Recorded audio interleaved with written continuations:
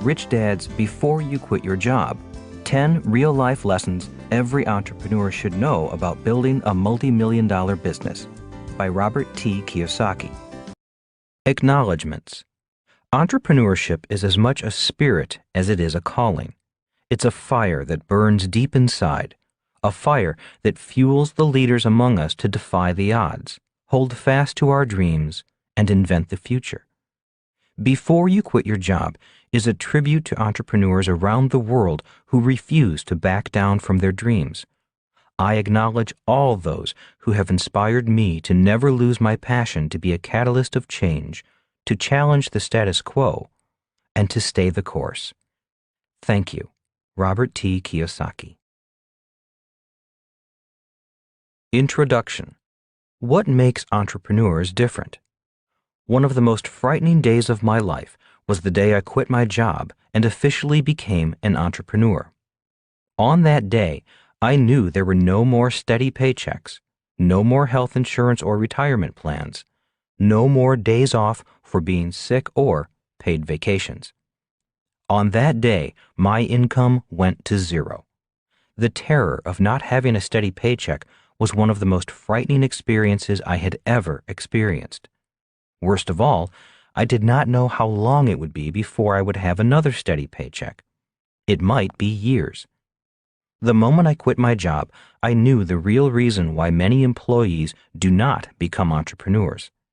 It is fear of not having any money, no guaranteed income, no steady paycheck. Very few people can operate for long periods of time without money. Entrepreneurs are different, and one of those differences is the ability to operate sanely and intelligently without money. On that same day, my expenses went up. As an entrepreneur, I had to rent an office, a parking stall, and a warehouse, buy a desk and a lamp, rent a phone, and pay for travel, hotels, taxis, meals, copies, pens, paper, staples, stationery, legal tablets, postage, brochures, products, and even coffee for the office. I also had to hire a secretary, an accountant, an attorney, a bookkeeper, a business insurance agent, and even a janitorial service. These were all expenses my employer had once paid for me. I began to realize how expensive it had been to hire me as an employee. I realized that employees cost far more than the number of dollars reflected in their paychecks. So, another difference between employees and entrepreneurs is that entrepreneurs need to know how to spend money, even if they have no money. The start of a new life. The day I officially left the company, I was in San Juan, Puerto Rico. It was June 1978. I was in Puerto Rico because I was attending the Xerox Corporation's President's Club celebration, an event recognizing the top achievers in the company.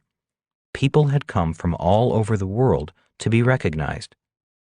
It was a great event, a gala I will always remember. I could not believe how much money Xerox was spending just to recognize the top salespeople in the company. But even though it was a celebration, I was having a miserable time. Throughout the 3-day event, all I could think about was leaving the job, the steady paycheck, and the security of the company. I realized that once the party in San Juan was over, I was going to go on my own. I was not going back to work at the Honolulu branch office or the Xerox Corporation. When leaving San Juan, our plane experienced some kind of emergency. In preparing to land at Miami, the pilot had us all brace, cradle our heads, and prepare for a possible crash. I was already feeling bad enough about this being my first day as an entrepreneur, but now I had to prepare to die on top of it? My first day as an entrepreneur was not off to a very good start. Obviously, the plane did not crash, and I flew on to Chicago, where I was going to do a sales presentation for my line of nylon surfer wallets. I arrived at the Chicago Mercantile Mart late because of the flight delays, and the client I was supposed to meet, a buyer from a large chain of department stores, was already gone. Once again, I thought to myself, this is not a good way to start my new career as an entrepreneur. If I don't make this sale, there will be no income for the business, no paycheck for me, and no food on the table. Since I like to eat, having no food disturbed me the most. Are some people born entrepreneurs? Are people born entrepreneurs, or are they trained to be entrepreneurs? When I asked my rich dad his opinion on this age-old question, he said, "Asking if people are born or trained to be entrepreneurs is a question that makes no sense. It would be like asking if people are born employees or trained to become employees." He went on to say, people are trainable. They can be trained to be either employees or entrepreneurs. The reason there are more employees than entrepreneurs is simply because our schools train young people to become employees. That is why so many parents say to their child, "Go to school so you can get a good job." I have yet to hear any parent say, "Go to school so you can become an entrepreneur."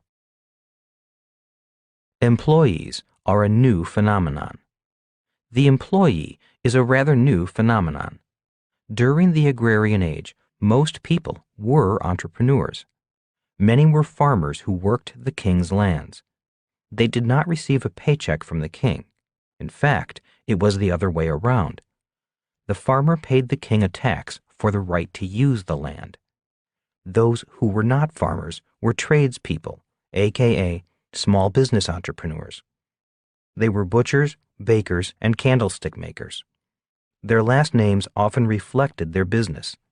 That is why today many people are named Smith for the village blacksmith, baker for bakery owners, and farmer because their family's business was farming. They were entrepreneurs, not employees. Most children who were raised in entrepreneurial families followed in their parents' footsteps and also became entrepreneurs. Again, it is just a matter of training. It was during the industrial age that the demand for employees grew. In response, the government took over the task of mass education and adopted the Prussian system, upon which most Western school systems in the world are modeled. When you research the philosophy behind Prussian education, you will find that the stated purpose was to produce soldiers and employees, people who would follow orders and do as they were told. The Prussian system of education is a great system for mass-producing employees. It is a matter of training. The most famous entrepreneurs. You may also have noticed that many of our most famous entrepreneurs did not finish school.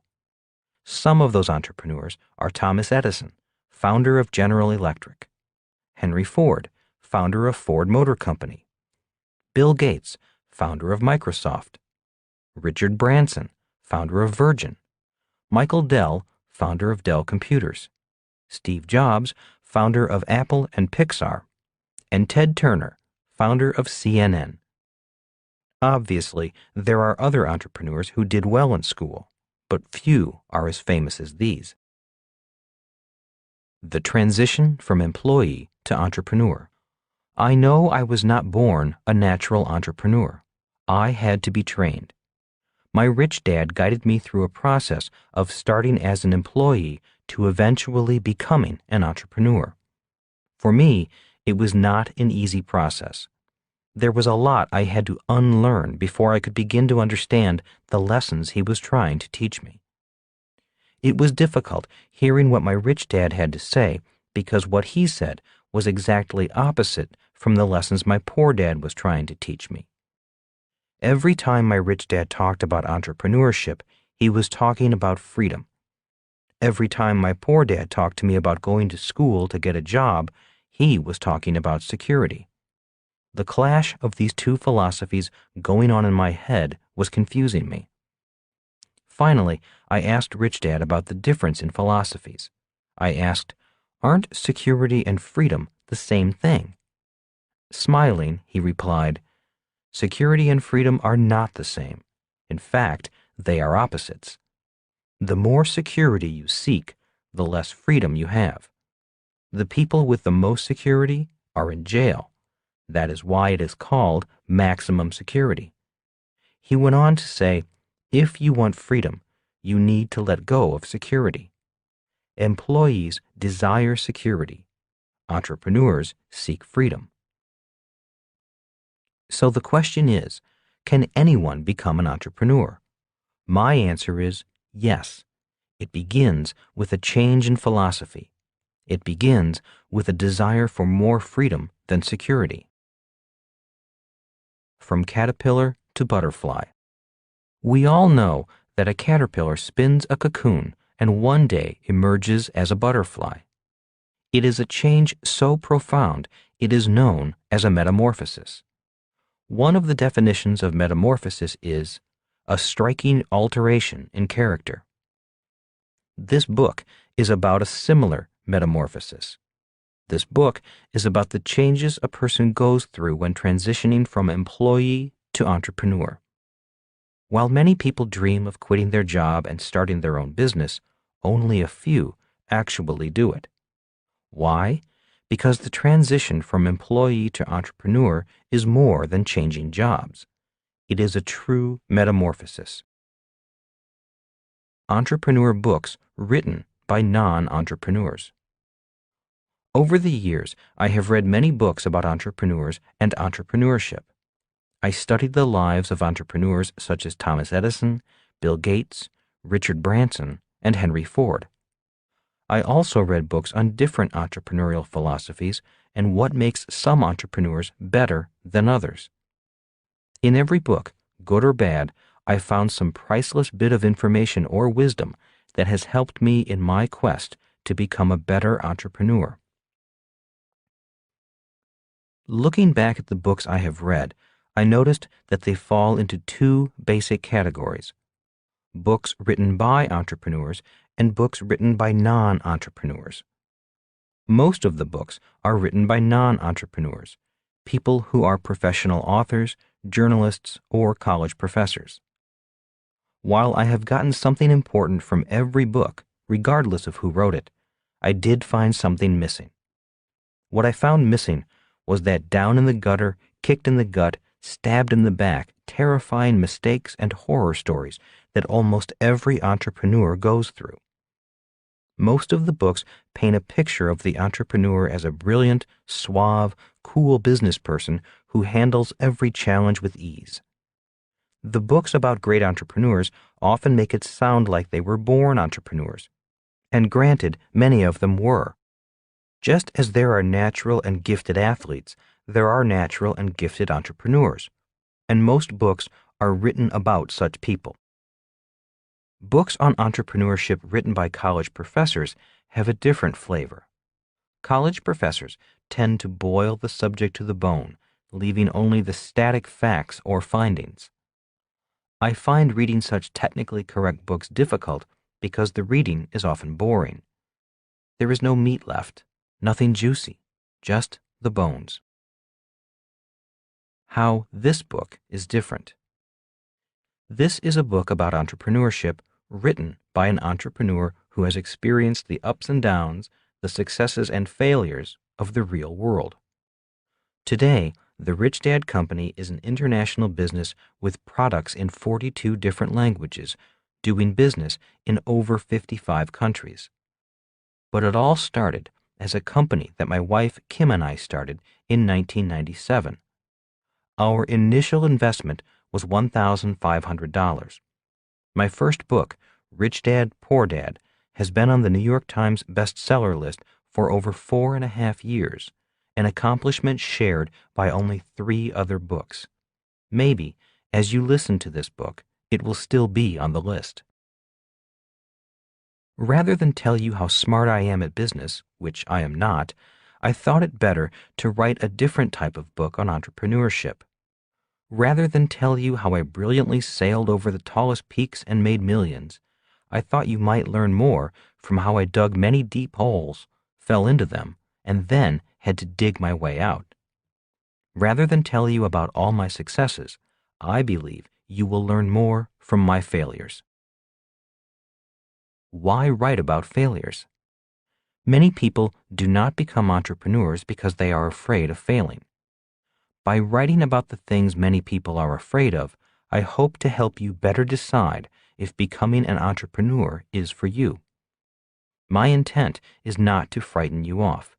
My intent is to provide a little real-world insight on the ups and downs of the process of becoming an entrepreneur. Another reason for writing about failures is that humans are designed to learn by making mistakes. We learn to walk by first falling down and then trying again. We learn to ride a bicycle by falling off and then trying again.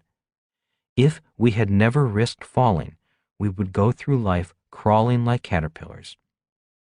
One of the missing elements I have found in reading many of the books about entrepreneurship, especially those written by college professors, is that they do not go into the emotional trials and tribulations an entrepreneur goes through. They do not discuss what happens to entrepreneurs emotionally when the business fails, when they run out of money, when they have to let employees go, and when their investors and creditors come after them. How would most college professors know how a failing entrepreneur feels?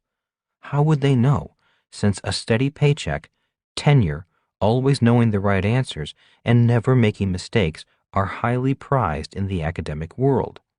Again, it's all a matter of training. In the late 1980s, I was invited to do a talk on entrepreneurship at Columbia University. Rather than talk about my successes, I talked about my failures and how much I learned from my mistakes. The young audience asked a lot of questions and seemed genuinely interested in the ups and downs of becoming an entrepreneur. I talked about the fears we all face when starting a business and how I faced those fears. I shared with them some of the more stupid mistakes I made and how those mistakes later became valuable lessons I would never have learned if I had not made the mistakes. I talked about the pain of having to shut a business down and lay people off because of my incompetence. I also shared with them how all my mistakes eventually made me a better entrepreneur, very rich, and, most important, financially free, never needing a job again. All in all, I thought it was an objective and realistic talk on the process of becoming an entrepreneur. A few weeks later, I found out that the faculty member who had invited me to speak at the university was called into her department head's office and reprimanded. His final words to her were, "We do not allow failures to speak at Columbia." What is an entrepreneur? Now that we have torn into college professors, it is time to give them some credit. One of the better definitions of an entrepreneur is from Howard H. Stevenson, a professor at Harvard University. He says, entrepreneurship is an approach to management that we define as follows: the pursuit of opportunity without regard to resources currently controlled. In my opinion, this is one of the most brilliant definitions of what an entrepreneur is. It is bare bones and brilliant. The power of excuses. Many people want to become entrepreneurs, but always have some excuse for why they do not quit their job. Excuses such as, "I don't have the money. I can't quit my job because I have kids to support. I don't have any contacts. I'm not smart enough. I don't have the time. I'm too busy. I can't find anyone who wants to help me. It takes too long to build a business. I'm afraid building a business is too risky for me. I don't like dealing with employees. I'm too old." The friend who gave me this article by Professor Stevenson said, "Any 2-year-old is an expert at making excuses. The reason most people who want to become entrepreneurs remain employees is that they have some excuse that keeps them from quitting their job and taking that leap of faith. For many people, the power of their excuse is more powerful than their dreams." Entrepreneurs are different. Mr. Stevenson had many other bare-bone gems in his article, especially when he compared promoters, entrepreneurs, to trustees, employees, as he labels them. A few of these gems of comparison are: when it comes to strategic orientation, promoter, driven by perception of opportunity, trustee, driven by control of resources. In other words, entrepreneurs are always looking for the opportunity without much regard to whether they have resources. Employee-type persons focus on what resources they have or do not have, which is why so many people say, "How can I start my business? I don't have the money." An entrepreneur would say, "Tie up the deal and then we'll find the money." This difference in mindsets is a very big difference between an employee and an entrepreneur. This is also why my poor dad often said, "I can't afford it." Being an employee, he looked at his resources. Those of you who have read or listened to my other books know that my rich dad forbade his son and me to ever say, "I can't afford it." Instead, he taught us to look at opportunities and ask, "How can I afford it?" He was an entrepreneur. When it comes to management structure, promoter, flat with multiple informal networks. Trustee, formalized hierarchy with multiple tiers. In other words, an entrepreneur will keep the organization small and lean, using cooperative relationships with strategic partners to grow the business. Employees want to build a hierarchy, which means a chain of command with them at the top. This is their concept of building an empire. An entrepreneur will grow the organization horizontally, which means outsourcing rather than bringing the work in-house. An employee wants to grow the organization vertically, which means hiring more employees. Formal organizational charts are very important to employees climbing the corporate ladder. In this book, you will find out how the Rich Dad Company stayed small yet grew big by using strong strategic partnerships and major publishers throughout the world. We decided to grow in this manner because it cost us less time, people, and money. We could grow faster, grow bigger, become very profitable, have a global presence, and yet remain small. We used other people's money and resources to grow the business. This book will explain how and why we did it that way. When it comes to reward philosophy, promoter, value-driven, performance-based, team-oriented. Trustee, security-driven, resource-based, job promotion-oriented.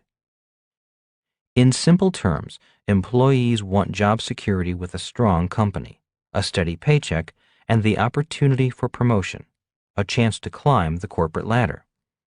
Many employees consider a promotion and title more important than money. I know my poor dad did. He loved his title, Superintendent of Public Education, even though he was not paid much. The entrepreneur doesn't want to climb the corporate ladder. He or she wants to own the corporate ladder. An entrepreneur is not driven by a paycheck, but by results of the team. Also, as Howard Stevenson states, many entrepreneurs start a business because they have very strong values that are more important than simply job security and a steady paycheck. For many entrepreneurs, their values are more important than money. They are passionate about their work, their mission, and love what they do. Many entrepreneurs will do their work even though there is no money. Rich Dad said, many employees are passionate about their work only as long as there is a paycheck. In this book, you will also learn about the 3 different types of money: competitive money, cooperative money, and spiritual money. 1. Competitive money is the type of money most people work for. They compete for jobs, promotions, pay raises, and against their business competition. 2. Cooperative money is achieved by networking instead of competing.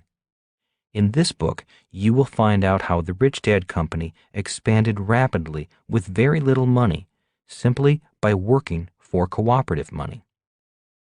3. A significant part of this book is dedicated to the mission of a business, the values.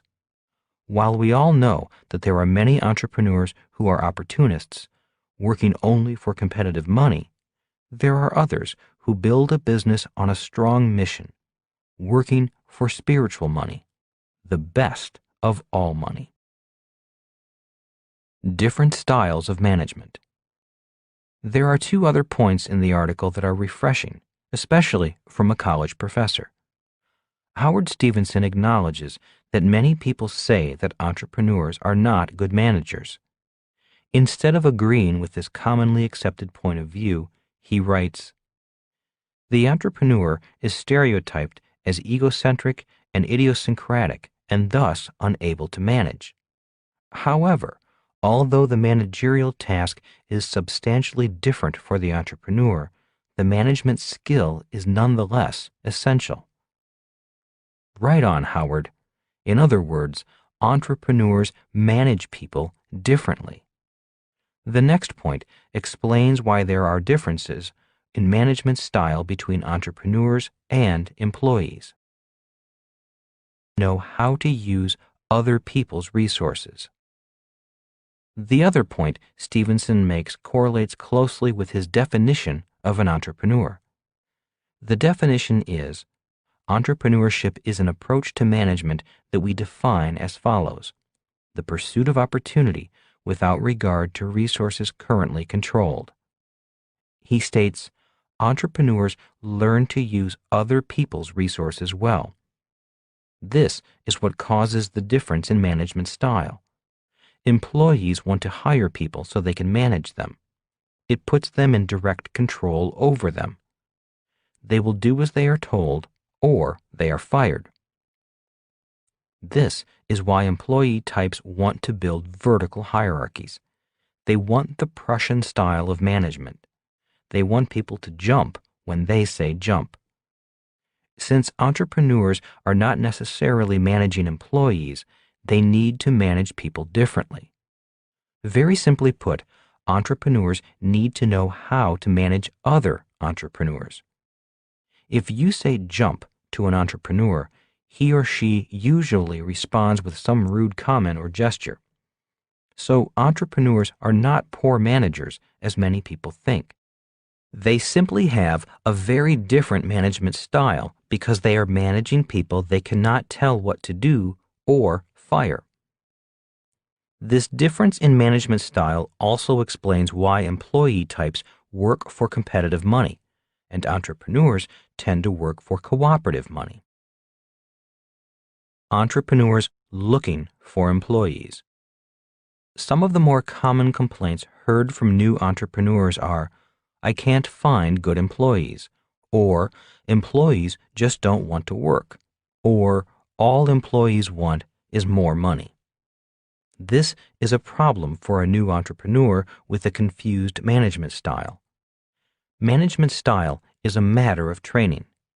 Again, compliments to Howard Stevenson, a college professor, for getting to the bare bones differences between entrepreneur and employee. Don't wait until all lights are green. Another reason many people are not as successful as they would like to be is fear. Often the fear of making mistakes or the fear of failing. There is another reason, also a fear, but it appears a little differently. These people disguise their fears by being perfectionists. They are waiting for all the stars to line up before starting their business. They want all the lights to be green before they will pull out of the driveway. When it comes to entrepreneurship, many of these people are still stuck in the driveway with their engine idling. 3 parts of a business deal. One of the best entrepreneurs I have ever known is a friend and business partner of mine. I have formed several companies with him, 3 that went public and have made us millions of dollars. He believes that there are 3 parts to putting a business deal together. 1. Finding the right people. 2. Finding the right opportunity. 3. Finding the money. He explained, rarely do all three pieces come together at the same time. Sometimes you have the people, but you do not have the deal or the money. Sometimes you have the money, but no deal or people. He also said, the most important job of an entrepreneur is to grab one piece and then begin to put the other two pieces together. That may take a week or it may take years, but if you have one piece, at least you've gotten started. In other words, an entrepreneur does not care if 2 out of 3 lights are red. In fact, an entrepreneur does not care if all 3 lights are red. Red lights do not prevent an entrepreneur from being an entrepreneur. Anything worth doing is worth doing poorly. Have you ever noticed that software, such as Microsoft Windows, comes in different versions? That means they have improved their product and now want you to buy the better version. In other words, the first product they sold you was not perfect. They may have sold it to you knowing that it had flaws and bugs and needed to be improved. Many people fail to get to market because they are constantly perfecting their product. Like the person who was waiting for all the lights to be green, some entrepreneurs never get to market because they are looking for or working on perfecting their product or writing the perfect business plan. My rich dad often said, anything worth doing is worth doing poorly. Henry Ford said, thank God for my customers. They buy my products before they are perfected. In other words, entrepreneurs start and continue to improve themselves, their businesses, and their products. Many people will not start unless everything is perfect. That is why many of them never start. Knowing when to introduce a product into the marketplace is as much an art as it is a science. You may not want to wait for a product to be perfect. It may never be perfect. It just has to be good enough. It merely has to work well enough to be accepted in the marketplace. However, if the product is so flawed that it doesn't work for its intended purpose, or otherwise does not meet marketplace expectations or causes problems, it can be very difficult to reestablish credibility and a reputation for quality. One of the marks of a successful entrepreneur is being able to assess the expectations of the marketplace and know when to stop developing and start marketing. If the product is put on the market a little prematurely, then the entrepreneur can simply improve it and take steps to maintain goodwill in the marketplace. On the other hand, delay in introducing a product can mean opportunities irretrievably lost, a window of opportunity missed. For those of you who remember the early versions of Windows, you'll recall how frequently your computer crashed. There were some who said that Windows was so full of bugs that it should have come with a can of insecticide. If an automobile broke down as frequently as Windows did, it would not have been acceptable in the marketplace. In fact, the automobile would have been a lemon, and the manufacturer would have been forced to replace it. Windows, however, notwithstanding the bugs and the flaws, was phenomenally successful. Why was that? It filled a need in the marketplace and was not out of line with marketplace expectations. Microsoft recognized a window of opportunity and started marketing. If Microsoft had waited for Windows to be perfect, it still would not be in the marketplace. Street smarts versus school smarts. In martial arts, there is a saying that goes, "A cup that is full is useless. Only when a cup is empty is it useful." This is true for the entrepreneur. We have all heard people say, "Oh, I know all about that." Those are words coming from a person whose cup is full. Those are the words coming from a person who believes he or she knows all the answers. An entrepreneur cannot afford to know all the answers. Entrepreneurs know that they can never know all the answers. They know their success requires that their cup is always empty. To be successful as employees, people need to know the right answers. If they do not know the right answers, they may be fired or not promoted. Entrepreneurs do not need to know all the answers. All they need to know is who to call. That is what advisors are all about. Employees are often trained to be specialists. Simply said, a specialist is someone who knows a lot about a little. His or her cup must be full. Entrepreneurs need to be generalists. Simply said, a generalist is someone who knows a little about a lot. His or her cup is empty. People go to school to become specialists. People go to school to become an accountant, attorney, secretary, nurse, doctor, engineer, or computer programmer. These are people who know a lot about a little. The more specialized people are, the more money they make, or at least they hope they make. What makes an entrepreneur different is entrepreneurs must know a little about accounting, the law, engineering systems, business systems, insurance, product design, finance, investing, people, sales, marketing, public speaking, raising capital, and dealing with different people trained in different specialties. True entrepreneurs know there is so much to know and so much they do not know that they cannot afford the luxury of specialization. That is why their cup must always be empty. They must always be learning. No graduation day. This means the entrepreneur must be a very proactive learner. Once I crossed the line from employee to entrepreneur, my real education began.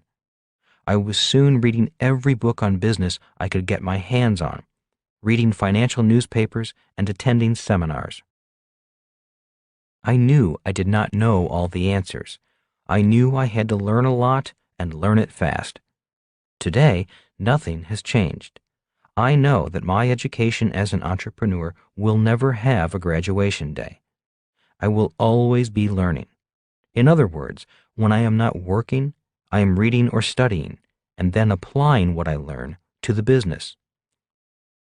Over the years, this constant study and then application to the business has been one of my most important habits for success. As I said, I was not a natural entrepreneur as some of my friends were, but as in the race between the turtle and the hare, I slowly but surely caught up with and passed some of my friends whose cups became full when they achieved success. A true entrepreneur has no graduation day. Over-specialized. In Rich Dad's Cash Flow Quadrant, the second book in the Rich Dad series, the E stands for employee. The S stands for self-employed, small business, or specialist. The B stands for big business owner. The I stands for investor. One of the reasons so many entrepreneurs are in the S quadrant rather than the B quadrant is that they are overly specialized. For example, medical doctors in private practice are technically entrepreneurs, but may find it hard to migrate from the S quadrant to the B quadrant because their training is too specialized. Their cup is full. For a person to move from S to B, he or she will need more generalized training and must always have an empty cup. Here's a side note on the cash flow quadrant. One of the reasons why Rich Dad recommended I become an entrepreneur in the B and I quadrants is that the tax laws are most favorable in those quadrants. The tax laws are not as favorable for employees or self-employed people, the E and S quadrants. The tax code offers greater incentives, or loopholes, for people who either hire a lot of people in the B quadrant or invest in projects the government wants growth in, investments such as low-income housing. In summary, taxes are different in different quadrants. This book will go into the differences in each quadrant and how an entrepreneur can migrate from one quadrant to another, especially from the S quadrant to the B quadrant. A list of differences. Before quitting their jobs, people need to decide if they want to make the transition from employee to entrepreneur. The transition, or metamorphosis, requires a change to some of the following traits: a mindset of freedom instead of security, the ability to operate without money, the ability to operate without security, a focus on opportunity rather than resources, different management styles to manage different people, the ability to manage people and resources they do not control, a focus on team and value rather than pay or promotion, an active learner, no graduation day, generalized education rather than specialized, the courage to be responsible for the entire business. You may notice that farmers, possibly our earliest entrepreneurs, have had to develop most of these traits in order to survive as farmers. Most had to plant in the spring in order to harvest in the fall. Most had to pray that the weather was in their favor and that pests, diseases, and insects left enough for their family to live on through a long, hard winter. Rich Dad said, "If you have the mindset and toughness of a farmer, you will be a great entrepreneur." A pot of gold at the end of the rainbow. While this book starts off describing the process of becoming an entrepreneur as a painful and time-consuming process, I also want to let you know that there is a pot of gold at the end of the rainbow. As with any learning process, even learning to walk or ride a bicycle, the start of the process is always the hardest. You may recall that my first official day as an entrepreneur was not a good day. But if you stick with the learning process, your world will change, just as your world changed when you finally learned to walk or ride a bike. The same is true with entrepreneurship. For me, the pot of gold at the end of the rainbow has been greater than my wildest dreams.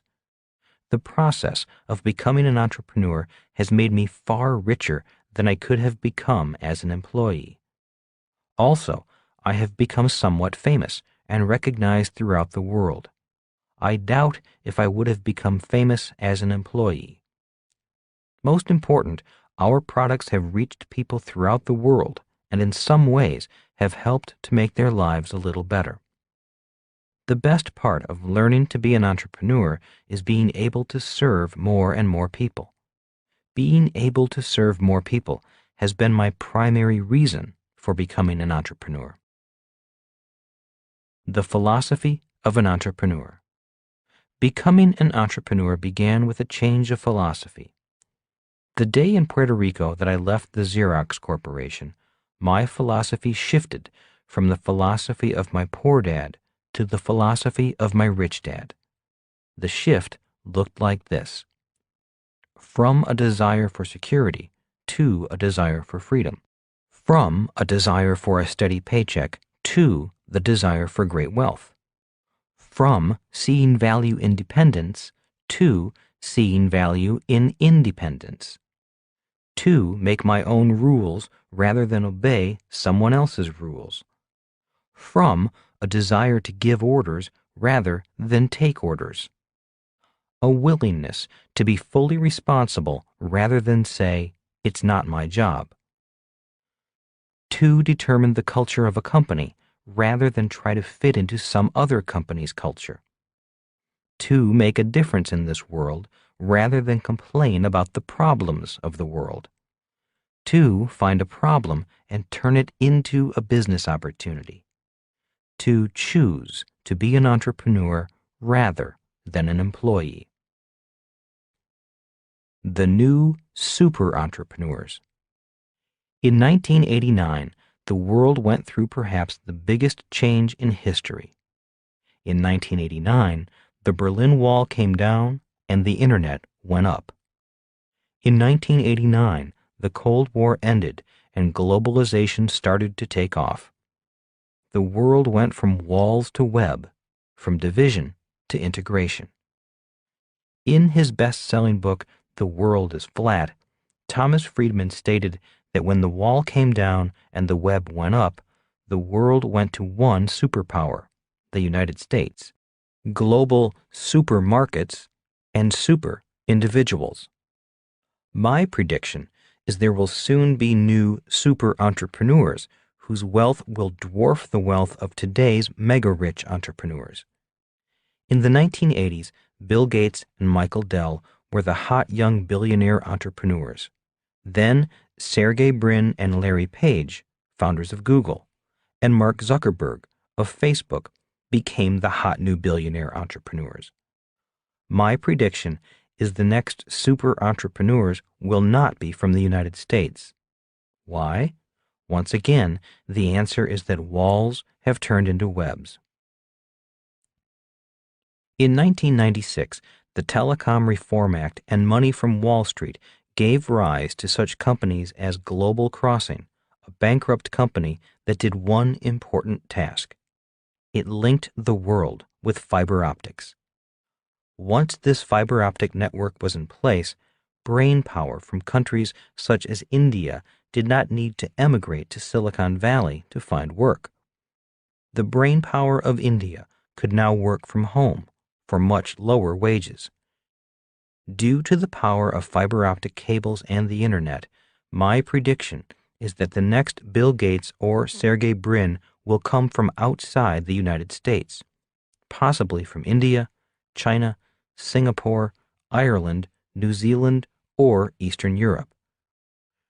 Brainpower, innovation, technology, and access to the world's supermarkets will create the next teenage multi-billionaire or trillionaire entrepreneur. Today, many Americans are panicked at the idea that our high-paying jobs are being outsourced, shipped not only to India, but all over the world. Today, even tasks performed by accountants, lawyers, stockbrokers, and travel agents can be performed somewhere else in the world for a lower price. No more high-paying jobs. So what does this do to the industrial age advice, go to school so you can find a good secure job with high pay, or work hard and climb the corporate ladder? In my opinion, this old industrial age advice is toast. Many employees will have less work to find, much less, since the person competing for their job lives thousands of miles away. Most of us know that wages have not gone up for many workers. How can their wages go up when someone else is willing to work for so much less? One big difference between an entrepreneur and an employee is that an entrepreneur is excited about the changes that the shift from wall to web is bringing. Many employees are terrified of the changes. One last difference.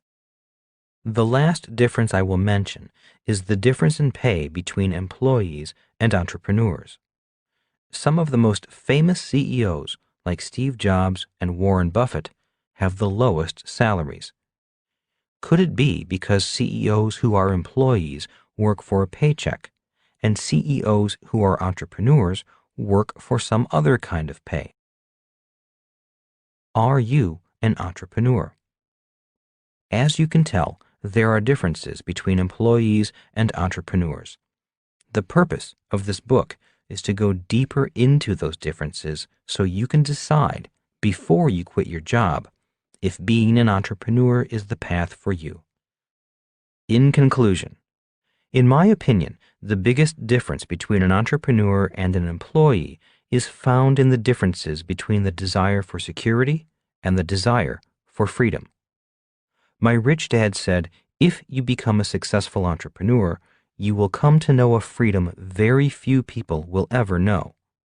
It is not simply a matter of having a lot of money or free time. It is freedom from the fear of fear itself. Freedom from the fear of fear? I asked. Nodding, he continued. When you look under the covers of the word security, you find fear hiding there. This is the reason most people say, get a good education.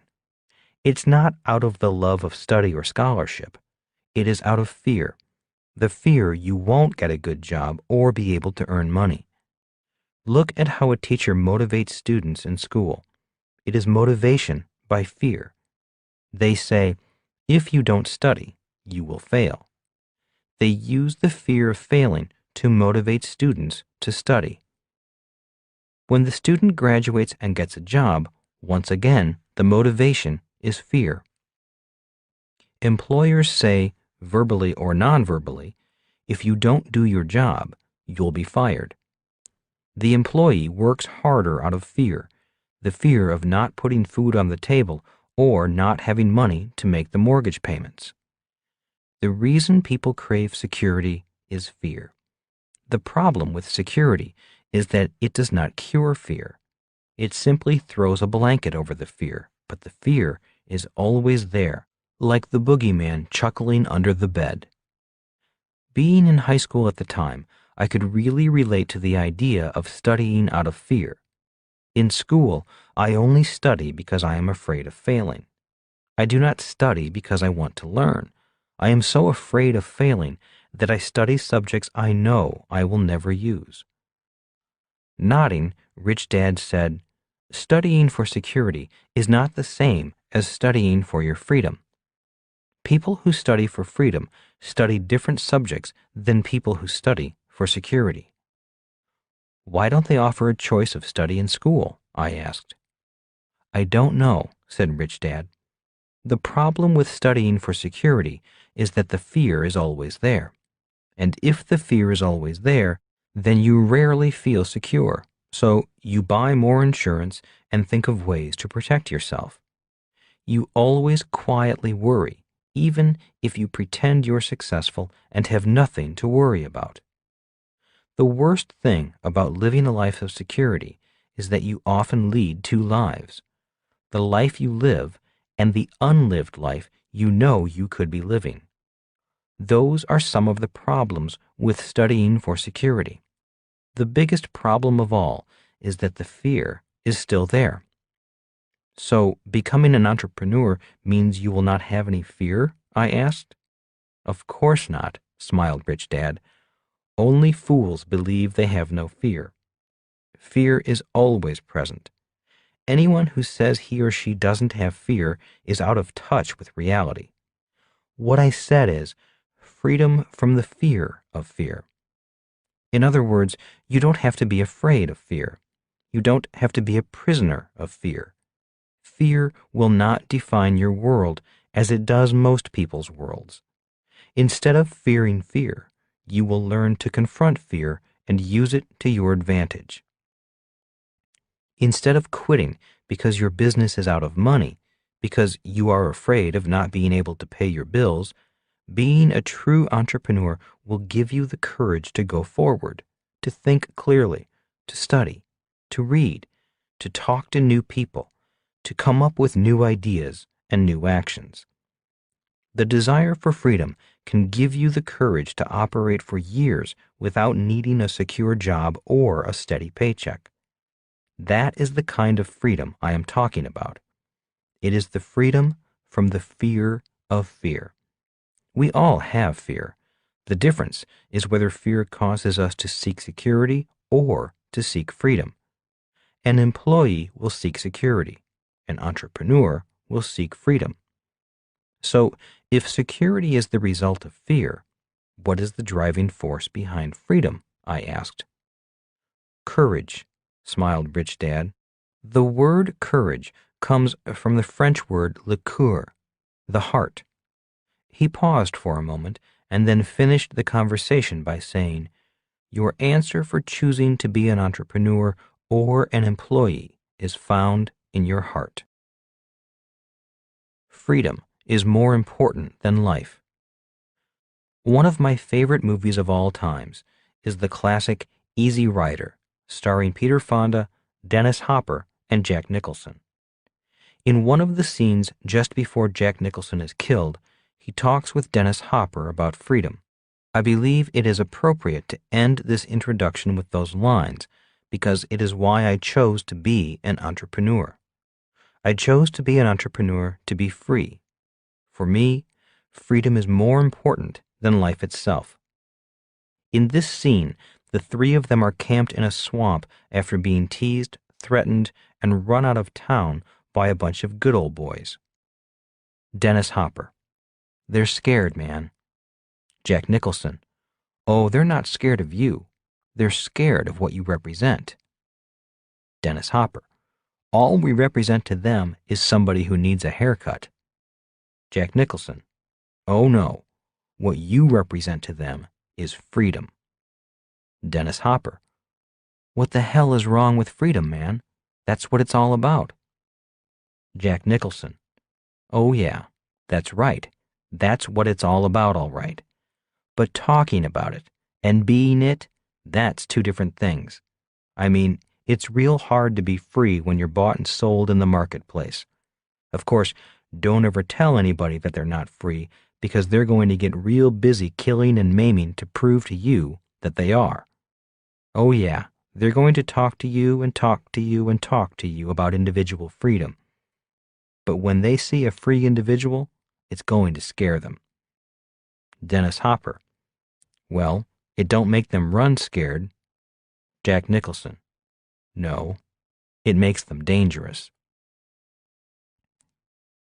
Right after this scene, the three of them are ambushed and beaten by the same good old boys.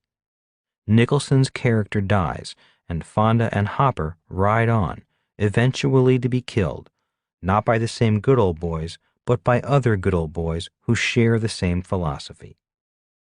While the movie has different messages for different people, for me, the movie was about the courage it takes to be free, the freedom to be yourself, regardless of whether you are an entrepreneur or an employee. The rest of this book is dedicated to your freedom. Rich Dad's Entrepreneurial Lesson Number 1: A successful business is created before there is a business. Chapter 1: What is the difference between an employee and an entrepreneur? Starting with the right mindset. When I was growing up, my poor dad often said, "Go to school and get good grades so you can find a good job with good benefits." He was encouraging me to become an employee. My rich dad often said, "Learn to build your own business and hire good people." He was encouraging me to become an entrepreneur. One day, I asked my rich dad what the difference was between an employee and an entrepreneur. His reply was, "Employees look for a job after the business is built. An entrepreneur's work begins before there is a business." 99% failure rate. Statistics show that 90% of all new businesses fail within the first 5 years. Statistics also show that 90% of the 10% that survive the first 5 years fail before their 10th anniversary. In other words, approximately 99% of all startup businesses fail within 10 years. Why? While the reasons are many, the following are some of the more critical ones. Our schools train students to be employees who look for jobs rather than train entrepreneurs who create jobs and businesses. The skills to be a good employee are not the same skills required to be a good entrepreneur. Many entrepreneurs fail to build a business. Instead, they work hard building a job that they own. They become self-employed rather than business owners. Many entrepreneurs work longer hours and are paid less per hour than their employees. Hence, many quit out of exhaustion. Many new entrepreneurs start without enough real-life experience and without enough capital. Many entrepreneurs have a great product or service, but don't have the business skills to build a successful business around that product or service. Building the parachute. My rich dad said, starting a business is like jumping out of an airplane without a parachute. In midair, the entrepreneur begins building a parachute and hopes it opens before hitting the ground. He also said, if the entrepreneur hits the ground before the parachute is built, it is very tough to climb back into the plane and try again. For those of you familiar with the Rich Dad books, you know that I have jumped out of the plane many times and failed to build the parachute. The good news is that I hit the ground and bounced. This book will share with you some of my jumps, falls, and bounces. Many of my failures and successes were small ones, so the bounce was not that painful. That is, until I started my nylon and Velcro wallet business. I will go into further detail throughout the book because I made many mistakes and learned from them along the way. The success of that business was sky high, and so was the fall. It took me over a year to recover from that powerful bounce. The good news is that it was the best business experience of my life. I learned a lot about business and about myself through the process of rebuilding. The crack in the dam. One of the reasons I fell so hard in the nylon surfer wallet business was that I did not pay attention to the little things. There is some truth to the age-old statement, the bigger they are, the harder they fall. My little surfer wallet business grew so fast that the business was a lot bigger than the capabilities of the 3 entrepreneurs who created the business. Instead of creating a business, we had created Dr. Frankenstein's monster and did not realize it. In other words, our sudden success was accelerating our failures. The real problem was that we did not know we were failing. We thought we were successful. We thought we were rich. We thought we were geniuses. Even though we consulted expert advisors, like patent attorneys, we did not listen to them. As 3 successful entrepreneurs in our late 20s and early 30s, we took our minds off the business and partied into the night. We actually thought we had built a business. We actually thought we were entrepreneurs. We actually believed our own story of success. We started bragging. Champagne started to flow. It was not long before we each had fast sports cars and were dating even faster women. Success and money had blinded us. We could not see the cracks forming in the wall of the dam. Finally, the dam broke. The house of cards started tumbling down around us. Our parachute did not open. Too much success. The point in sharing my entrepreneurial stupidity is that many people think that it is the lack of success that kills a business. In many cases, that is true. The failure of my surfer wallet business was a valuable experience because I found out early in my career as an entrepreneur that too much success can also kill a business. The point I am making is that a poorly conceived business can fail whether it is initially successful or not. Hard work covers up poor design. A poorly conceived business startup may be able to survive as long as the entrepreneur works hard and holds the business together with sheer determination. In other words, hard work can cover up a poorly designed business and keep it from failing. The world is filled with millions of small business entrepreneurs who are able to keep their leaky business afloat with hard work, sheer willpower, duct tape, and baling wire. The problem is, if they stop working, the business breaks apart and sinks. All over the world, entrepreneurs kiss their families goodbye and head off to their own businesses, their pieces of the rock. Many of them go to work, thinking that working harder and longer will solve their business problems. Problems such as not enough sales, unhappy employees, incompetent advisors, not enough cash flow to grow the business, increases in suppliers' prices, rising insurance premiums, increases in landlords' rent, changing government regulations, government inspectors, increasing taxes, back taxes, unhappy customers, non-paying customers, and not enough time in the day, to name a few. Many entrepreneurs do not realize that many of the problems their businesses face today began yesterday, long before there was a business. One of the primary reasons for the high failure rate of small businesses is sheer exhaustion. It's tough to make money and keep going when so much of your time is tied up in activities that do not make you any money or that cost you money without offsetting income. If you are thinking about starting your own business, before you quit your job, you might want to talk to some entrepreneurs about how much time they spend on non-income producing activities to run their business and how they handle this challenge. As a friend of mine once said, "I'm so busy taking care of my business that I don't have time to make any money." Do long hours and hard work guarantee success? A friend of mine quit his high-paying job with a large bank in Honolulu and opened a tiny lunch shop in the industrial part of town. He had always wanted to be his own boss and do his own thing. As a loan officer for the bank, he saw that the richest customers of the bank were entrepreneurs, and he wanted a piece of the action.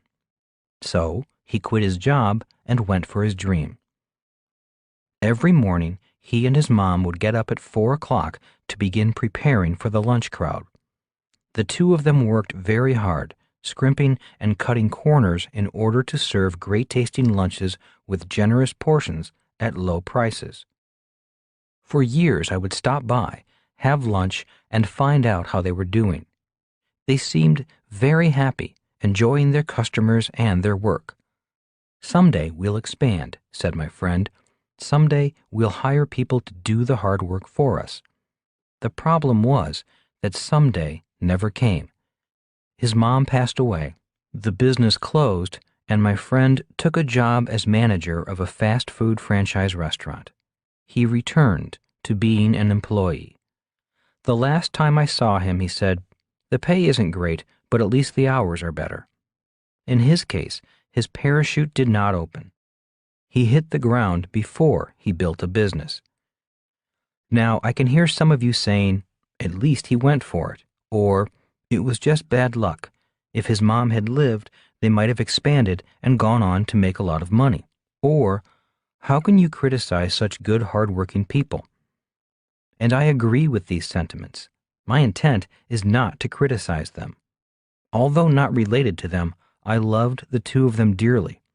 I knew they were happy, yet it pained me to see them work so hard and not get ahead day after day.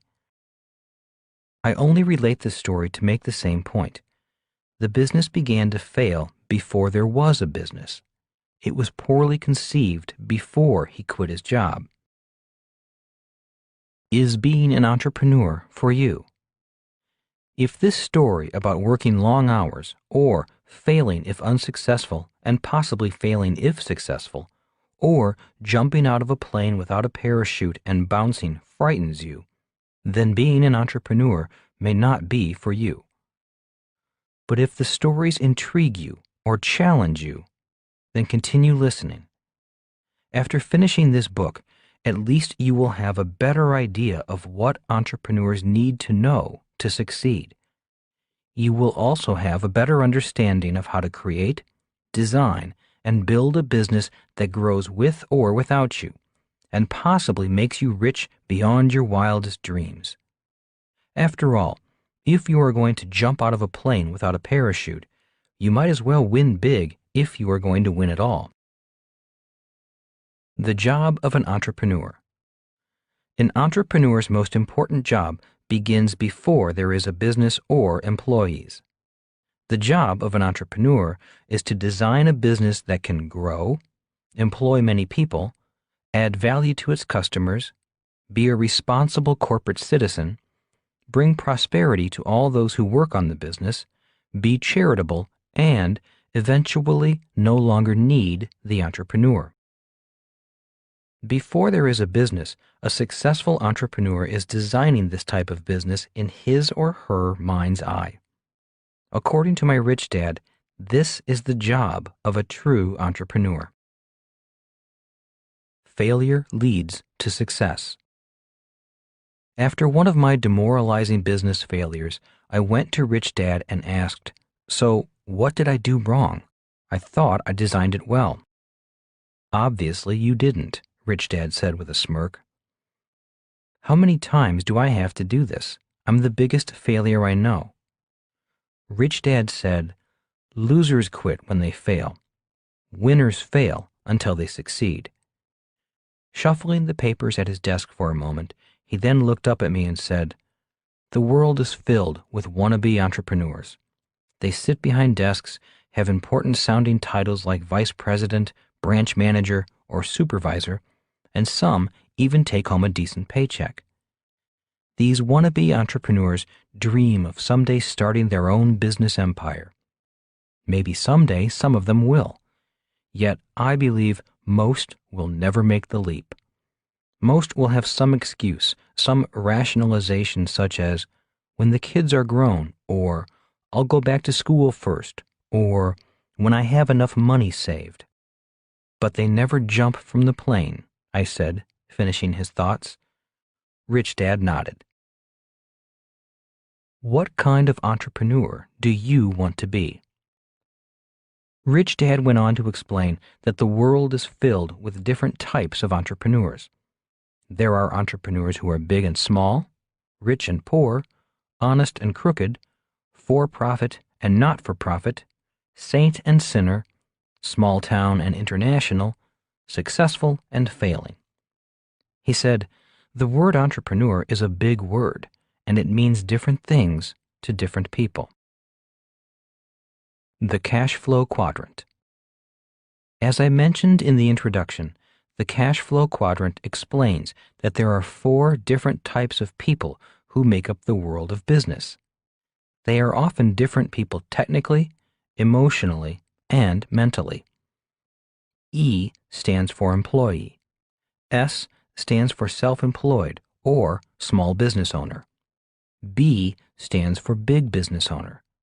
I stands for investor. For example, employees will always say the same words, whether they are the president of the company or the janitor. An employee always says, "I'm looking for a safe, secure job with benefits." The operative words are safe and secure. In other words, the emotion of fear often keeps them boxed in that quadrant. If they want to change quadrants, not only are there skills and technical things to learn, but in many cases, they also have emotional challenges to overcome. A person in the S quadrant may say, "If you want it done right, do it yourself." In many cases, this person's challenge is learning to trust other people to do a better job than he or she can. This lack of trust often keeps them small, since it's hard to grow a business without eventually trusting other people. If S quadrant people do grow, they often grow as a partnership, which in many cases is a group of S's binding together to do the same job. B quadrant people are always looking for good people and good business systems.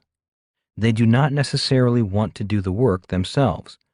They want to build a business to do the work. A true B quadrant entrepreneur can grow his or her business all over the world. An S quadrant entrepreneur is often restricted to a small area, an area he or she can personally control. Of course, there are always exceptions. I quadrant people, investors, are looking for smart S's or B's to take care of their money and grow it. Rich Dad trained his son and me to first build a successful S quadrant business that had the capability of expanding into a successful B quadrant business. That is what this book is about. What kind of business do you want to build? As part of my entrepreneurial training with Rich Dad, he encouraged his son and me to go out and study as many different types of business systems as we could.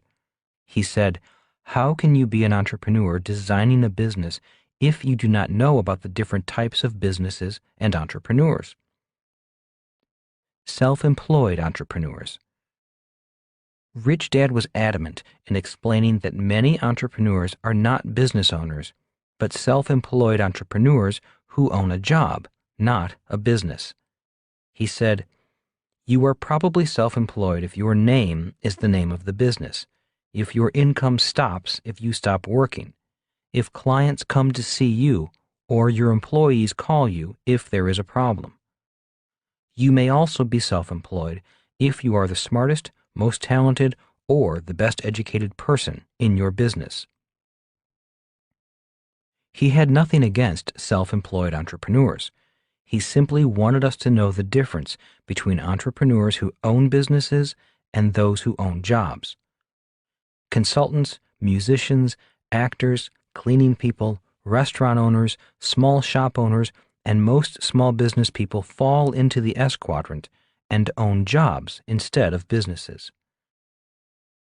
The main point Rich Dad was making about the difference between a self-employed entrepreneur and a big business entrepreneur is that many self-employed businesses have a tough time growing into a big business. In other words, they have a real challenge going from the S quadrant to the B quadrant. Why? Again, the answer is that the business was poorly designed before there was a business. It was doomed before it even started. Rich Dad himself started out as a self-employed entrepreneur in the S quadrant, yet in his mind, he was designing a very large business, run by people much smarter and more capable. Before he started his business, he designed his S quadrant business to be able to grow into the B quadrant. Professionals and tradespeople.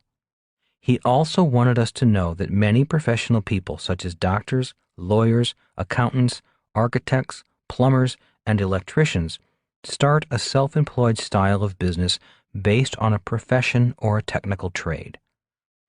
Many of these professions and trades require government licenses to operate. Also included in this category are professional salespeople, many of whom are licensed independent consultants, such as real estate, insurance, and securities salespeople. Many of these types of people are technically self-employed entrepreneurs, aka independent contractors. The problem with this type of business is that there is not really a business to sell because there really isn't a business outside of the individual owner. In many cases, there really isn't an asset. The business owner is the asset. If he or she does sell, he or she will not typically get the higher multiples a true B quadrant business can command. In addition, he or she may have to agree to stay on for the successful continuation of the business. In essence, they go from being the owner to the buyer's employee. In my rich dad's mind, it made no sense to work hard and not build an asset. This is why he advised his son and me against ever wanting to become employees. He said, "Why work hard and build nothing?" Later in this book, we will go into some ways this type of entrepreneur can create a business asset, an asset they can build and maybe sell someday. Mom and pop operations. A very large category of entrepreneurs is often referred to as mom and pop businesses. This type of business gets its name because many small businesses are family businesses. As an example, my mom's mother owned a little convenience store that the family took turns working in. The challenge for growth in a mom and pop operation is nepotism. Many people put their children in charge of the business even though their children may be incompetent because blood is thicker than water. Often, the children don't share the passion for the business that their parents had, or they don't have the entrepreneurial drive to lead the business. Franchises. A franchise, such as McDonald's, is in theory a turnkey operation. The entrepreneur sells a ready-made business to a person who does not want to go through the creative and development phase of starting a business. It's like being an instant entrepreneur. One advantage to some franchises is that banks are more inclined to lend money to someone who wants to buy a franchise than to a person who wants to start a business from scratch. The banks are more comfortable with the successful track record of similar franchises, and the banks value the mentoring programs that most franchises have to assist the new entrepreneur. One of the biggest problems with big-name franchises is that they are generally more expensive to get into and have little flexibility for a budding entrepreneur. Franchises are the type of businesses that typically face legal issues and often end up in court. These fights are some of the most vicious fights in the business world. Reportedly, one of the main reasons for fighting is that people who buy a franchise business do not want to run it the way the franchisor, the person who created the business, wants them to run it. Also, if the franchise does not do well financially, the franchisee may want to blame the franchisor for the lack of business success. If you do not want to follow the directions of the franchisor to a T, it is best you design, create, and start your own business. Network marketing and direct sales. The network marketing and direct sales industry is recognized by many to be the fastest growing business model in the world today. It is also the most controversial. Many people still have a negative reaction, claiming that many network marketing organizations are pyramid schemes. Yet, in reality, the biggest pyramid scheme in the world is the traditional big business corporation, with one person at the top and all the workers below. Everyone who wants to be an entrepreneur should take a look at a network marketing business. Some of the biggest Fortune 500 companies distribute their products through a network marketing or direct sales system. I am not a member of any one network marketing or direct marketing business, but I do speak favorably of the industry. People who want to be entrepreneurs should consider joining one of these businesses before they quit their jobs. Why? Many of these companies provide essential training in sales, business building, and leadership skills not found anywhere else. One of the most valuable benefits from associating with a reputable organization is that it teaches the mindset as well as the courage required to become an entrepreneur. You will also become more familiar with the systems required to build a successful business. The entry fee is typically quite reasonable, and the education can be priceless. To further explain the educational value of such types of business, please go to our website, richdad.com, to see 2 books on the subject: The Business School for People Who Like Helping People and The Business of the 21st Century. If I were starting my entrepreneurial career all over again, I would start with a network marketing or direct sales business. Not for the money, but for the real-world business training I could receive. Training similar to the type of training my rich dad gave me. Legal thieves. One of the more interesting discussions Mike and I had with Rich Dad involved the subject of entrepreneurs stealing from other entrepreneurs. Rich Dad used an accountant working for an accounting firm as an example. One day the accountant, who was an employee of the firm, resigned and started his own business with clients he met while an employee of the firm. In other words, the accountant walked out the firm's door but took the business with him. Rich Dad said, "While this may not be illegal, it still is stealing." While this is one type of business design, it is definitely not the kind of entrepreneur he wanted his son and me to be. Creative entrepreneurs. The type of entrepreneur he wanted us to be was a creative entrepreneur, like Thomas Edison, Walt Disney, or Steve Jobs. Rich Dad said, "It is easy to be a small entrepreneur, like a mom-and-pop sandwich shop. It is also relatively easy to be an entrepreneur in a trade or a profession, such as a plumber or dentist. And it is easy to be a competitive entrepreneur, someone who sees a good idea, copies the idea, and then competes against the entrepreneur who created the idea. This is what happened to me when I pioneered the nylon and Velcro wallet business. Once we created the market and the awareness of this new product line, competitors came out of the woodwork, and my little business was squashed.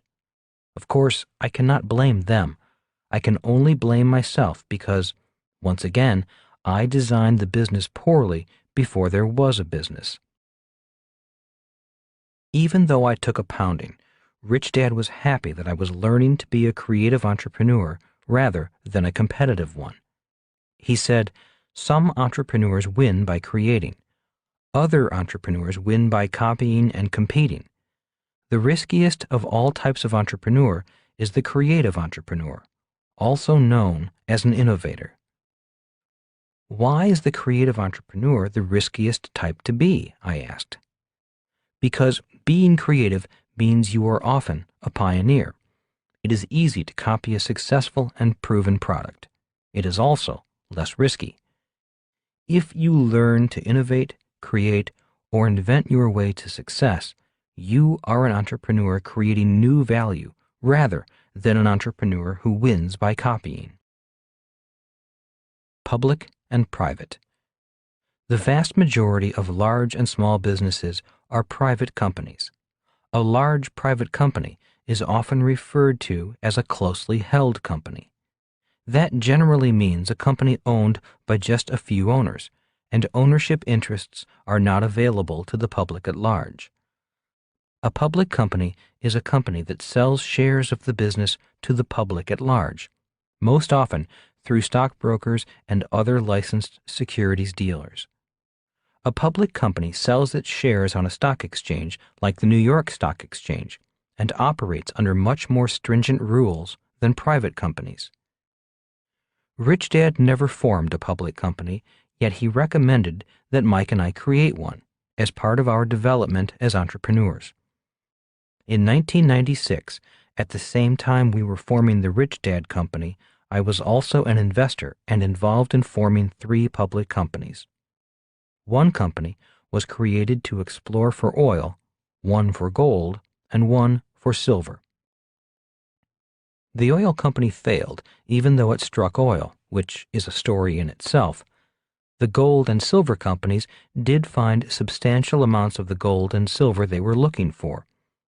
Although the oil company failed, the gold and silver companies made the investors a lot of money. Working on developing the public companies was a great experience. As Rich Dad suggested, I learned a lot and became a better entrepreneur in the process. I found out that the rules are a lot tougher for a public company. A public company is actually 2 different companies serving 2 different customers, the real customers and the investors. A public company also serves 2 bosses, the board of directors and the government securities agency such as the SEC, the Securities Exchange Commission. I found out about tougher accounting standards and tougher reporting standards. When I was first starting out as an entrepreneur, Rich Dad said, "The dream of many entrepreneurs is to see the company they formed listed on the stock exchange." Yet, after the Enron, Arthur Andersen, WorldCom, and Martha Stewart scandals, the rules became tighter and the compliance requirements much more complicated and expensive. The government was breathing down public companies' backs. Building a public company business wasn't as much fun as I had expected. Even though I learned a lot, made myself and our investors a lot of money, became a better entrepreneur, learned how to design a public company, and was glad I went through the learning process, I doubt if I will ever form a public company again. That type of business is for a different type of entrepreneur. I can make more money and have more fun in small, closely held private businesses. Can anyone be an entrepreneur? Rich Dad wanted his son and me to understand that anyone can be an entrepreneur. Being an entrepreneur is not that special. He did not want the idea of being an entrepreneur to go to our heads. He did not want us looking down on anyone or thinking we were better than other people, if we became successful entrepreneurs. To this, he said, anyone can be an entrepreneur. Your neighborhood babysitter is an entrepreneur. So was Henry Ford, founder of the Ford Motor Company. Anyone with a little initiative can be an entrepreneur. So don't think entrepreneurs are special or better than other people. Your job is to decide which entrepreneur you most want to be like, the babysitter or Henry Ford. They both provide a valuable product or service. Both are important to their customers. Yet they operate in very different spectrums, different bandwidths of entrepreneurship. It's like the difference between sandlot football, high school football, college football, and professional football. With that example, I understood the point Rich Dad was making. When I was in college in New York playing college football, our team had the opportunity to practice with a few players from a professional football team, the New York Jets. It was a very humbling experience. It was soon obvious to all of us on the college football team that, while we played the same game as the pro players, we were playing at a completely different level of play. As a linebacker, my first rude awakening was trying to tackle a New York Jets running back coming through the line. I doubt if he even knew I hit him. He ran right over me. It felt like I was trying to tackle a charging rhino. I did not hurt him, but he definitely hurt me. That running back and I were about the same size, but after trying to tackle him, I realized the difference was not physical. It was spiritual. He had the heart, the desire, and the gift of natural talent to be a great player. The lesson I learned that day is that we both played the same game, but we were not playing at the same level of play. The same is true in the business world and the game of entrepreneurship. We can all be entrepreneurs. Being an entrepreneur is not that big a deal. A better question in designing a business is, at what level of play do you want to play the game? Today, older and wiser, I do not have illusions that I would ever be as great an entrepreneur as Thomas Edison, Henry Ford, Steve Jobs, or Walt Disney. Yet, I can still learn from them and use them as mentors and role models. And that is Rich Dad's entrepreneurial lesson number 1. A successful business is created before there is a business. The most important job of an entrepreneur is to design the business before there is a business. Designing your business. Most new entrepreneurs get excited about a new product or an opportunity they think will make them rich. Unfortunately, many of them focus on the product or opportunity rather than invest the time designing the business around the product or opportunity. Before quitting your job, it might be a good idea to study the lives of entrepreneurs and the different types of businesses they created. You might also want to find a mentor who has been an entrepreneur. All too often, people ask business advice from people who have business experience as an employee, but not as an entrepreneur. Later in this book, we will introduce the BI triangle, which outlines what components are required to create any business, regardless if it is big or small, franchise or individually owned, mom and pop, or publicly owned. Once a person understands the different components that make up a business, it becomes much easier to design businesses as well as evaluate good ones and bad ones. I recommend keeping your daytime job while you start a part-time business, not for the money, but for the experience. That means even if your part-time business does not make any money, you are gaining something far more important than money: real-life experience. Not only will you learn about business, you will learn a lot about yourself. Rich Dad's entrepreneurial lesson number 2: how to turn bad luck into good luck. Chapter 2: Dumb and Dumber Get rich and richer. My first business. My first business failed in 1956. I was 9 years old. My second business succeeded in 1956. I was still 9 years old. If not for the failure of my first business, my second business would not have succeeded. Failing as a strategy. Failing in business early in life was a defining experience. It was instrumental in developing a success strategy for my future. At the age of 9, I started to realize that making mistakes was the best way for me to learn about business. Although I did not make much money, I realized that the smarter I became by failing and learning from those failures, the richer I would become. Today, in business, I will often do something knowing I might fail. Why? Because at the age of 9, I learned that failing was essential to succeeding. There are two primary reasons why entrepreneurs fail.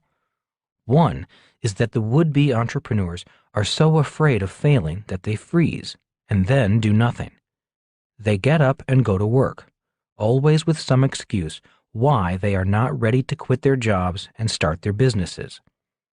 The usual excuses include not enough money, too risky, the time is not right, kids to feed, and many others. The second reason entrepreneurs fail is that they do not fail enough. Many small business owners and self-employed business owners succeed to a point and then stop growing. The business plateaus or begins to die. The business reaches a certain size and then fails to grow. Once again, the entrepreneur needs to risk failing before the business can begin growing. Fear of failing is the primary reason why so many people do not succeed in life or are not as successful as they would like to be. This occurs not only in business, but in all aspects of life. I remember in high school never going on a date because I was so afraid of being rejected. Finally, just before graduating, I asked a beautiful classmate for a date to the senior prom. To my surprise, she said yes. We had a miserable time, but at least I was making progress. Another difference between an employee and an entrepreneur. Recently, during a radio interview, I was called a risk taker by a radio host. I replied, "In today's rapidly changing world, the people who are not taking risks are the risk takers. People who are not taking risks are falling behind." The program was a half-hour show that regularly interviewed different people from different walks of life. The show could have been called The Secret to My Success. When the host asked me for my secret, I told her about my first business failure at the age of 9 and how that failure led to the success of my second business. I then said, I realized that failing was the way to success. "You learned this at 9?" the host asked. "That's correct," I replied. "Like most people, I do not like failing. I hate it. Yet, that business failure early in life gave me a glimpse into the future. I saw my process for success. Some people get ahead by knowing all the right answers. Those people generally do well in school. That is not my process. I get ahead by failing. That is why I have started so many different businesses. More have failed than succeeded, yet the ones that have succeeded have been pretty big successes, like the success of my real estate company, the 2 public gold and silver mining companies I helped found, and the Rich Dad Company. Also, I did not make much money early in my career as an entrepreneur, but now, later in life, I make more money than most people. So, the secret to your business success is being willing to make mistakes and then learning from them. Yes, that is my job as an entrepreneur. My job is to set new goals, create a plan, make mistakes, and risk failing. The more mistakes I make, the smarter I become. Hopefully, the company grows and prospers from the lessons learned. I'd get fired if I made too many mistakes on the job, replied the radio interviewer. To me, making mistakes and failing is failing. I do everything possible not to make mistakes. I hate making mistakes. I hate feeling stupid. I must know the answers. I feel it is important to do everything the right way, the way the company tells me to do it. And that is why you are a good employee, I replied kindly. Employees are hired to not make mistakes. An employee's job is to follow the rules, do as they are told, and do their job the right way. If employees want to do things their own way, or do not follow the rules or make too many mistakes, they are fired because they are not doing the job they were hired to do. So my job as an employee is to not take risks, and your job as an entrepreneur is to take risks, to make mistakes, and to sometimes fail. Is that what you are saying? Yes, I replied. That difference is the key difference between an entrepreneur and an employee. So you take risks. Is that what you do as an entrepreneur? No, not quite, I said, chuckling. I don't randomly take any risk that comes along. First of all, I had to learn the science of making mistakes and learning from mistakes. Second, I had to learn how to choose the risks I took. The better my skills as an entrepreneur became, the better my judgment at taking calculated risks. Today, I look at taking risks as part of my job. Failing is not fun, but it is necessary for progress. So, do you like failing? Asked the host. No, on the contrary, I hate failing as much as the next person. The difference is, I know that failing is part of the process of my business's success. The moment I fail, I know I am at the point of a breakthrough in learning. It's the point where the new me emerges. The new you, shrieked the radio host. What kind of hocus pocus is that? Well, I replied slowly, we have all experienced this new me experience. For example, when we were babies and could not walk, we stood and fell, stood and fell. Then one day we stopped falling and began to walk. The moment we could walk, we were no longer babies. People called us children, not babies. When we learned to drive a car, we became young adults. Each time we learned a new skill, a new person emerged and our worlds changed. That is what I mean by a new you or a new me. We are new because we have new skills and are better able to face a new world. So there is a world of difference between an employee and an entrepreneur? Asked the host sarcastically. Oh, absolutely, I replied, working hard not to get caught up in her skepticism. We live in very different worlds because we are very different people. One of us lives in a world that thrives on risk. The other lives in a world that avoids risk. Different worlds, different people. There was silence for a moment. The host seemed to be gathering her thoughts. And that is why so many employees do not make it as entrepreneurs? It's one of the reasons, but not the only reason, I said gently. It's not easy transitioning from a world of avoiding mistakes to a world of actively making mistakes. But you make it sound easy, said the host. You seem so nonchalant about failing. I never said it was easy, but it does get easier, I replied. Look, the point is entrepreneurs have a lot to learn and need to learn quickly.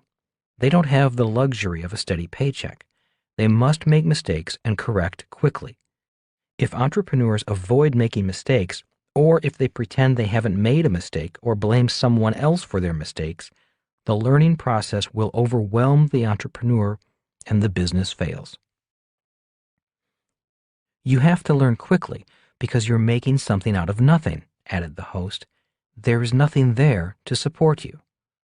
Especially in the beginning of your development as an entrepreneur, yet, as you get better, you can go from nothing to something very quickly. One of the great joys of being an entrepreneur is the ability to take an idea and turn that idea into a successful business in a short period of time. Centuries ago, alchemists were trying to turn lead into gold. An entrepreneur's job is to turn an idea into gold. It's almost money for nothing, said the radio host. Almost, I replied. If you can do that, you'll never need a job. You can go just about anywhere you want in the world and strike it rich. I do business in over 80 countries. One of my mining companies operates in China, and the other operates in South America. An employee or a self-employed person's scope of business is often limited to a town, state, or country. So it is a different world, conceded the host. Yes, I replied. That is the world of an entrepreneur. If you are good, you are free to travel the world and do business. Most employees need to apply for a work visa before they can work in another country. An entrepreneur may enter a country as a corporation or form a joint venture with another corporation in that country. Training yourself to be an entrepreneur is developing your potential to access a world of nearly unlimited wealth. And to do that, you need to learn to turn your failures into successes. That's correct, I replied. And what if you fail and lose money? She asked. It's just part of being an entrepreneur. I do not know many entrepreneurs who have not lost money at one time or another. But if an employee lost the company's money, the employee would be fired, said the host with an edge in her voice. In many companies they would be, I replied quietly. My point is that it is the fear of losing money that costs people the most money. They are so afraid of losing, they lose. They settle for a steady paycheck. They may not lose much money in their life, but they lose out on the potential for great wealth. Truth during the commercial break. I need to take a commercial break, said the host as she shut down the studio. The sound engineer then took over and began to play the commercials that supported the show. I've wanted to quit my job for years, said the host, feeling safer in her soundproof room and not broadcasting to the world. But you are paid too much to quit, I said, completing her thoughts. Nodding, she said, Yeah, that's it. I'm not paid a lot, just enough so I won't quit and go somewhere else. I need my paycheck. My husband and I make a lot of money, but with 4 kids in school, there is no way we can do what you are talking about. Although I did not agree with her point of view, I did let her know I understood how she felt. So, what would you say to me? How do I break out? I need that paycheck. I need this job, even if it doesn't pay much. I feel I am trapped in a room with walls that are closing in around me. What can I do? Taking a moment to collect my thoughts, I finally asked, Do you remember the example I used of the baby learning to walk? Yes, I do, said the host. And once they can walk, the baby becomes a child. And once they learn to drive, they become a young adult. And that is how we learn anything in life. We learn by first having a desire for a change. We want something better. You may have enjoyed your work at one time, but now you know it is time for a change. It's time to move on, just as a baby somehow knows it is time to change. It's time to stop crawling. At some magical point in time, the baby knows when the time is right, when it's time to do something different. The baby begins by clinging to something, like a parent's pants leg or the leg of a table. Babies wobble as they are learning to bridge the gap between crawling and walking. They do this repeatedly, and then one day they let go and fall down. The baby failed. Instead of quitting, which is what many adults would do, the baby repeats the process again and again. Then one day, the baby's mind, body, and spirit come into alignment and the baby can stand. Soon after standing, the baby learns to walk. The baby becomes a child. Then come bicycles, and then come cars, said the host. Babies become children, and children become adults. I completed the thought by saying, yes, and the process is similar for entrepreneurship. I just happened to start at age 9, failed at 9, and succeeded at 9. You can do the same if you are willing to risk going through your learning process.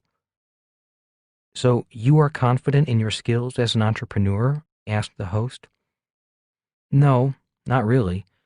I am confident in my ability to make mistakes, correct, and improve my business. I am a better entrepreneur today, and I plan on getting better. But no, I am never fully confident in my skills as an entrepreneur because I do not rest on my laurels or my past successes. I constantly put myself in situations where I am beyond my skills. I am always on edge, always tentative, always testing myself. That is the way I continually get better. And that is why you start new businesses, even if you fail? Asked the host. I start new businesses even if I succeed. That is why I have so many businesses that run without me. That is my secret to great wealth. Most employees have one job. As an entrepreneur, I have multiple businesses. That's why you do not want to be self-employed or run the business. Yes, and that is why I am glad I failed at the age of 9. At the age of 9, I learned how to start businesses that run without me. I wrote about those businesses in Rich Dad, Poor Dad. Yes, I remember, said the host. I just did not get the significance of those businesses. I did not realize those tiny businesses would have such a profound impact on your life. Nodding again, I said, I found my strategy for life at the age of 9. The sound engineer then informed us the commercial break was over, and it was time to continue the interview. The host turned on her microphone and said, we only have a few minutes left, so let's wrap this up. You're telling us that an entrepreneur's job is to make mistakes and an employee's job is to not make mistakes. Is that your message? Yes, it is. At least that is the way I see it. If I am not taking calculated risks, not making mistakes, and growing the company, I should be fired. If my employees make too many mistakes, I might have to let them go. That is why I hire smart employees who hate making mistakes. They do their job, I do mine. That is why we say to our kids, go to school so you can get a good job, said the host. Schools are training our kids to be employees. Yes, I replied. If you do well in school, you'll probably do well in the corporate world or in government. Did you like school? Asked the host. Not really, I replied. I did not do well in school because I made too many mistakes. I was a C, D, and on several occasions, an F student. So in school, I figured out that since I was already good at making mistakes, I might as well become an expert at making mistakes. That is why I'm an entrepreneur, not an employee. I am not that academically smart. No one would hire me for a high-paying job. I don't like following orders, so I'd probably never be promoted. I like changing things and doing things my way rather than doing what I am told to do. You would definitely not get a job at this radio station, said the host. I might not get a job here, but I do know how to buy this radio station and hire people smarter than me to run it for me, I added with a hint of humor in my voice. Okay, we have to wrap this up, said the host. Do you have any other examples that show that making mistakes and failing are essential to being an entrepreneur? Is there another example besides you that can support this point of view? Oh, sure, I replied. Thomas Edison was asked to leave school because teachers complained that he was addled or scatterbrained.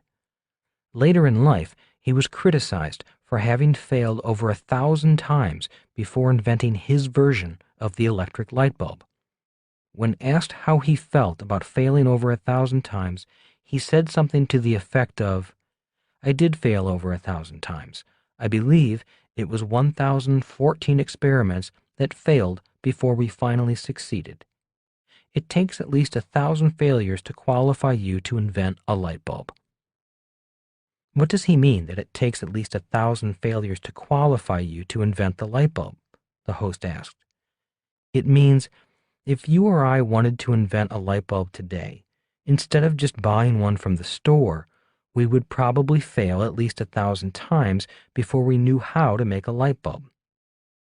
So he was labeled a scatterbrain in school and failed 1,000 times before inventing the light bulb, said the host. That means he is an inventor. How does that make him an entrepreneur? Do you know what company he founded? I asked. No, I do not. He founded General Electric, one of the most powerful companies in the world. It was originally known as Edison General Electric, one of the original 12 members of the Dow Jones Industrial Average.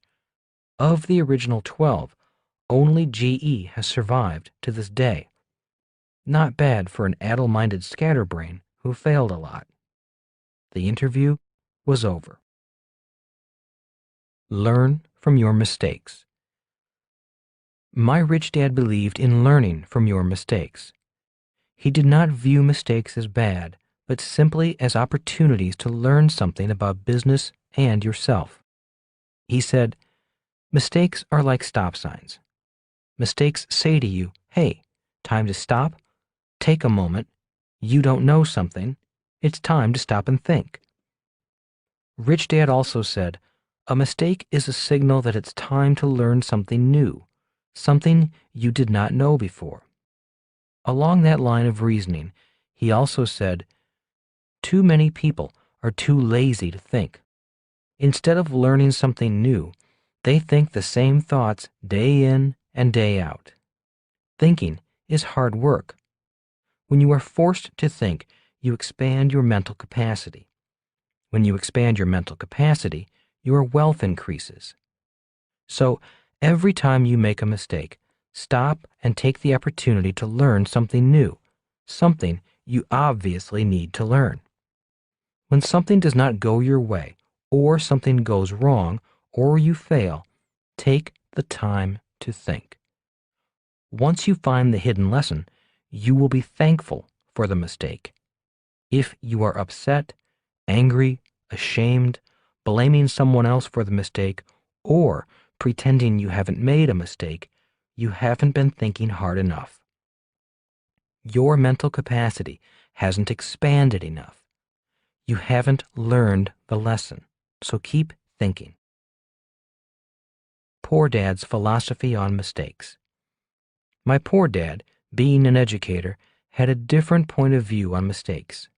To him, making a mistake also indicated you did not know something, but to him, making a mistake meant you were stupid or intellectually challenged.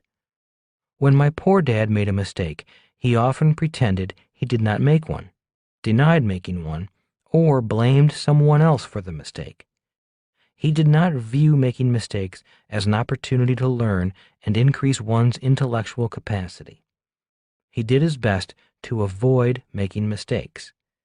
He did not view making mistakes as a good thing, like my rich dad did. Bad luck to good luck.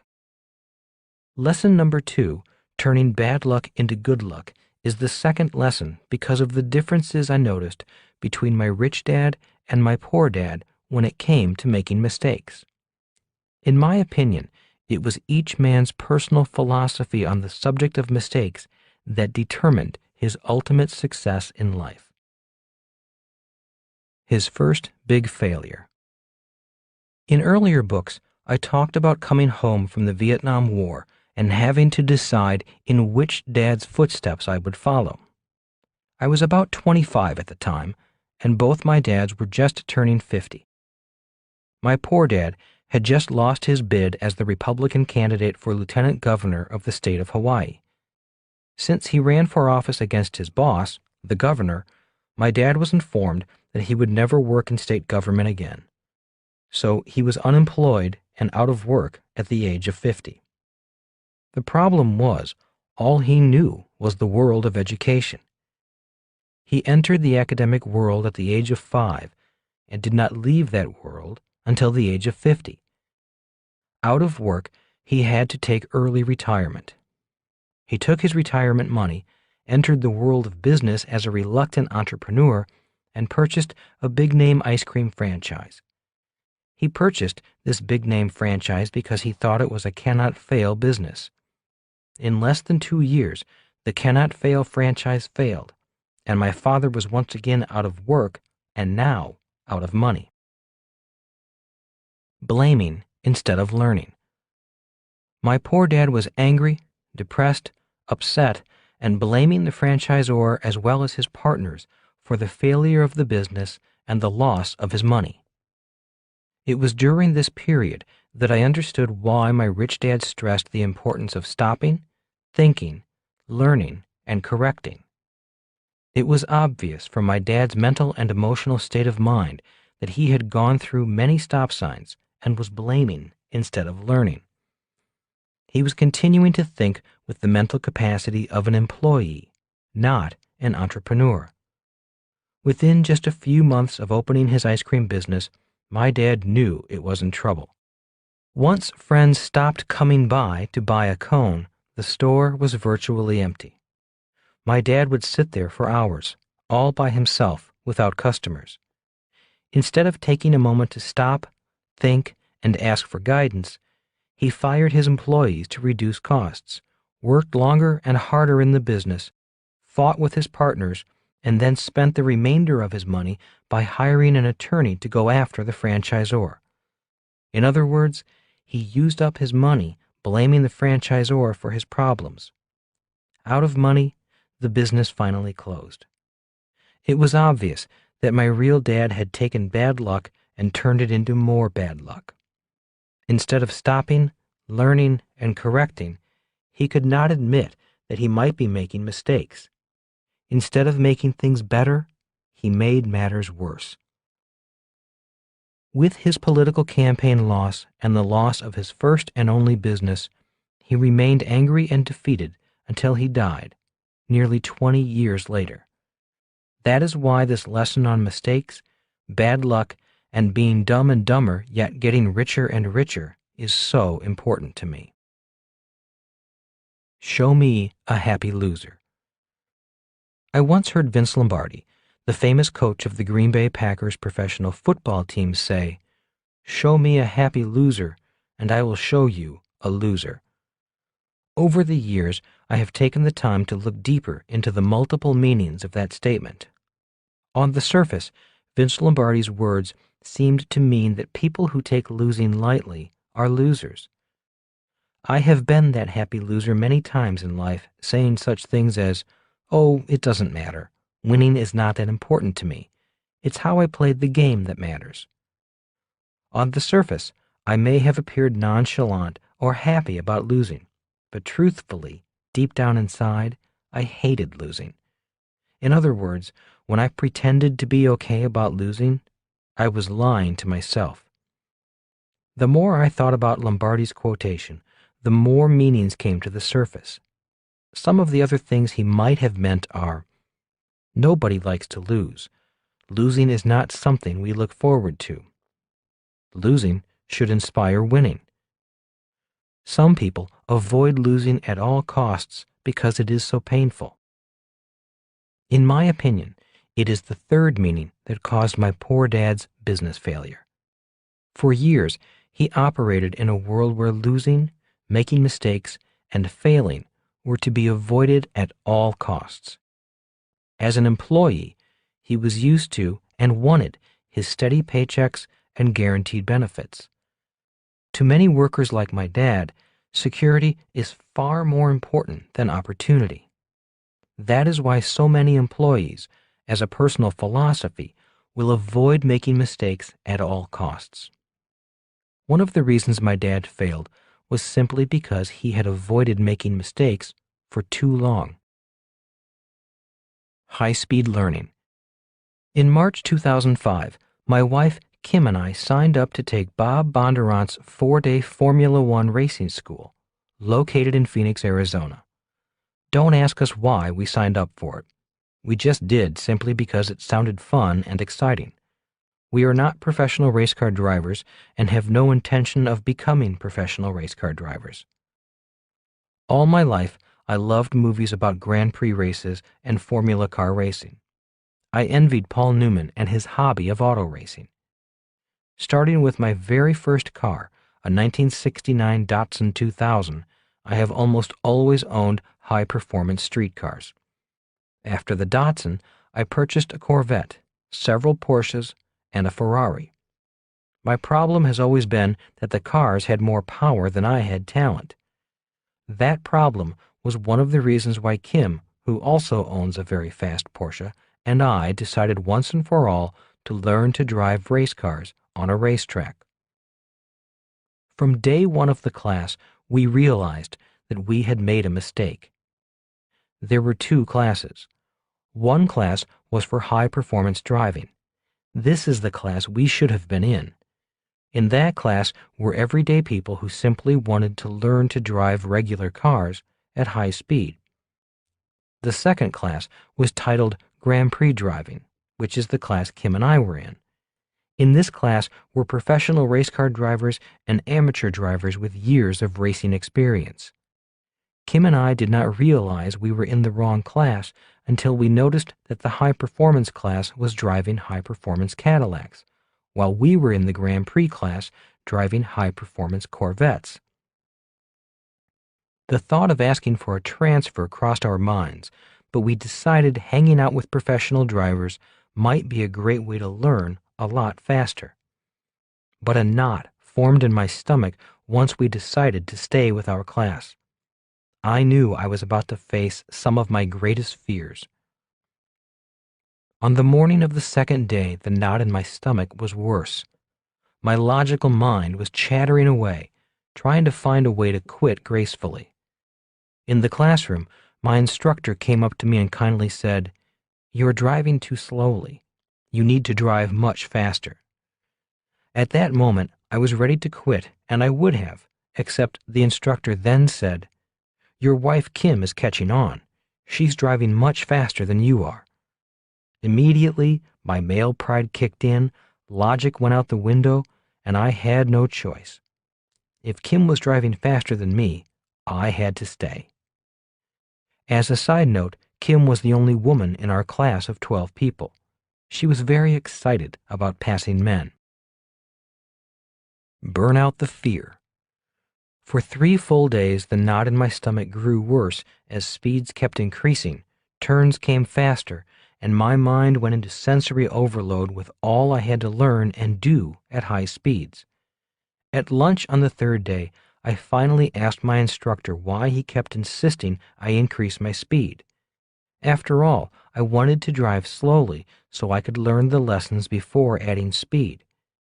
He smiled and said, "I want you to go fast because speed will burn that fear out of you. Your fear keeps you stuck. You get up to your fear and then back off of the throttle. Your fear is still driving the car. That is why, when you get up to that fear, I want you to go full throttle." Again, I wanted to quit. Again, I was being told I was not going fast enough. Again, I thought that the way to learn was to practice at slow speeds, not fast speeds. "Look," said Les, my instructor, "you have to trust that there is a Grand Prix driver inside you. If you don't go fast, you'll never meet the driver inside you. I want you to push yourself. Push that throttle so the driver in you comes forward and takes over the car. If I let you go slowly, the coward in you is still driving the car. There is only one way the professional driver can come out, and that is by pushing hard on the accelerator. When you go to full throttle, you have to trust that the professional race car driver in you will take over." On the 4th day, the knot in my gut was even worse, and my mind was coming up with every reason why I did not have to do this course. The 4th day is when the class stops driving the Corvette and gets into Formula One open-wheeled racers. On this day, we had red jumpsuits and helmets on. Being overweight, I had trouble sliding down into the car. It felt like I was sliding into a coffin. I couldn't move. Again, the coward in me almost took over. I wanted to quit. I could hear my mind saying, "You don't need to do this. You don't have anything to prove. You'll never be a race car driver. Why are you doing this? This is nuts." In less than an hour, I was happier than I have been in years. I was at home in the car. Suddenly, all 3 days of lessons, fears, and frustrations clicked, and I was driving the car at full throttle. Instead of fear, it was exhilaration. The driver in me had pushed the coward aside and taken over the car. As we left the class late that afternoon high as kites, one of the students who was in the high-performance sedan driving course instead of the Formula One racing class we were in came over to us and said, "I loved the class I was in, but I really wish I was in your class." I replied, "That's funny, because up until today, I was wishing I was in your class." Two different worlds. The reason I mentioned the driving school is not to brag about my new driving skills. I mention it because the school is about a process very similar to an employee becoming an entrepreneur, a process of going from one world to another. One of the first lessons I learned is that what I need to do on the streets and highways is opposite to what I have to do on the racetrack. For example, on the highway, if you see a wreck directly in front of you, most people step on their brakes. In the driving school, we were taught to step on the throttle. In the real world, when a car begins to skid, most people step on their brakes. In driving school, we have to know when to step on the brake and when to step on the throttle. In other words, with different skids, there are different responses. Trust me, stepping on the brake is easy. Stepping on the throttle in a skid is hard. It goes against everything I know. In order to do it, I definitely needed to increase my mental and physical capacity. In the normal world of driving, most people are asked to drive at or below the speed limit. In driving school, we were taught to step on the throttle and go beyond our personal limits to speed. Speed and fear definitely increased my capacity. A great curriculum. My 4 days at the Bob Bondurant High Performance Racing School were 4 days of the steepest learning curve I have ever gone through in my life. The learning curves at the racing school were even steeper than the learning curves I went through at the Navy Flight School. Obviously, Bob Bondurant is not only a great Formula One driver, he is also a wonderful teacher. As a fellow teacher, even though terrified most of the time, I did spend a lot of time evaluating his teaching methodology. I was impressed with the curriculum in the classroom and on the track. For 4 days, he and his instructors kept us going through our fears as well as our mental and physical limitations with a high degree of safety. Once on the track, I did not have much concern for my physical well-being. The primary concern I had was my wife Kim passing me at higher speeds, which she did on several occasions. Physically, I was fine, but my ego was severely bruised each time her car flew past mine. The entrepreneurial process. The process of going from street driver to racetrack driver required that I unlearn many things. In other words, the right things to do on the street will get you killed on the racetrack. Also, the smart thing to do on the street, such as slow down, is often the stupid thing to do on the racetrack. The same is true with going from employee to entrepreneur. They are two different worlds, and what is right in one world is wrong in the other. The reason I tell the story of my poor dad's transition from the world of government to the world of entrepreneurship is to illustrate this point, that what he did right in the world of government was wrong in the world of entrepreneurship. Since a new entrepreneur is creating something out of nothing, It is obvious that mistakes will be made. In order to succeed, a new entrepreneur needs to be committed to going through these steps as quickly as possible. 1.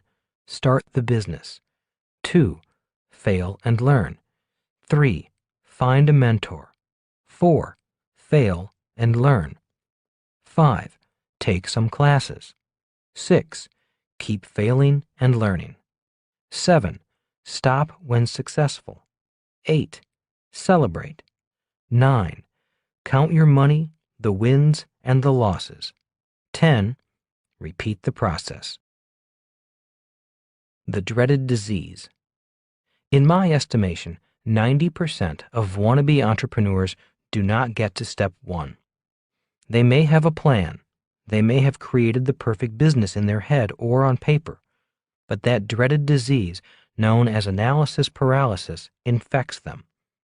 Instead of going forward, I have seen many wannabe entrepreneurs design and redesign their plan, or they find some excuse why the time or the plan is not right. Instead of taking action and failing, they work hard at trying not to fail. They enter the world of analysis paralysis. It is impossible to become an entrepreneur without starting a business. It would be like trying to learn how to ride a bicycle without a bicycle, or wanting to learn to be a race car driver without a race car and a track. My rich dad said, "The main reason to start a business is to have a business to practice on. If you do not have a bicycle to practice on, how can you learn to ride a bike? If you do not have a business to practice on, how can you learn to be an entrepreneur?" Different schools of thought. At the Bondurant High Performance Driving School, the course curriculum did not focus on doing things right. The course focused on making driving mistakes at higher and higher speeds. As our ability to make mistakes and to correct them at high speeds increased, our confidence went up. On the 4th day of the course, I could make a horrible mistake at high speed, lose control of the car in a turn, regain control, get the car back on the track, get back to full throttle, and continue the race. If I had attempted that on the first day, I would probably be in the hospital. Once again, I mentioned this driving school because it reflects a contrast in different schools of thought. My poor dad came from the school of thought that focused on the avoidance of mistakes. That is why he was a good employee. My rich dad came from the school of thought that encouraged making mistakes. That is why he was a good entrepreneur. Dumb and Dumber. This chapter is entitled Dumb and Dumber, Get Rich and Richer, as a tribute to Jim Carrey. For those of you who have ever watched a Jim Carrey movie, you may have noticed that the dumber he is on screen, the richer he becomes. The same is true with entrepreneurship. If you are a person who needs to always look good, sound smart, never make mistakes, and have all the right answers, then being an employee or a self-employed person might be a better path for you. When I first started out, I looked like the biggest clown in town. My businesses would go up and come crashing down. Soon, my reputation as an entrepreneur in the business community of Honolulu was laughable. If not for my rich dad guiding me and encouraging me to learn from my mistakes and go out and make more, I might have quit my process. I found it painful to play Jim Carrey's screen characters in real life. Yet, as the years went on, the mistakes were bigger but not as painful, simply because I was becoming an expert at making mistakes. Instead of running through 5 or 6 stop signs, I did stop, think, learn, correct, and expand my capacity as an entrepreneur before going on.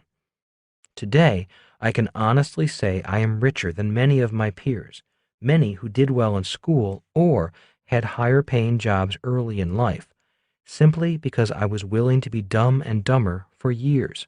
That's part of paying the price to succeed.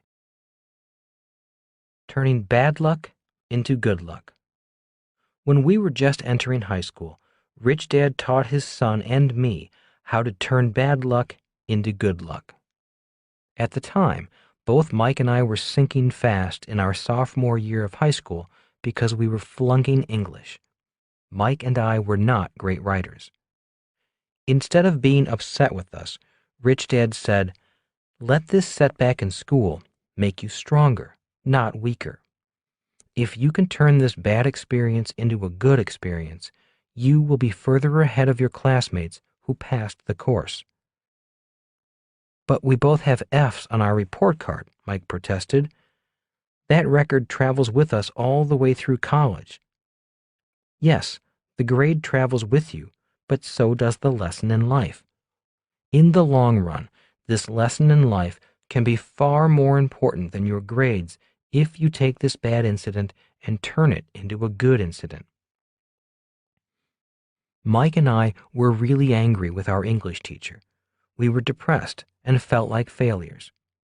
Looking at us, Rich Dad chuckled and said, "Your teacher is winning. You guys are losing because you're acting like losers." "What can we do?" I asked. "He's got the power. He's already flunked us, and the whole school knows it." "He only has the power to flunk you," smiled Rich Dad. "You have the power to take your anger and do something even more stupid, like slash the tires on his car, which I suspect has crossed your minds, or do something good, like take your anger and do well in school or do well in football or in surfing. Take your anger and turn it into greatness. Then you will win. If you take your anger and slash the tires on his car, you will take a bad situation and make it worse. You'll probably spend time in jail if you do what you are thinking." The power of emotions. That day, Rich Dad taught us as humans we have 4 basic emotions. They are 1. Joy, 2. Anger, 3. Fear, 4. Love. He also explained that there were many other emotions, but these were the basic ones. Many of the other emotions were combinations of 2 or more of these basic emotions. For example, sadness is often a combination of anger, fear, and love, and occasionally joy. He then taught us that each emotion can be used in 2 basic ways, for good or for bad. For example, I could feel joy and use the joy to go out and drink heavily, which would be using the emotion of joy for a bad purpose. I could also use the emotion of joy and send thank you notes to everyone who helped me in life. The same is true with all 4 basic emotions, even love. Today, I still do not like my English teacher, yet I am grateful that he flunked me. If not for that F, I might not have studied harder to get through college, and I might never have become an international best-selling author. In other words, that F at the age of 15, combined with my first business failure at the age of 9, has made me a millionaire over and over again. Best of all, not only did I learn many lessons about life and myself, but I learned to turn my anger into joy. And I learned that being dumb and dumber can make me become richer and happier. And that is one of the steps in turning bad luck into good luck. As Rich Dad said, if you can turn bad luck into good luck, you will be twice as lucky in love, life, health, and money. Rich Dad's entrepreneurial lesson number 3. Know the difference between your job and your work. Chapter 3. Why work for free? The difference between work and a job. "Do you know the difference between your job and your work?" asked Rich Dad one day. Puzzled, I asked, "Aren't they the same thing? Isn't a job the same as work?" Rich Dad shook his head and said, "If you want to be successful in life, you need to know the difference. "What's the big deal?" asked Mike as he and I shrugged our shoulders and waited for the lesson we knew was coming, whether we wanted it or not. "What does your dad always say to you about getting a job?" asked Rich Dad. Thinking for a moment, I replied, "He says things like, go to school and work hard so you can get a good job." "Does he say, do your homework so you can get a good job?" "Yeah," I replied. "He does say things like that."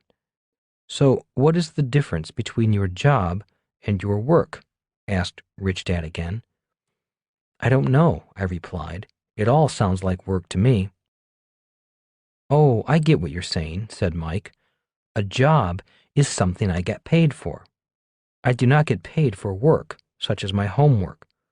Work is what I do to prepare me for my job." Rich Dad nodded. "That's it. That's the difference between your work and your job.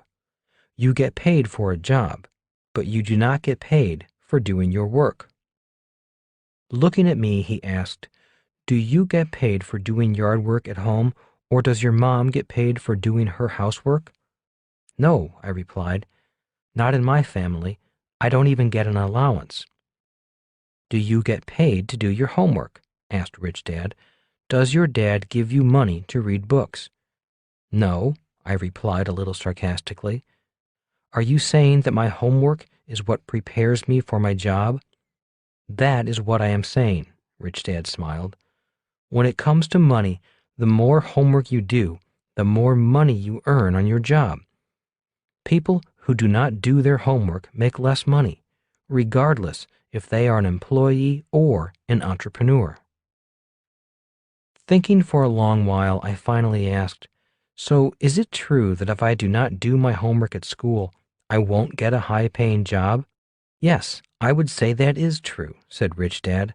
"At least, if you don't do your homework, you will not become a medical doctor, accountant, or lawyer. If you are an employee, it's tough to get promoted and earn more money if you don't have a trained skill or a college degree.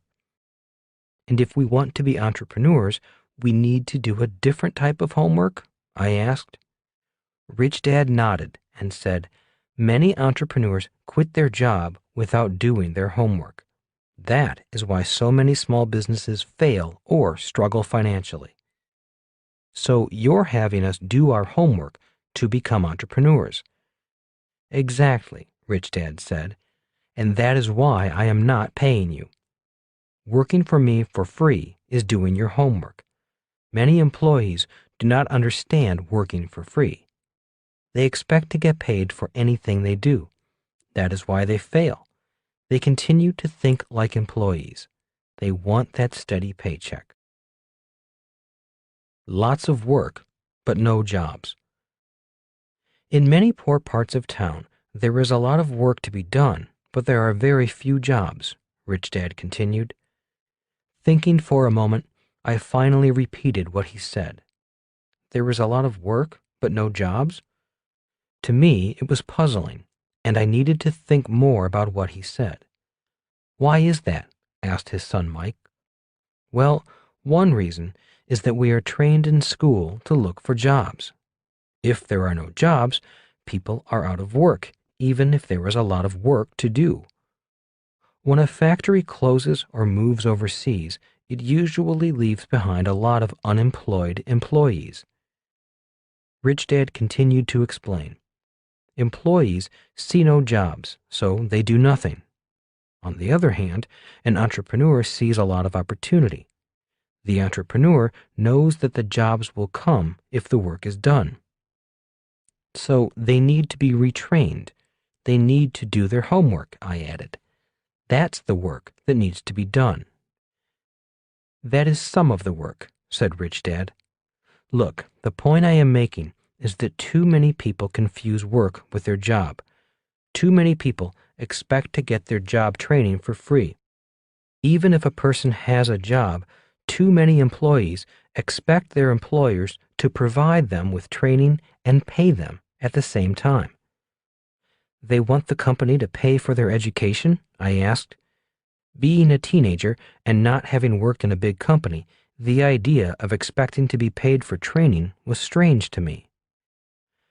Many people also expect the government to provide them with job training for free, added Rich Dad. And that is why you say they are poor people, said Mike. It's more than financial. It is a poor attitude toward the value of education, training, and preparing oneself to have a skill people will pay for. Rich Dad agreed. I've seen employees attending training classes while keeping one eye on their watch. At quitting time, they jump up and leave the class, even if the instructor has not finished the lesson. Or I've seen employees who are outside, smoking and gossiping, or drinking in the bar and watching sports on TV, or flirting with other workers rather than attending the class the employer is paying them to attend. That is why so many people do not get ahead in life financially. Too many won't learn anything, even if it is free or if they are paid to learn it. And that applies to both employees and entrepreneurs. Since I came from a family of government educators who believed in free education, I asked, would you explain a little further the relationship between work and jobs? Doctors worked for free. Sure, said Rich Dad. Medical doctors spend a lot of money and a lot of time learning to be doctors before they get paid as a medical doctor. That is one reason why they earn more money than most people. Doctors do their homework before they get paid, Mike added. Professional athletes work for free. They certainly did, said Rich Dad, but also look at great athletes who earn a lot of money. I do not know of a single great athlete who got paid for practicing their sport. Most professional athletes started young and practiced longer and harder than the average athlete. Most professional athletes practiced for years and put in many hours long before they got paid. They had to do their homework before they got their jobs as pros. That is why you don't pay us, I said softly. We work for you for free. Rich Dad smiled. Even the Beatles worked for free before they became world famous and rich. Like the medical doctor or professional, they paid their dues. They did their homework. They did not ask for a guaranteed record contract, a steady paycheck, or medical benefits before they began practicing. I've bought a lot of their records, said Mike. I've helped make them rich. They made themselves rich, said Rich Dad with a smile. Doing your homework applies to more than just money. It also applies to your health. Many people are unhealthy because they do not work out. They don't exercise, I said, so they have poor health. Notice the word poor? Asked Rich Dad. Poor financially and poor in health. People who are lazy and lack discipline are often the people with the worst health and the worst wealth. So we need to do our homework if we want to become entrepreneurs, I summarized. That is why you boys have been working for me for free for all these years. You've been doing your homework to become entrepreneurs. If I were training you to be employees, I would be paying you by the hour. So that is why my dad, a government school teacher, got so angry when I worked for you for free, I added. Chuckling and nodding again, Rich Dad said, Your father thinks like an employee. That is why he thinks I should pay you. He does not understand working for free. He does not understand that you are receiving a priceless education. It's just not the kind of education he values. The type of education an employee needs is different from the type of education an entrepreneur requires. That is why he thinks you're cheating us, I added. I know, smiled Rich Dad. Look, years from now, you'll be a lot richer because of what I am teaching you. What you are learning is much more valuable than a small paycheck. Why a business struggles. Before quitting your job, you will need to find out how many different jobs make up a business. Rich Dad said, Even if a person is a highly successful employee, let's say in sales, that does not mean he or she will be successful in business. The reason he said this was that selling is only one of many jobs required by a business. His other point was that a struggling business is a business where a job or several jobs are not being done at all or are not being done well. He said an entrepreneur may be working hard, but only working hard at one job at a time. That is why so many self-employed business owners struggle or eventually burn out from overwork. They may be working hard, but they may not be doing all the jobs a business requires. The basic jobs of a business. In the third book of the Rich Dad series, Rich Dad's Guide to Investing, the BI triangle is introduced. The B and I refer to the business and investor quadrants of the cash flow quadrant. Rich Dad said to me, if you are going to be an entrepreneur or an investor, fully understanding the BI triangle is essential to your success. As a teenager, I did not really believe or appreciate Rich Dad's respect for the importance of the BI triangle. Today, I do. A great new product. Many times, individuals will say, I have an idea for a great new product. As you can tell from the BI triangle, the product is only the tip of the iceberg. Job descriptions for a successful business. You can think of the different aspects of a business as job descriptions.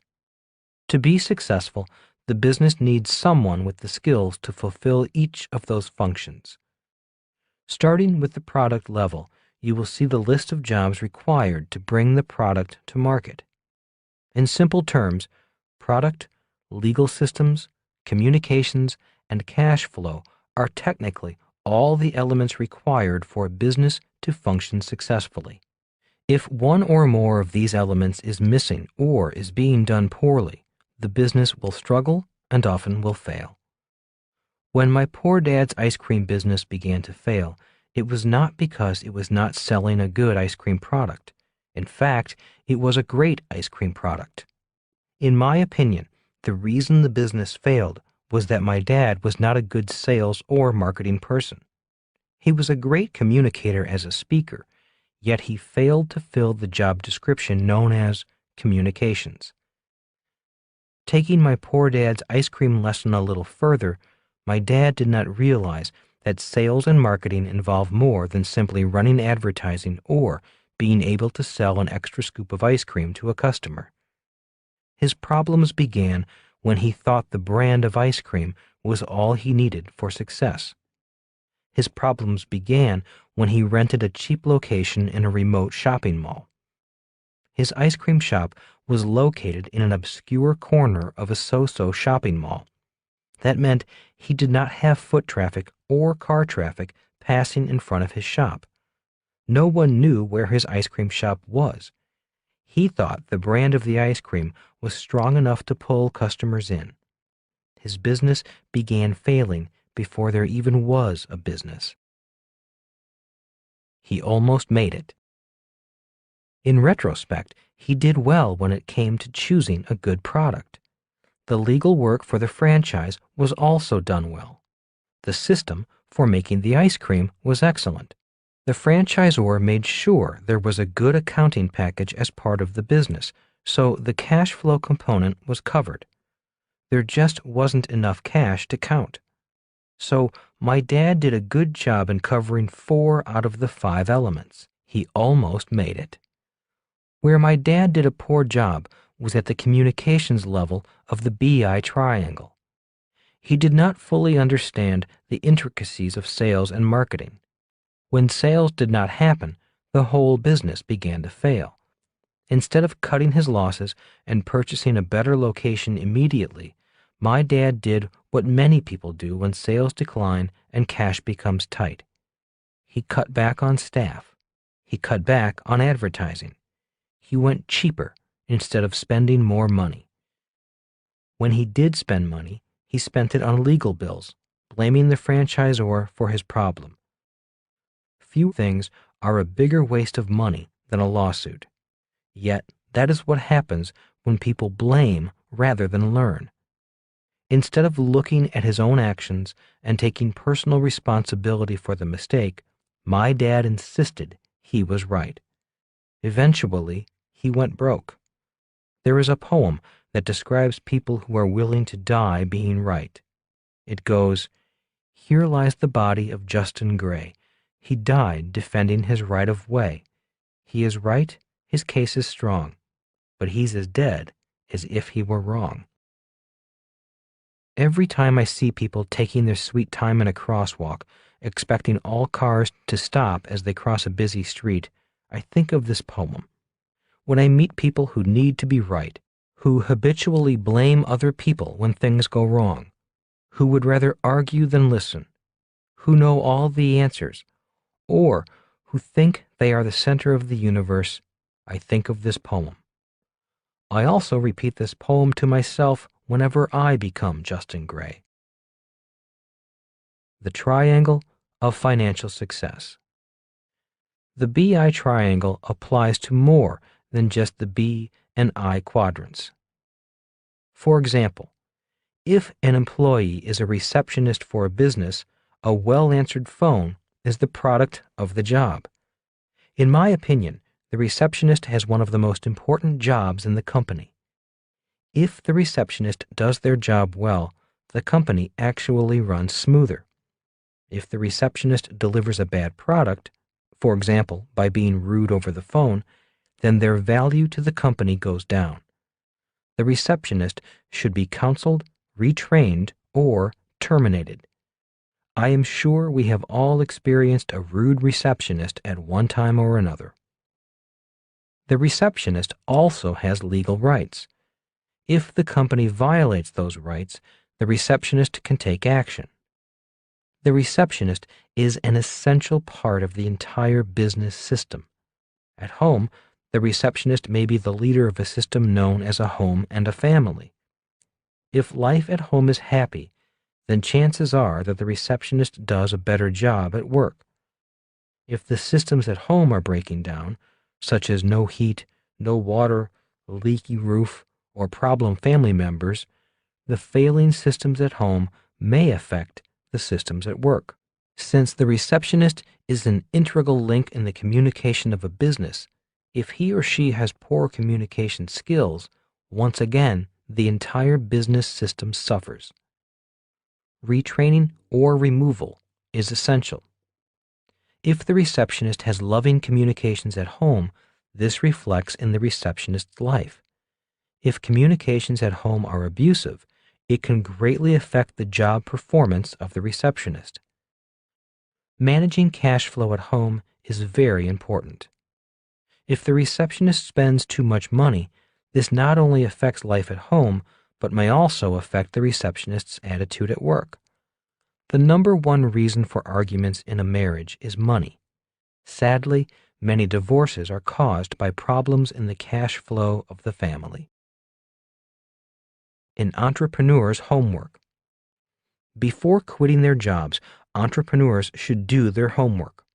That means making sure that the BI Triangle's 5 components for their new business are covered. 1. Product. 2. Legal. 3. Systems. 4. Communications. 5. Cash flow. If the entrepreneur is weak in covering just one of the 5 elements, the business may fail, struggle financially, or fail to grow. That is why the lesson in the first chapter is, a successful business is created before there is a business. A simple checklist. A business is far more complex than this overly simplified list of 5 jobs. Nonetheless, this simple list has served me well over the years. I often use these 5 jobs as a checklist. Whenever a business begins to struggle, this list of 5 jobs can help analyze and identify where the problem or problems may lie. I have an idea for a new product. Whenever someone says, "I have an idea for a new product," This simple checklist can be used to bring some reality to what may be required to bring the product to market. In most instances, the wannabe entrepreneurs give up on their idea because they are not willing to do their homework. They soon realize why a new product is just the tip of the iceberg, or in this case, the tip of the BI triangle. Why they give up. One reason why so many wannabe entrepreneurs give up is that they start to realize they are only trained for one out of the 5 levels. For example, a creative artist may only be formally trained at product design. An attorney may only be formally trained for the legal level of a business. An engineer may be formally trained for products or systems, but not the other levels. A person with a sales and marketing degree may only be trained for the communications level. And an accountant may only be prepared for the cash flow level. When wannabe entrepreneurs look at the 5 levels, they often realize they have more homework to do before their hot new product makes them rich. Self-employed professionals. Highly educated professional people often have a higher rate of success because their education often prepares them for more than one element. For example, consider an attorney's business in terms of the BI triangle. Product. The attorney is the product. You hire attorneys for the services they have been trained to perform. Legal. Attorneys are licensed, which protects them from non-licensed competitors. Generally, agreements are in place defining the rights and duties of the members of the law firm and their relative compensations. In addition, most lawyers enter into engagement agreements, letters, to define their relationship with their clients. Systems. Lawyers are trained to establish business systems for performing services and for invoicing and collecting payment for those services. Systems for leveraging the expertise of more experienced attorneys are tried and true within the legal profession. For example, to provide for efficient and cost-effective legal research, less experienced, less expensive attorneys will do the initial research to find applicable case law on an issue, which is then provided to a more experienced attorney for analysis. Commercially available software packages are often used to implement billing and collection systems. Communications. Attorneys understand that to be successful, they need to maintain a good reputation and a good relationship with their clients. Most law firms market through word of mouth, although some are now resorting to advertising. Most people have an understanding of what an attorney does, which means they need to communicate less or explain less. Cash flow. People expect to pay for an attorney's services. However, this does not mean an attorney can ignore issues of cash flow. Very often, services are not invoiced until the end of the month during which they are provided, and clients often delay paying attorneys' fees. It is not uncommon for 90 or 120 days to pass from the time an invoice for services is sent out until receipt of payment. In the meantime, the attorney's payroll must be met and bills paid. Again, this is oversimplified, yet it does explain why people such as attorneys, accountants, medical doctors, dentists, plumbers, electricians, truck drivers, cab drivers, and babysitters may have an easier time setting up a business. There is a market in need of their services and willing to pay for their services. For professionals such as school teachers and social workers, the road to becoming highly paid self-employed entrepreneurs may be a little tougher. It can be done, yet it is a sad reality that someone will be more likely to hire and pay money for the services of a self-employed attorney than a self-employed school teacher.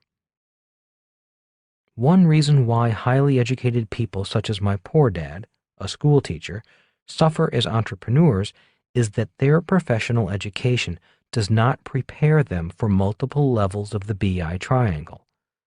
Many people, such as firemen, nurses, librarians, or secretaries, are trained to perform essential services, but not the services required by the 5 elements of a business. Before they quit their job, I strongly recommend they do their homework. You do not have to be first. Many people think Thomas Edison was the first person to invent the electric light bulb, which helped him found General Electric. The facts are, he was not the first. Records show that he was actually 23rd on the list of people who invented working light bulbs.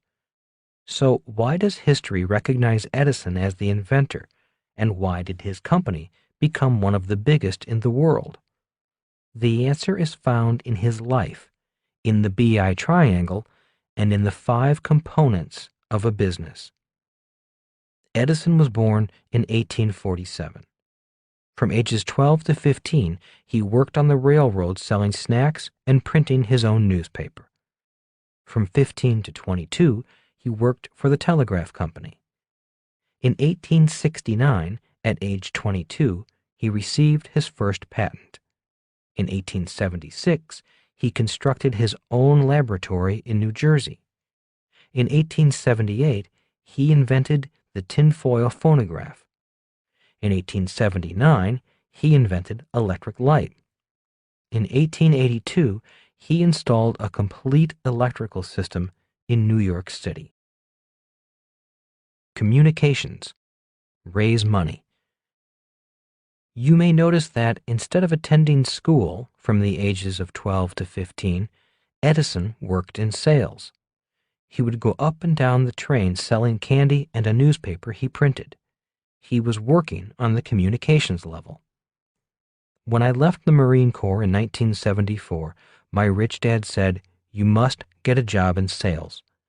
Being able to sell is the basic skill of all entrepreneurs. I went to work for the Xerox Corporation and suffered for 2 years because I was shy and I hated rejection. But by 1977 and 1978, I was consistently in the top 5 of all salespersons. Today, I meet many wannabe entrepreneurs who have a great idea for a new product or new business.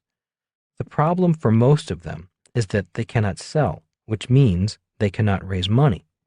The inability to raise money may be the #1 reason why most wannabe entrepreneurs give up and go back to their jobs. Cash flow. Develop your ability to sell. If you cannot sell, you cannot be an entrepreneur. If you cannot sell, you cannot raise money. If the thought of sales terrifies you, get a job at a department store and begin there. Or get a job with a company like Xerox that requires that you go around to businesses and knock on doors. As your courage increases, you may want to try a company in network marketing or direct sales that is willing to train you. An entrepreneur raises money from friends and family, banks and organizations that support entrepreneurs, customers, suppliers, investors, public markets. I have read books about Edison that say his ability to sell allowed him to have a constant stream of venture capital flowing into his projects. They say he was ahead of his time in understanding and integrating the concepts of self-promotion. His ability to self-promote is one of the reasons he was credited for being the first to invent the electric light bulb when, in reality, he was number 23. Cash flow. Develop your ability to sell. Typically, the person who raises the money or puts up the money to start the business owns the lion's share of the business. So learn how to sell and keep learning. For me, learning to sell was much like learning to drive race cars. It was my own fear that I had to overcome. I am saddened by the fear in the eyes of people who want to be entrepreneurs but are afraid of selling. Legal. Protect your asset. In 1869, Thomas Edison received his first patent at the age of 22. He was doing his job by legally protecting his asset. Later in this book, I will go into why this step is so important for any entrepreneur. Systems. Control the network. By working for the telegraph company, Thomas Edison learned to understand the power of a system. That is why, when inventing his electric light bulb, he was also designing the electrical system that would power his light bulbs. If he had not worked for the telegraph company, he might not have known the importance of this system. Another word for system is network. That is why the richest people on earth control networks such as television networks, radio networks, gasoline networks, network marketing networks, and distribution networks. A big difference between a small business owner and a big business owner is the comprehension of the importance of a system or a network. Our success at the Rich Dad Company is largely due to network systems. For example, our publisher distributes our books through their network system of booksellers, and our radio shows travel through the airwaves of radio networks. Do your homework. As you can tell, this overly simplifies the importance of making sure that all 5 components of the BI triangle are functioning well. Once again, if one or more of the 5 components is not being done, the business suffers. If an entrepreneur designs a business and forgets one of the 5 elements, the business suffers or even fails. The business succeeds or fails before there is a business. That is why it is important to do your homework, even if it means working for free. As this book goes on, we will further develop the BI triangle. Before you quit your job, it is important to look deeper into each component of the BI triangle. This does not mean you have to be an expert at each level. This does mean that, as an entrepreneur, you do not have just one level. You have 5 levels. So, before quitting your job, spend a little time learning more about each level. Rich Dad's entrepreneurial lesson number 4. Success reveals your failures. Chapter 4. Street Smarts versus School Smarts. Good grades in the real world. If I do well in school, will I do well in the real world? I asked my rich dad. That depends upon what you define as the real world. The BI triangle became more meaningful to me after my poor dad shut down his ice cream franchise. He was in his 50s when he took his early retirement money and life savings and lost it all. Instead of rebounding, which many entrepreneurs do after the loss of a business, my dad seemed to go downhill. Rather than start a new business, he took a job as the head of the teachers union and went after his ex-boss, the governor of Hawaii, demanding better wages and benefits for teachers. Rather than learning from his mistakes and becoming a better entrepreneur, he once again became an employee and an advocate for employee rights. One reason why he did not rebound was because he was out of money. Instead of learning to raise capital for his next business venture, he just took a job. He went back to the world of employees where he felt more comfortable. In effect, he went back to doing what he knew, working for and saving money, rather than learning something new, such as how to raise money. My education continues. Realizing that it was the lack of skill in the communications level that brought my dad down, I applied for a job in sales at IBM and the Xerox Corporation. It was not the paycheck, but the sales training that I was applying for. Rich Dad had told me that if I wanted to be an entrepreneur, I had best do my homework at the communications level of the BI triangle. After 2 interviews, it was obvious that IBM was not the company for me, and I am certain they knew that I was not the employee for them. After 5 interviews at Xerox, however, I was on the short list of 10 candidates applying for 4 positions. The final interview was with the Honolulu branch manager. On that day, 6 of the 10 finalists sat outside his office. The other 4 candidates had already been interviewed. At the time of the interview, I was still in the Marine Corps and was dressed in my Marine Corps uniform. Sitting outside the branch manager's office, I nervously surveyed my competition.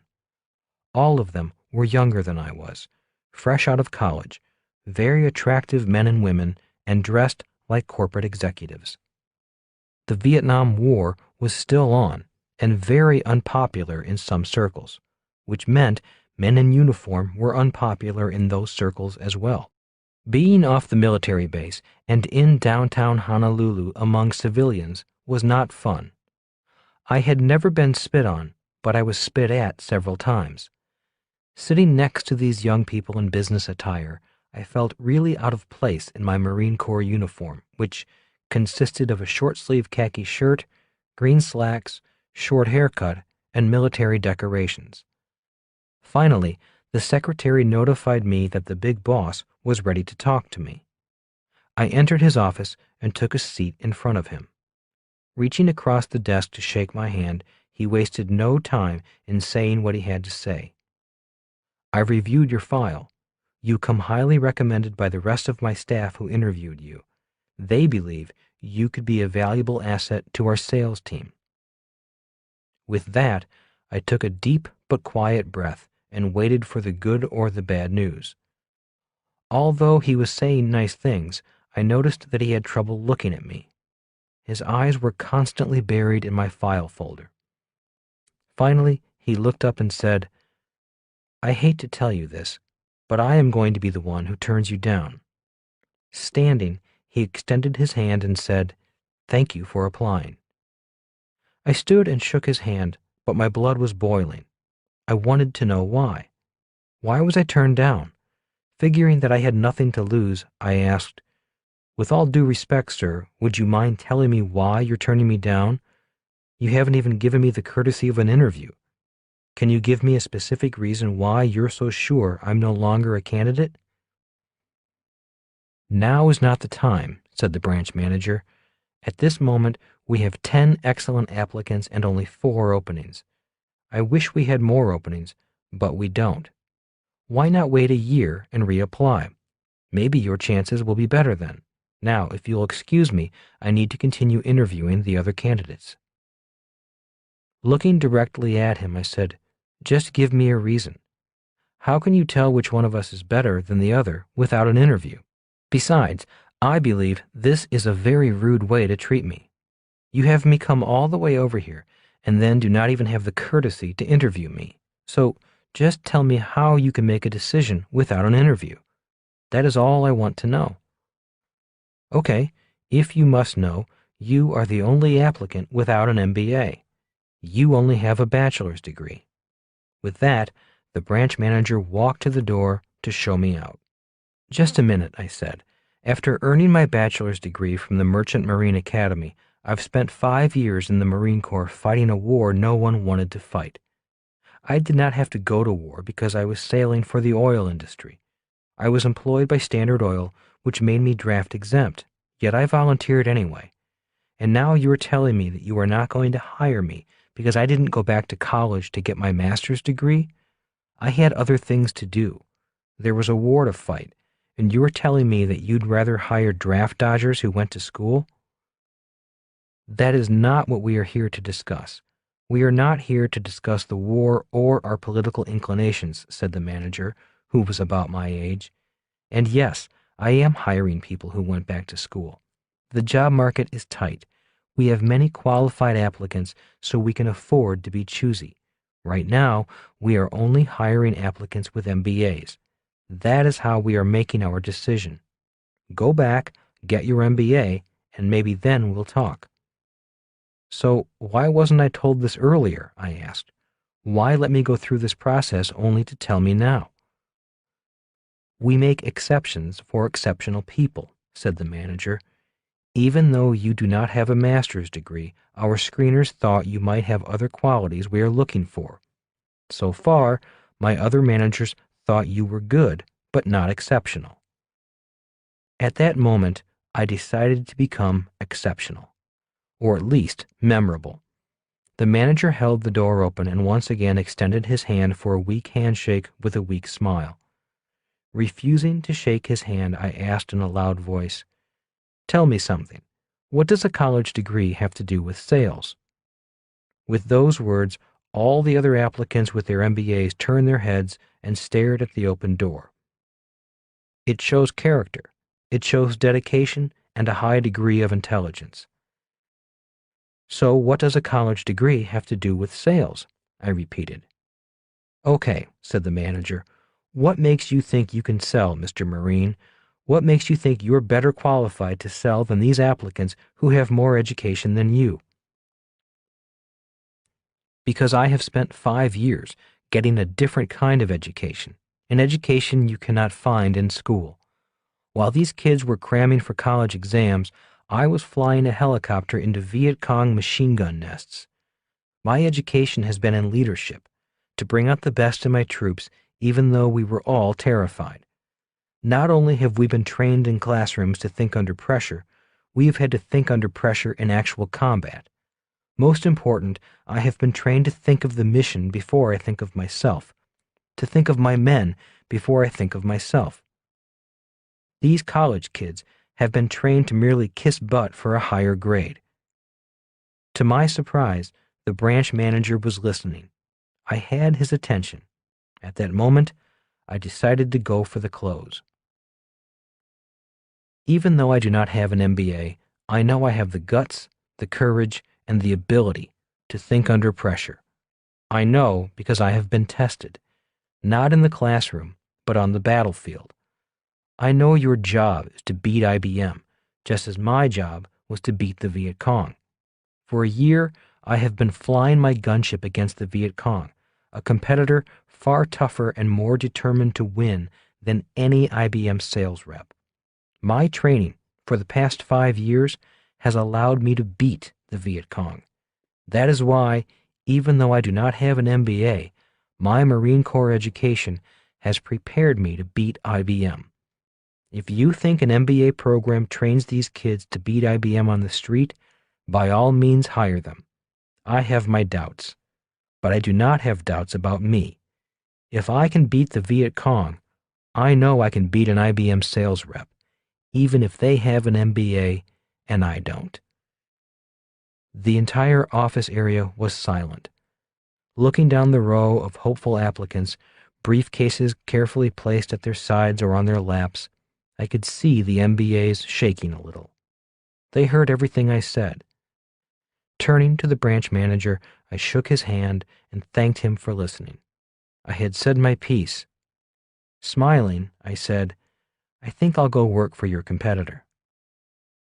"Just a minute," the branch manager said softly. "Please step back into my office.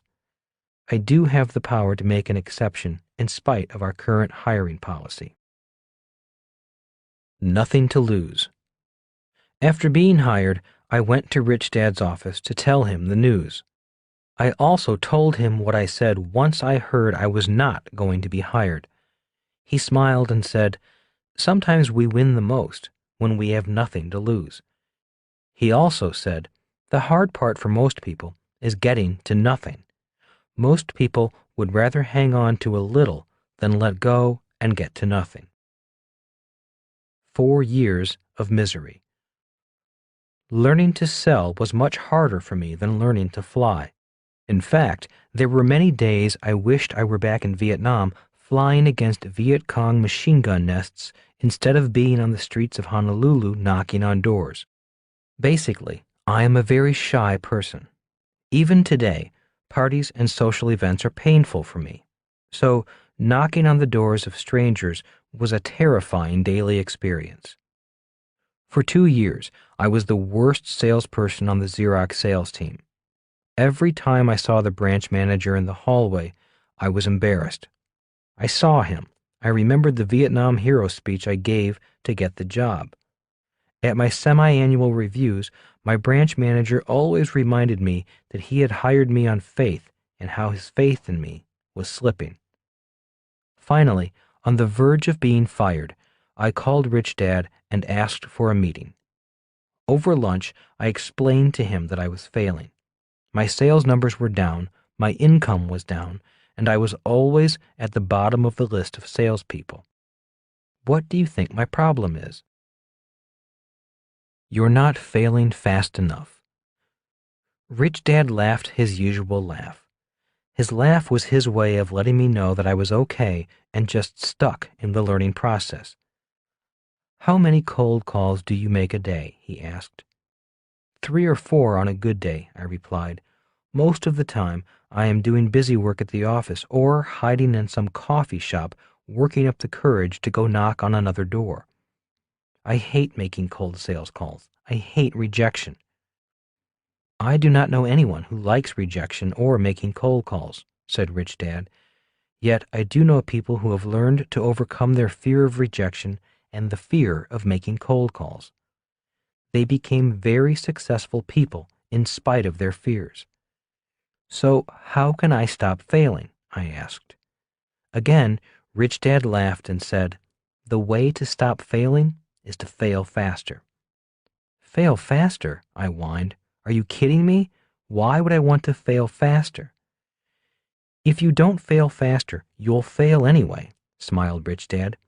Look, you're in the middle of a learning process. The process requires that you make many mistakes and learn from those mistakes. The faster you make mistakes, the faster you get through the process and get to the other side. Or you can quit. Then the process spits you out. Rich Dad was saying the same thing Thomas Edison had said about failing 1,000 times before inventing the electric light bulb. Rich Dad was saying the same thing my driving instructor was saying to me when I was learning how to drive a race car at high speed. They were saying that if I wanted to get through the process faster, I had to be willing to fail faster. Failing at failing faster. For a few weeks, I took Rich Dad's advice to heart and did my best to make more cold calls. I knocked on door after door at high speed. The problem was, I was still not getting in front of the person I needed to talk to. Their secretaries were very skilled at keeping pesky salespeople like me away from their bosses. Now that I was failing at failing faster, I called Rich Dad again and asked for advice. I called him because I realized I was even failing at failing. Again, he laughed and said, keep your daytime job and find a sales job at night, but find a sales job that will let you fail faster.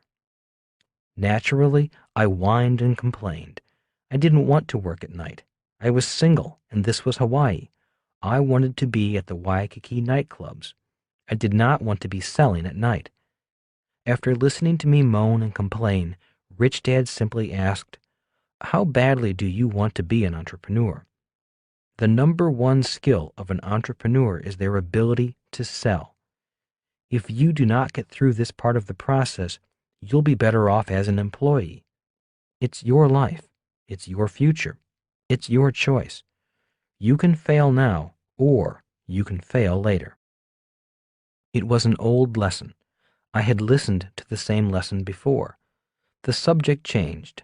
This time, it was the subject of sales. But the lesson was always the same. The lesson was that if I wanted to succeed, I had to be willing to fail. With my own dad's business failure still fresh in my mind, I knew this lesson about sales was especially important. I knew that if I wanted to become an entrepreneur in the B quadrant, I had to learn to sell. But I hated knocking on doors. I dreaded it, day in and day out. One day, after hearing 4 replies of, "We're not interested," and one, "If you do not get out of my office, I'll call the cops," I hit the depths of depression. I went home rather than back to the office. Sitting in my little apartment in Waikiki, I contemplated quitting. I even considered going back to school and getting my law degree. But I lay down, took a couple of aspirin, and that idea soon passed. It was time to fail faster in a new way. working for free.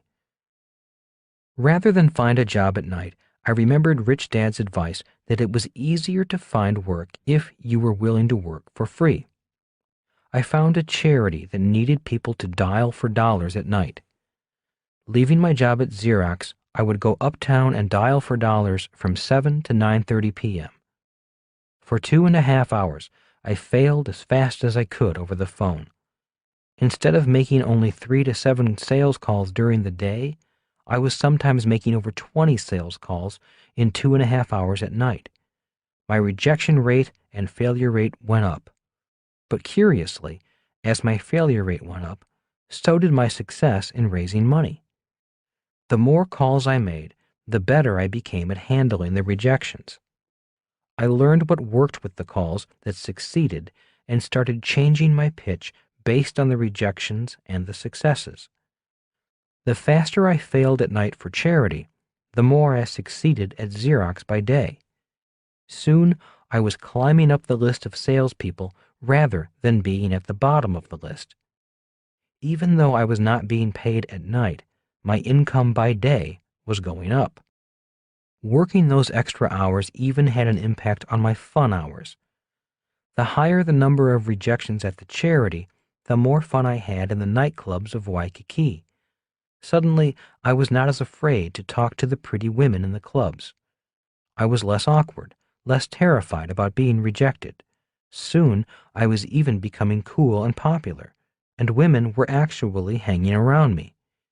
After 4 years at an all-male military school and then years in the Marine Corps, being around so many pretty women was quite a treat. It was a lot better than being the lonely nerd at the end of the bar, staring at the pretty women from a distance. From 10 p.m. to 1 in the morning, I was the disco duck, just like John Travolta in the movie Saturday Night Fever. I even had a white suit, long-collared shirts, disco boots on my feet, and shells around my neck. Everywhere I went, I walked to the sounds playing in my head of the Bee Gees song, Staying Alive. My hours were ridiculous, and I am sure I looked ridiculous, but it worked. I was failing fast and doing my homework at the communications level of the BI triangle.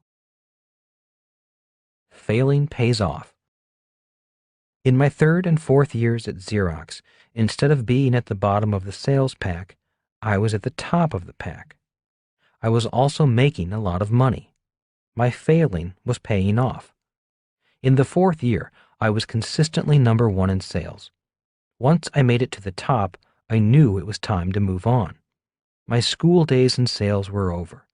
It was time to learn something new. But little did I know that my success in sales was setting me up for the biggest business failure of my life. The 4 business schools. Rich Dad explained to his son and me that there are 4 different types of business schools. They are 1. Traditional business schools.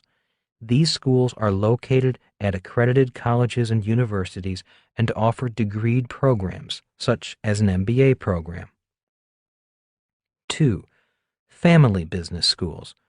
Many family businesses, such as my Rich Dad's business, are great places to get a business education, if you are a member of the family. 3. Corporate business schools. Many businesses offer intern programs for promising young students. After graduation, the company hires and then guides their career development. In many cases, the company will pay the tuition and even allow time off for further study. After receiving a formal education, promising employees are often rotated through different divisions of the company so they can see the entire business and get hands-on experience. 4. Business schools of the street. This is the school that entrepreneurs attend when they leave the security blanket of school, family, or the corporate world. This is the school where your street smarts are developed. Going to school. All 4 schools have their merits, their strengths, and their weaknesses. I am not here to say that one is better than the other. In my life, I have been fortunate enough to attend all 4 in one way or another. a traditional business school. While at Xerox, I did attend a local university night school with the intent of receiving my MBA. That lasted less than a year. It was not for me. The instructors were either employees of the school or employees of a corporation.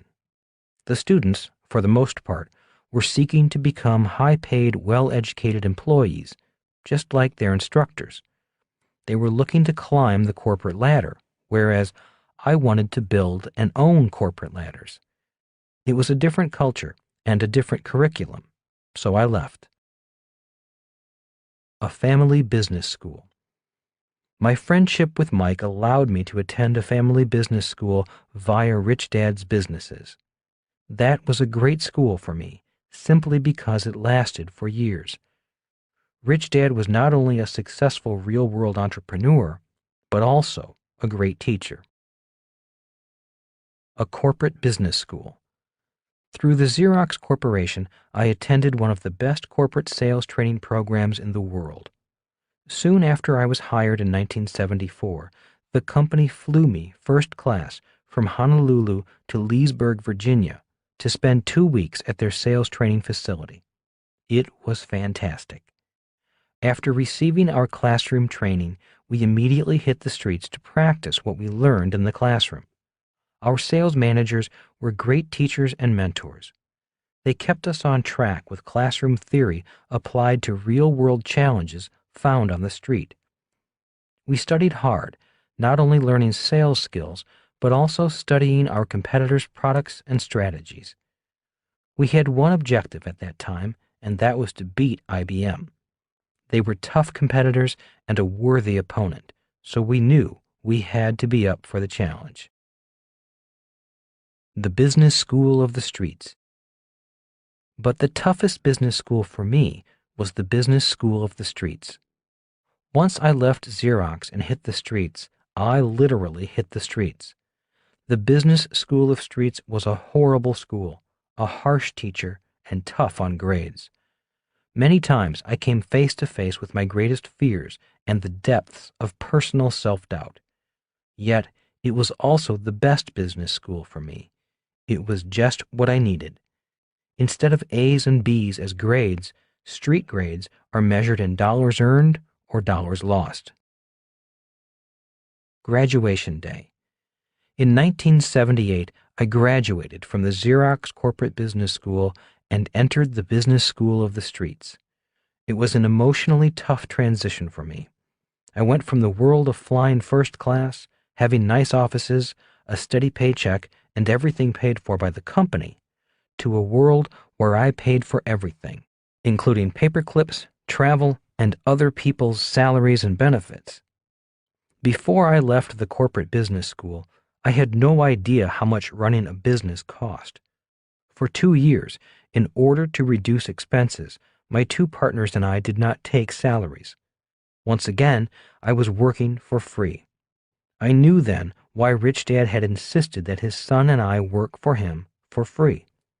He was preparing us for the world of entrepreneurship, a world where everyone else gets paid first and you get paid last, if you get paid at all. Success reveals your failures. Another of Rich Dad's lessons was, success reveals your failures. In other words, your strengths will reveal your weaknesses. Again, I did not know what he meant until my own business had become successful. Our nylon surfer wallet business was successful in 2 out of the 5 levels. We were successful at the communications level and the product level. The 3 partners had trained for years to be successful at those levels. The problem was that we were too well trained at those 2 levels, and our success was too great too soon. It was like hooking up a plastic garden hose to a fire hydrant. As soon as international success put pressure on the system, the whole business blew. Our strong points blew out through our weak points. Our strengths had revealed our weaknesses. Our success had revealed our failures. We had failed to strengthen the legal, the systems, and the cash flow components of the BI triangle. We had them covered, but we failed to strengthen them as our success increased. Back to the drawing board. After our venture collapsed, two of my partners left the business. I wanted to quit also, but Rich Dad said, rebuild the business. It will be the business school you have been waiting for. For the next 6 years, I went back to the drawing board many times. Each failure was less painful, and the recovery was quicker. Each time I failed, I knew what to work on. I knew what I had to study next. The business school of the streets was guiding me. Each failure was actually making me smarter and more confident. Each failure made me less afraid of failing and more excited about learning what I needed to learn next. Each failure was a challenge, the door to the next world. If I was successful, the door to the next world opened. If I failed and the challenge beat me, the door slammed in my face. If the door slammed in my face, it meant I needed to get smarter. I needed to think harder. I needed to use my creativity to find a way to get into the next door. In many ways, it was like being a salesman on the street again, knocking on doors once more. When people ask me how we survived through all those years without money, my answer is, I do not know. I simply took it one day at a time. After my first two partners left and things looked bleakest, two new partners showed up. One of them was my brother, John. They brought in some money, but more important, they brought in a new vitality and new skills. One new partner, Dave, brought experience in the systems level of the business. He was excellent at manufacturing. My brother John came in to handle the cash flow level. He was excellent at keeping our creditors happy and suppliers supplying. We also brought in a new advisor, a retired senior auditor from an accounting firm, to help us straighten out our mess. He was happy to work for free since his wife wanted him out of the house anyway. He was happy to have an office to go to. I also believed he found our struggles entertaining.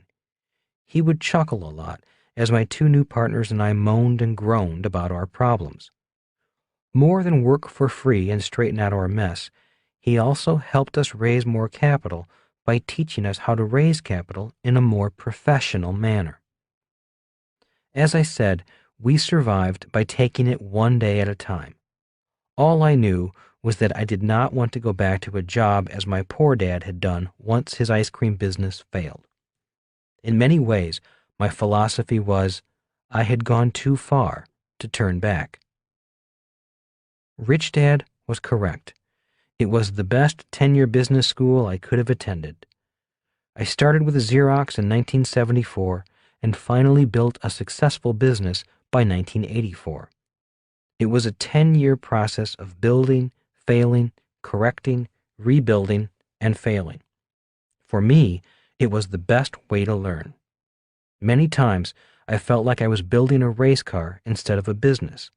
Our team would work on the business, take it out to the racetrack, step on the gas, blow an engine or hydraulic line, and return to the shop. A system of systems.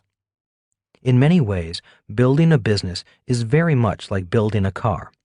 A car is a system of systems. A car consists of an electrical system, fuel system, brake system, hydraulic system, and so on. If one of the systems breaks, the car shuts down or becomes unsafe. The human body is also a system of systems. We have the circulatory system, respiratory system, digestive system, skeletal system, and more. If one of the systems breaks, the body may also shut down. In many ways, learning to be an entrepreneur is like going to school to become an auto mechanic or a medical doctor. Just as a medical doctor will look at x-rays or your blood tests, an entrepreneur will look at the BI triangle to assess the overall health and vitality of his or her business. After building and rebuilding my nylon wallet business several times, and building and rebuilding other businesses, Analyzing businesses became easier and easier. Today, instead of fear, there is excitement. Today, instead of great risks, I see great opportunities. Today, I know that if I lost everything, I could rebuild it. Going through all 4 of the business schools and gaining school smarts as well as street smarts was a great education. Which is more important? Often I am asked, what is more important for an entrepreneur, school smarts or street smarts? Today, my answer is both. To be a successful entrepreneur, you and your team need to be school smart and street smart. When you look at the BI triangle, you can see why. While all 5 levels require street smarts, the legal and cash flow components really do require a school-trained professional. Obviously, for the legal level, you want an attorney. For the cash flow level, you want an accountant, preferably a CPA. As obvious as this may sound, you would be surprised how many people come to me wanting advice on how to build a business without an accountant or attorney on their team. Team smarts. An entrepreneur needs to know the difference between school smarts and street smarts. More important, an entrepreneur needs to have team smarts, which means finding the best combination of people required by the task at hand. To ultimately win in business, it is team smarts that wins. In Jim Collins' best-selling book, Good to Great, he talks about the importance of having the right people on the bus and in the right seats on the bus. It is also important to get the wrong people off the bus. You need to have a team with the talent necessary for all the elements in the BI triangle. 3 big mistakes. When it comes to legal and accounting professionals, I have noticed 3 basic mistakes entrepreneurs make. 1. They don't have or don't seek proper legal and accounting advice before setting up their business. 2. They listen to their accountant or attorney too much. Many times I have asked the entrepreneur, who is running the business, the accountant, the attorney, or you as the entrepreneur? Always remember, even if they are smarter than you in certain subjects, you are the one who pays their bills. You need to decide the course of your business. 3. They do not have an accountant or an attorney as part of their team. This does not mean you have to employ them full-time. It simply means you need to trust them. They need to know everything and want to know everything. You need to be intimate. Rich Dad used to say, having a part-time accountant or attorney is like having a part-time husband or wife. The difference between school smarts and street smarts. School smarts. A thinker, analytical skills, critical thinker. T thinker, technical skills, expertise. Street smarts. C thinker, creative thinker, flexible logic. P thinker, people skills, leadership. On the left side are characteristics generally associated with school smart people.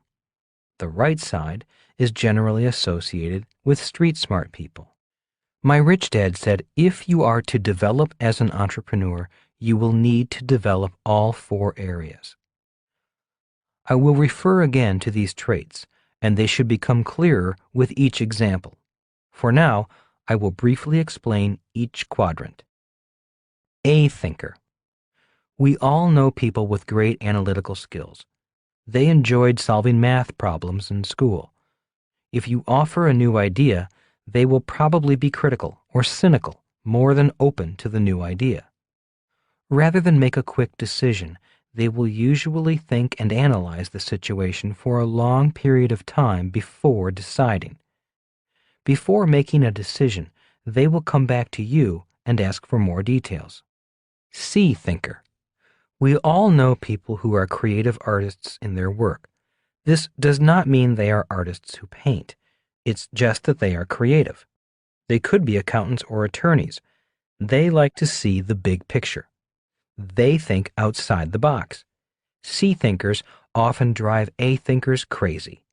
Flexible logic means they are flexible in what makes sense to them. For example, when I say I can make more money when the market is crashing, C thinkers may be better able to grasp that logic than A thinkers. In other words, C thinkers can take something illogical and make it fit their logic. They are more open-minded. A thinkers often just reject anything that does not fit their way of thinking. T thinker. We all know people who are technical wizards. They may be computer wizards who speak a language found only on Mars. Or they may be motorheads who think everyone knows how to drop a transmission and fix it. T thinkers are often the exact opposite of P thinkers. Why? Because T thinkers seem to be most comfortable with people who enjoy the same technical subject they do. They attend computer conventions just to meet other computer geeks. They hang out in auto parts stores just to meet someone they can talk to. P thinker. In high school, the strongest P thinkers often ran for student body officer or were voted most popular. Unlike the T thinker, P thinkers can start a conversation with anyone. At a party, P thinkers are the stars. Everyone invites them to their parties because they make the party fun. In business, the staff and employees love this person. They will do anything for a P thinker. In business, P thinkers can make great leaders if they also possess the necessary business skills. When they speak, people listen.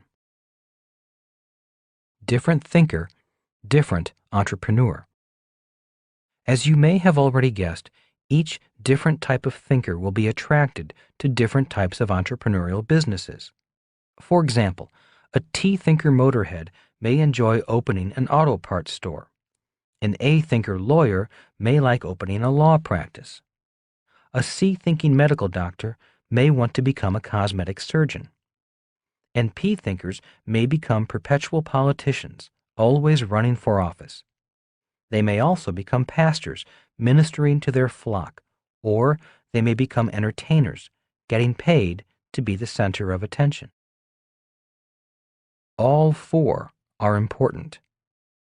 Rich Dad said, all four types of thinkers are important for a business. Small businesses stay small or fail because they lack one or more of the different types of thinkers.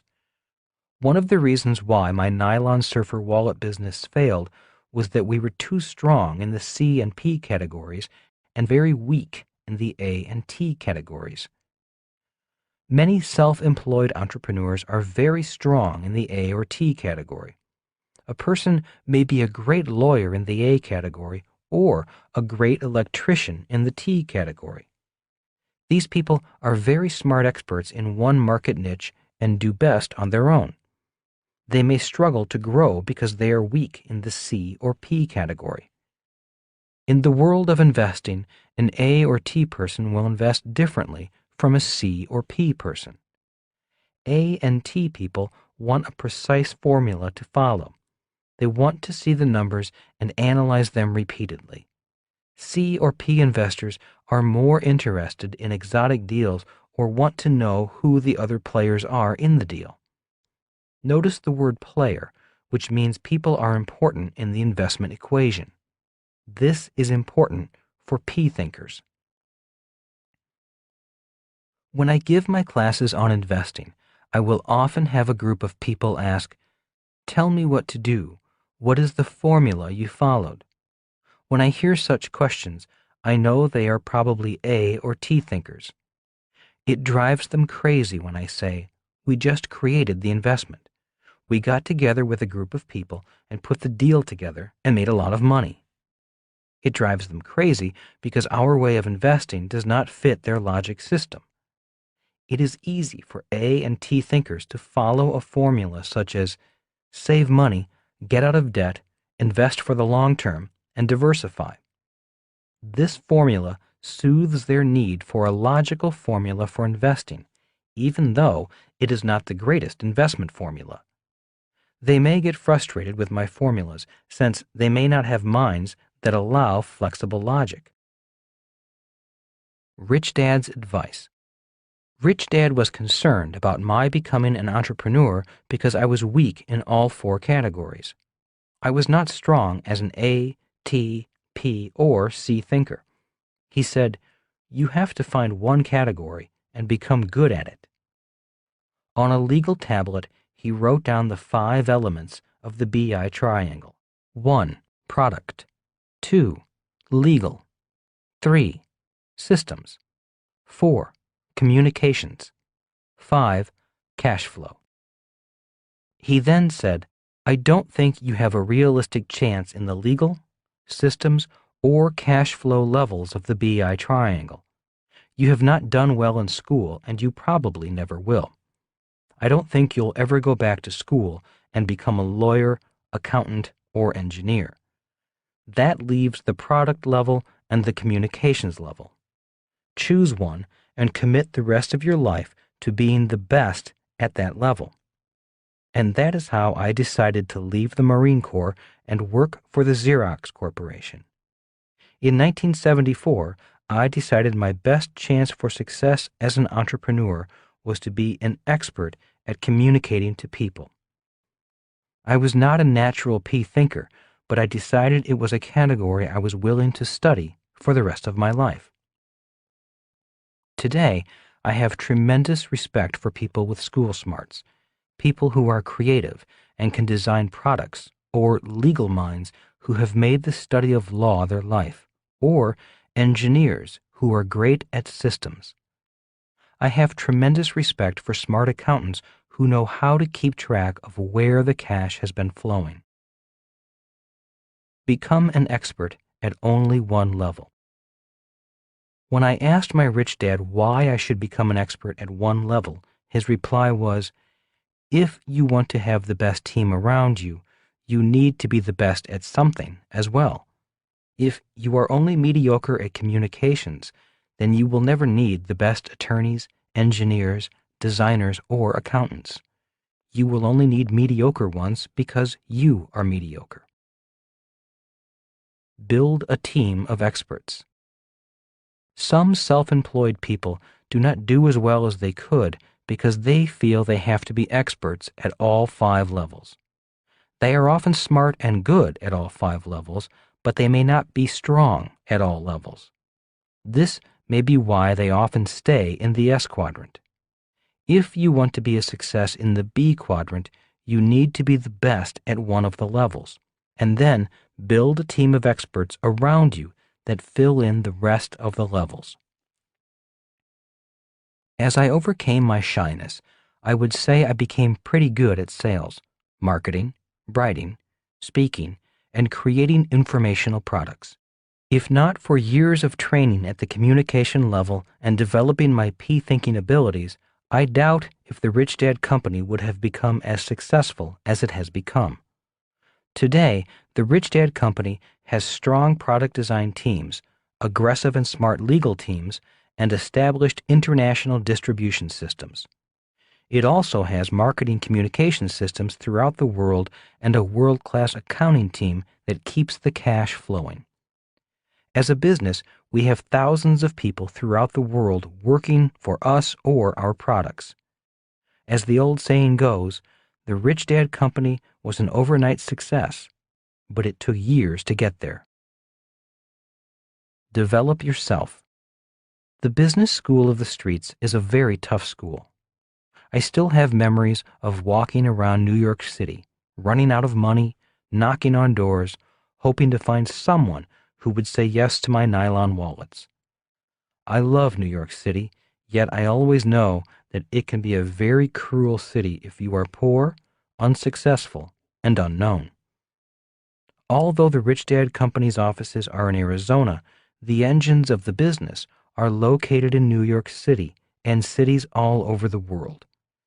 It is exciting to have access to the offices of some of the most powerful companies in the world, such as American Express, ABC, NBC, CBS, Fortune, Business Week magazine, Forbes magazine, the New York Times, New York Post, and CNN.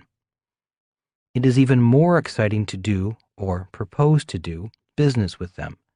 Yet, as successful as we have become over the last few years, I always remember the streets of New York and how cold the city can become if one of the components of the BI triangle becomes weak. So, before quitting your job, know that your most important job is to develop yourself. If you will dedicate yourself to becoming a great entrepreneur, you will find it easier to find great people to be members of your team. If you can put together a great team, you will find it easier to be successful wherever you are. Just remember, it is very important to strive to be as smart as you can be, both in street smarts and in school smarts. Rich Dad's Entrepreneurial Lesson Number 5. The process is more important than the goal. Chapter 5. Money Talks. We were rich for 6 months, I said. Money was pouring in, and then the roof caved in. Well, at least you were millionaires, even if it was only for 6 months, said Rich Dad, chuckling. Many people will never know what it feels like to be rich. Yes, and now I'm financially ruined, I whined. 6 months of success, and years to pay it back. Well, at least you had a taste of the good life, Rich Dad smiled, doing his best to cheer me up. Most people will never know what it feels like to build an international business and be an international success. Most people will never know what it feels like to have money pouring in the door. And most people will never know what it feels like to be an international failure with money pouring out the door, I said, now beginning to laugh. So, why are you laughing? Asked Rich Dad. I don't really know, I replied. I guess I am laughing because, as painful as it is right now, I would not trade this experience for anything. As you said, I caught a glimpse of a different world, a world very few people will ever see, a world I would like to see again. It was all so very exciting for a while. Rich Dad leaned back in his chair. For a long period of time, he seemed to sit there silently reflecting upon his life, the battles won and battles lost. Finally, he came out of his thoughts and said, Most people dash from home to work seeking security from this world. For many, work and home are where they hide from the harsh realities of a competitive world. All they want is a steady paycheck and a place to call home away from home. Rich Dad again paused and then said, and others seek something else. You mean something more than just security and money? I asked. With a wistful look in his eye, Rich Dad said, yes, if all I wanted was a secure job, a steady paycheck, and a home away from home, I would never have become an entrepreneur. And what were you looking for beyond security and money? I asked. A different world, a different way of living. As you know, I came from a very poor family. I wanted more than just a lot of money. I wanted more than just a big house and nice cars. I wanted a life few people ever live. I knew I faced greater chances of failing than succeeding. I knew there would be highs and lows as an entrepreneur. And like everyone else, I was concerned by the highs and lows. Yet, it was the thought of a different level of life that made the risks seem worthwhile. It was not just about making money. It was about a life's adventure. Rich Dad then stopped for a long moment, thinking his private thoughts. Finally continuing, he said, when my life is over, I already know the highs and lows will become memories of just one great adventure, of deals won and deals lost, friends made and friends lost, and of money made and money lost. It will be memories of total strangers walking in your door just to join you on your next adventure, and walking out your door once the adventure is over. And along the way, hopefully, you find that place, a place with the quality and beauty of life you knew in your heart existed, that you knew in your dreams would come true. "And have you found your place?" I asked. Rich Dad simply nodded and smiled contentedly. A glimpse of your future. With that, there really was not much more to talk about. I knew what I had to do. I had creditors to talk to and a business to repair and rebuild. I still had many things to learn, so I knew it was time to get back to work. Picking up my things, I shook Rich Dad's hand and headed for the door. "One more thing," said Rich Dad. Turning at the door, I asked, "What is that?" "You know those 6 months when you were on top of the world?" "Yes, I do," I replied. "That was a glimpse of your future." "A glimpse?" I repeated. "What do you mean? A glimpse of what future?" "In 1974, when you decided to follow my advice rather than your dad's, you began a journey, a process. The process has a beginning and an ending. It may take years, but it does have an ending. Someday, this struggle you are in will suddenly end, and a new life and new process will begin. You will win if you remain faithful to this process.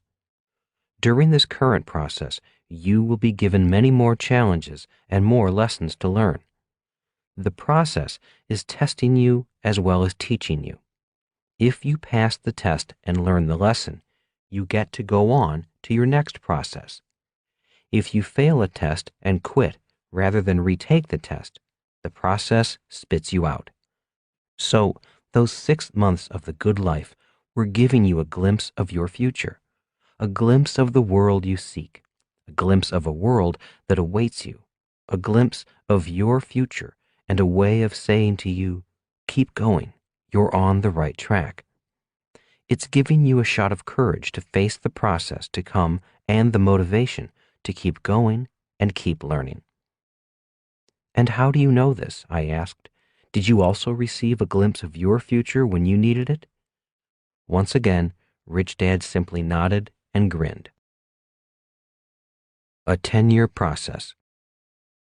Rich Dad's lesson on the subject of process has proven to be a very important lesson in my life.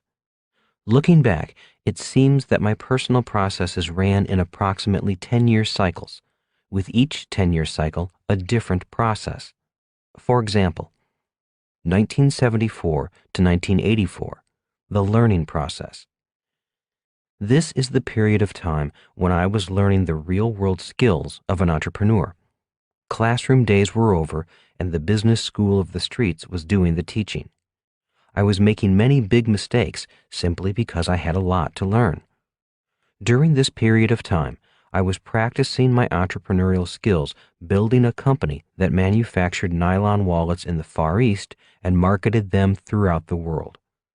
We also designed merchandise products for rock bands such as Duran Duran, Van Halen, Judas Priest, Pink Floyd, and Boy George. At this time, I was learning as much as I could about all the elements of the BI triangle. This was the real-world business school. 1984 to 1994, the earning process. During this period of time, I began to make a lot of money as well as build a foundation of wealth. The lessons learned from the mistakes were paying off in money. Investing that money in real estate gave Kim and me not only a foundation of assets generating passive income, but also more experience as real estate investors. During this period, I was following my passion, which was to teach entrepreneurship and investing. Our company put on courses entitled The Business School for Entrepreneurs and The Business School for Investors. At this point, I was combining my poor dad's profession, teaching, with my rich dad's lessons on business and investing. This was also my time to advance my skills on the communication level of the BI triangle by learning to teach in ways far different than the traditional methods of teaching. As stated in a previous chapter, I had to decide which level I wanted to become an expert at. After learning the basics of all 5 levels, I decided that my best chance of developing my skills was at the communication level. By being the best I could be at this level, I would have a better chance of attracting a higher caliber of team members at the other levels. 1994 to 2004, the giving back process.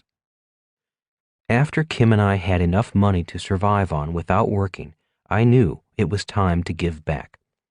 In selling our education business, I took time to design a business that could teach my rich dad's lessons to more people at lower prices. That was the conception of the Rich Dad Company. Instead of teaching via seminars that at times cost over $5,000 to attend, I decided to create the cash flow game. During this period of time, my focus shifted from making money to asking myself the question, how can I serve more people? Ironically, I have made more money focusing on serving more people than focusing on how to make more money. In 2004, Kim and I decided that we had taken the business to a point where we needed to bring in additional management to take it to the next level, and the business has much further to go. The 10-year cycles were not planned. It just seemed to happen that way. It was only when I looked back over my shoulder that I recognized the 10-year pattern. Today, I live the life I caught a glimpse of in 1978. The process kept its promise to me. The process is more important than the goal. Most of us have heard that it is important to set goals. Yet Rich Dad had a different take on goals. He said, goals are important, but the process of obtaining the goal is far more important than the goal. Explaining, he would say, if you ask most people who wants to be a millionaire, most people would raise their hand. They have a goal of becoming a millionaire, but now they need to choose the process for achieving that goal. There are many ways a person can reach their goal of becoming a millionaire. Different processes to become a millionaire. Rich Dad said, the reason the process is more important than the goal is that the process determines who you become in attaining your goals. Some different processes to become rich are, you can become rich by inheriting money. But most of us know if we stand to inherit money, and finding a rich person willing to adopt you may prove quite difficult. You can become rich by marrying for money. The problem is, we all know who and what you become in the process. It is the oldest profession in the world. You can become rich by being cheap. The problem is, if you become rich by being cheap, at the end of the process, you are still cheap, and the world hates rich, cheap people. In fact, the rich, cheap people of the world give rich people a bad name. You can become rich by being a crook.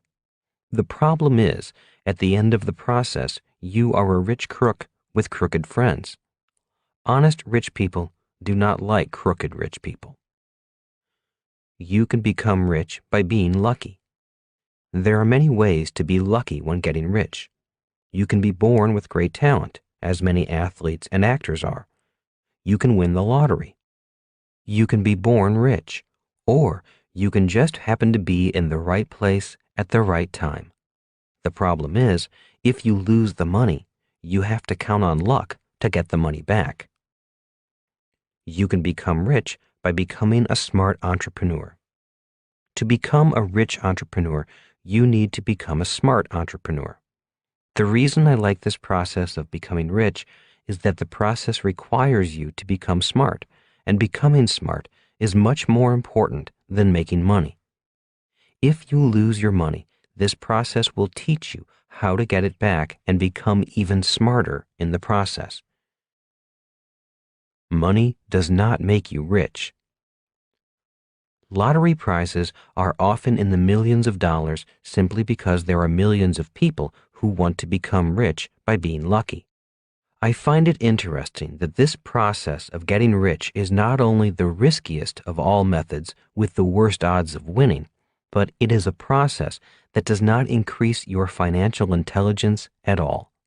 In fact, winning the lottery often reveals how low a person's financial intelligence really is. The following are stories about people who used the process of luck to become millionaires. Two-time lottery winner living in a trailer. Winning the lottery isn't always what it's cracked up to be, says Evelyn Adams, who won the New Jersey lottery not just once, but twice, to the tune of $5.4 million. Today, the money is all gone, and Adams lives in a trailer. I won the American dream, but I lost it too. It was a very hard fall. It's called rock bottom, says Adams. Everybody wanted my money. Everybody had their hand out. I never learned one simple word in the English language. No. I wish I had the chance to do it all over again. I'd be much smarter about it now, says Adams. A poor boy who got lucky. Ken Proxmire was a machinist when he won $1 million in the Michigan lottery. He moved to California and went into the car business with his brothers. Within 5 years, he filed for bankruptcy. He was just a poor boy who got lucky, explains Ken's son, Rick. Living on food stamps.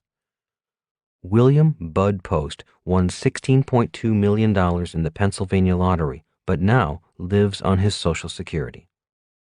I wish it never happened. It was a total nightmare, says Post. A former girlfriend successfully sued him for a share of his winnings. It wasn't his only lawsuit. A brother was arrested for hiring a hitman to kill him, hoping to inherit a share of the winnings. Other siblings pestered him until he agreed to invest in a car business and a restaurant in Sarasota, Florida. Two ventures that brought no money back and further strained his relationship with his siblings. Post even spent time in jail for firing a gun over the head of a bill collector. Within a year, he was $1 million in debt. He admits he was both foolish and careless, trying to please his family. Now he lives quietly on his monthly Social Security check and food stamps. What if you lost $1 billion? Years ago, a reporter asked Henry Ford, a billionaire when $1 billion was worth much more than it is today, what if you lost everything? Ford's response was, I'd have it back in less than 5 years. When you contrast Henry Ford's response to the responses of the lottery winners, I believe you get the difference between the process of becoming a millionaire by luck and that of becoming a billionaire by being an entrepreneur. A question to think about. After reading Henry Ford's response, I often ask myself, if I lost it all, how much would I recover in 5 years? If my past is any indicator, each time I hit zero, and I did hit zero a number of times, I came roaring back, making much more money than I lost. I've not made $1 billion as Henry Ford did, but my businesses have had income in the hundreds of millions of dollars. In my opinion, the entrepreneur's process is the best process to get rich because it is also an educational process to achieving great wealth, if you have the heart, mind, and stamina for it. Pouring the foundation. The educational process of becoming an entrepreneur requires the entrepreneur to learn and gain experience in the 5 levels of the BI triangle. Once a person becomes somewhat proficient in all 5 levels, life is pretty good. It took me about 10 years as an undergraduate student of the business school of the streets to attain a basic level of proficiency. Can a person attain proficiency at all 5 levels faster? Absolutely. One of the reasons for writing this book was to simply inform you of the levels.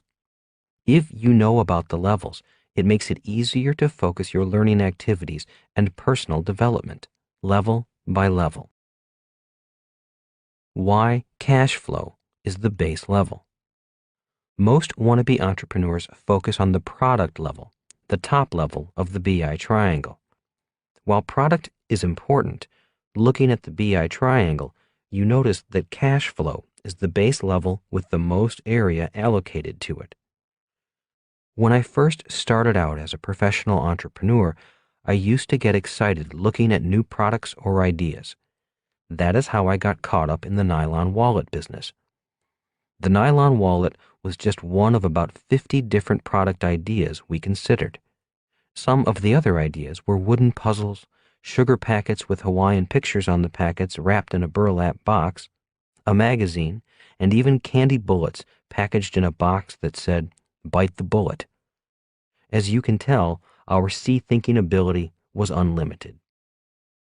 As soon as we decided on the nylon wallet as our product, the three of us began designing its packaging. Again, this required see-thinking, which all three of us enjoyed. It was not long before we were hitting the streets looking for investors.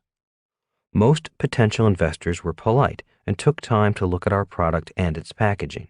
Then, if they were interested, they all asked the same questions. May I see your numbers? What are your projections? When we did not have the answers, we were turned down, and turned down quickly. Even Rich Dad turned us down, but he did not turn us down politely. He was furious. Kicking my two partners out of his office, he closed the door behind them and gave me one of the most severe reprimands I have ever had from either of my dads. I have written about this incident in other books, so I will not retell the details of the story, yet the lesson is worth repeating. The lesson is, for successful business people and investors, the numbers are very important. Today, older, wiser, and much wealthier, whenever I am asked to evaluate a new product or business, I do the same thing those investors did to me years ago. I ask for the numbers. This does not mean I am any better at reading or producing numbers today than I was in 1978. The difference is, I ask for them and then ask someone who was trained at reading the numbers to go over the numbers with me. My level of expertise is the communications level, and I do go over that portion of the business plan carefully. I am pretty good at the communications level, but not that good at the cash flow level. But that is not an excuse for me to ignore the cash flow level, or any level for that matter. As an entrepreneur and an investor, I need to know the entire business, not just the parts of the business I am interested in. If a wannabe entrepreneur asks to show me a new product, the first question I ask is, do you have financial projections?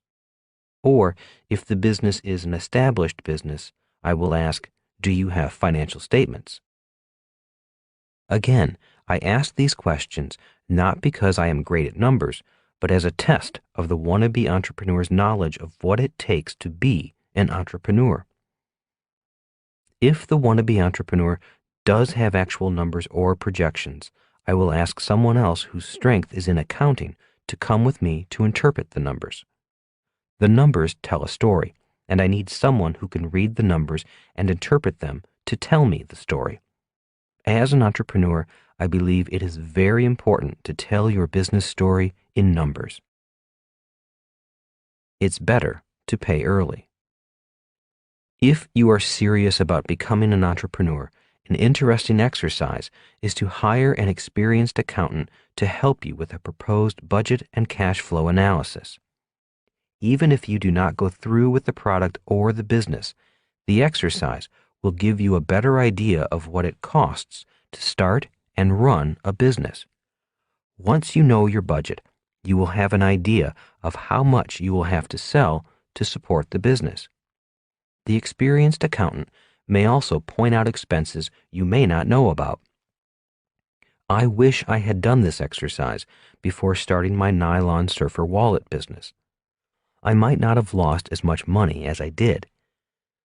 The cost of hiring a trained accountant for guidance would have been a drop in the bucket compared to the money I lost. More important, the money you spend for an accountant will be priceless in your educational development as an entrepreneur. If you ask most accountants, I am certain they will tell you that most entrepreneurs lack knowledge of accounting laws and practices and are horrible at record keeping. Their lack of accuracy with numbers may eventually get them in trouble. It is this lack of knowledge that eventually costs them even more money. In other words, pay them a little early rather than pay a lot more later. Why I created the board game. One of the primary reasons I created the cash flow board game is the reprimand my rich dad gave me back in the 1970s. For most of my life, Rich Dad had been emphasizing the importance of the numbers, and I sincerely thought I understood them. It was not until he chewed me out when I lost so much money that I began to understand why he put such emphasis on the numbers.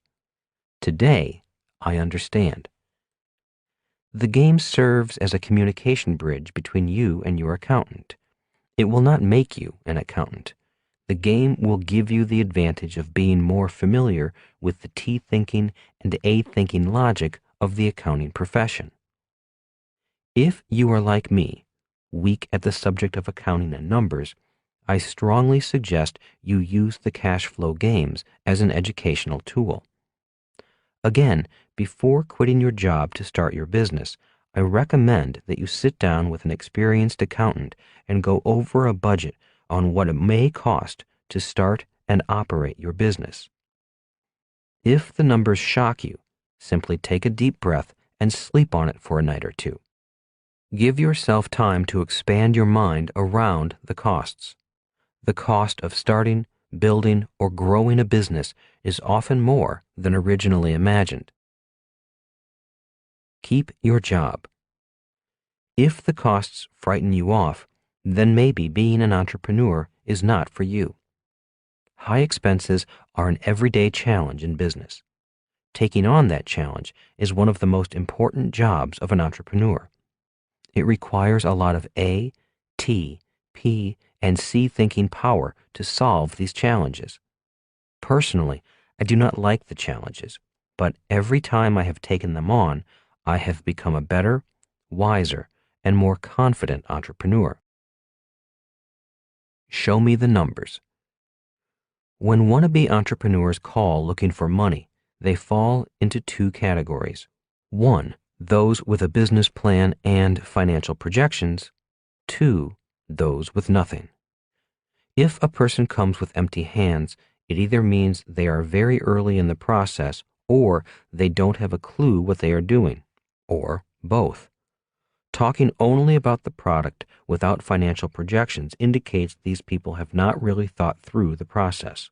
If I am interested, I may suggest they go back to the drawing board, follow the BI triangle as an outline, and then hire an accountant and come up with a business plan, which includes a set of numbers. 1 step to raising money. Whenever someone asks, "How do I raise money for my business?" I respond by asking, "Do you have a business plan?"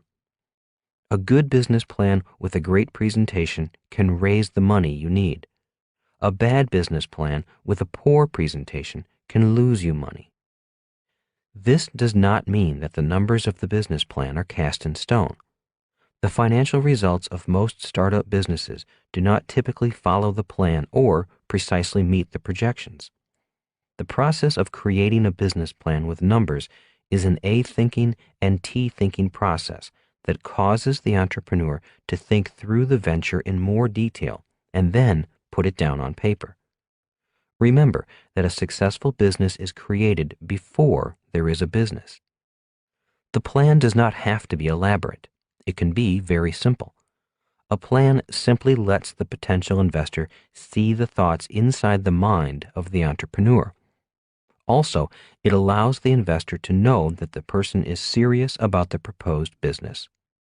Again, even if the business does not take shape, the process of thinking through the creation of a business, putting it down on paper, and matching it with numbers that tell the same story is an excellent educational process and reality check.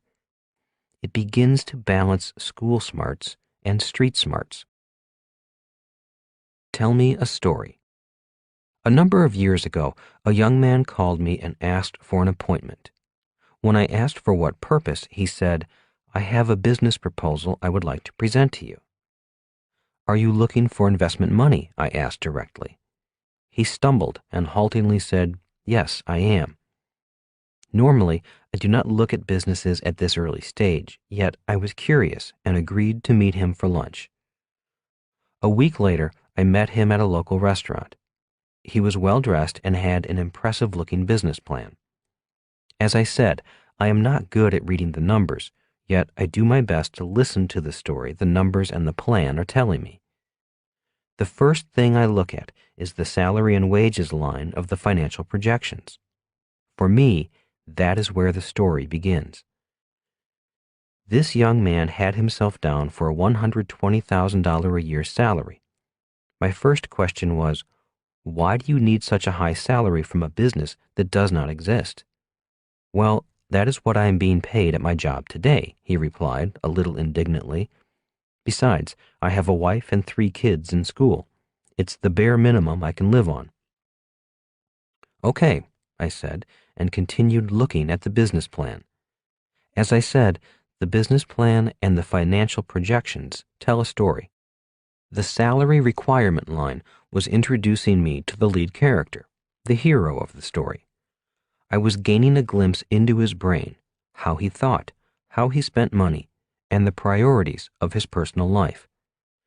Seeing his salary requirements and getting into his head, I felt he was still thinking like an employee, looking for a high-paying job. As far as I was concerned, the lunch was over. I had seen enough just by getting to know the hero of the story.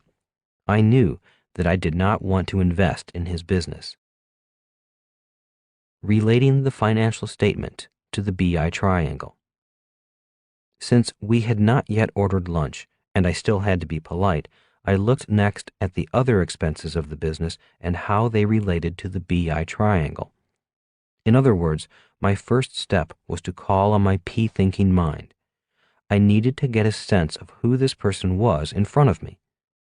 My second step was to call on the C-thinking, A-thinking, and T-thinking minds and create a relationship between the financial statement and the 5 levels of the BI triangle.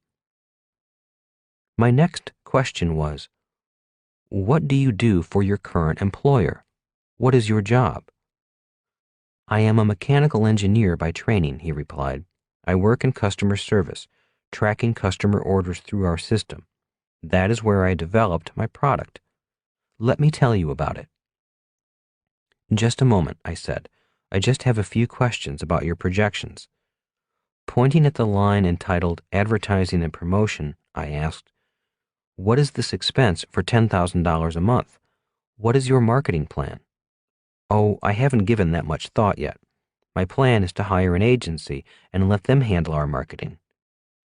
"Have you had much experience in sales or marketing?" I asked. "No, I haven't," he said. "I've spent most of my career working on the internal systems of a business. That is where I got my idea for my new product. It will revolutionize order tracking." "Have you talked to an intellectual property attorney to protect your idea?" "Well, I have looked, but I really have not found one yet." "In your plan, you only have $4,000 for attorney's fees. Why is that?" "Well, I wanted to keep my expenses down. Later on, when money comes in, then I'll hire more attorneys. For now, I think $4,000 is adequate to get me off the ground." "And who helped you with these projections?" I asked. "I do not see a line for accounting expenses." "Oh, you're right. I forgot that expense. How much do you think should be allocated to accounting fees?" "I don't know," I said. "I'm not an accountant. If you really want to know, you should ask one." "How do I find a good one?" "You can call my accountant, but he is very expensive and may be more than you need at this stage." "Oh," said the entrepreneur, "I am trying to keep my expenses down. I'll look for a cheaper accountant."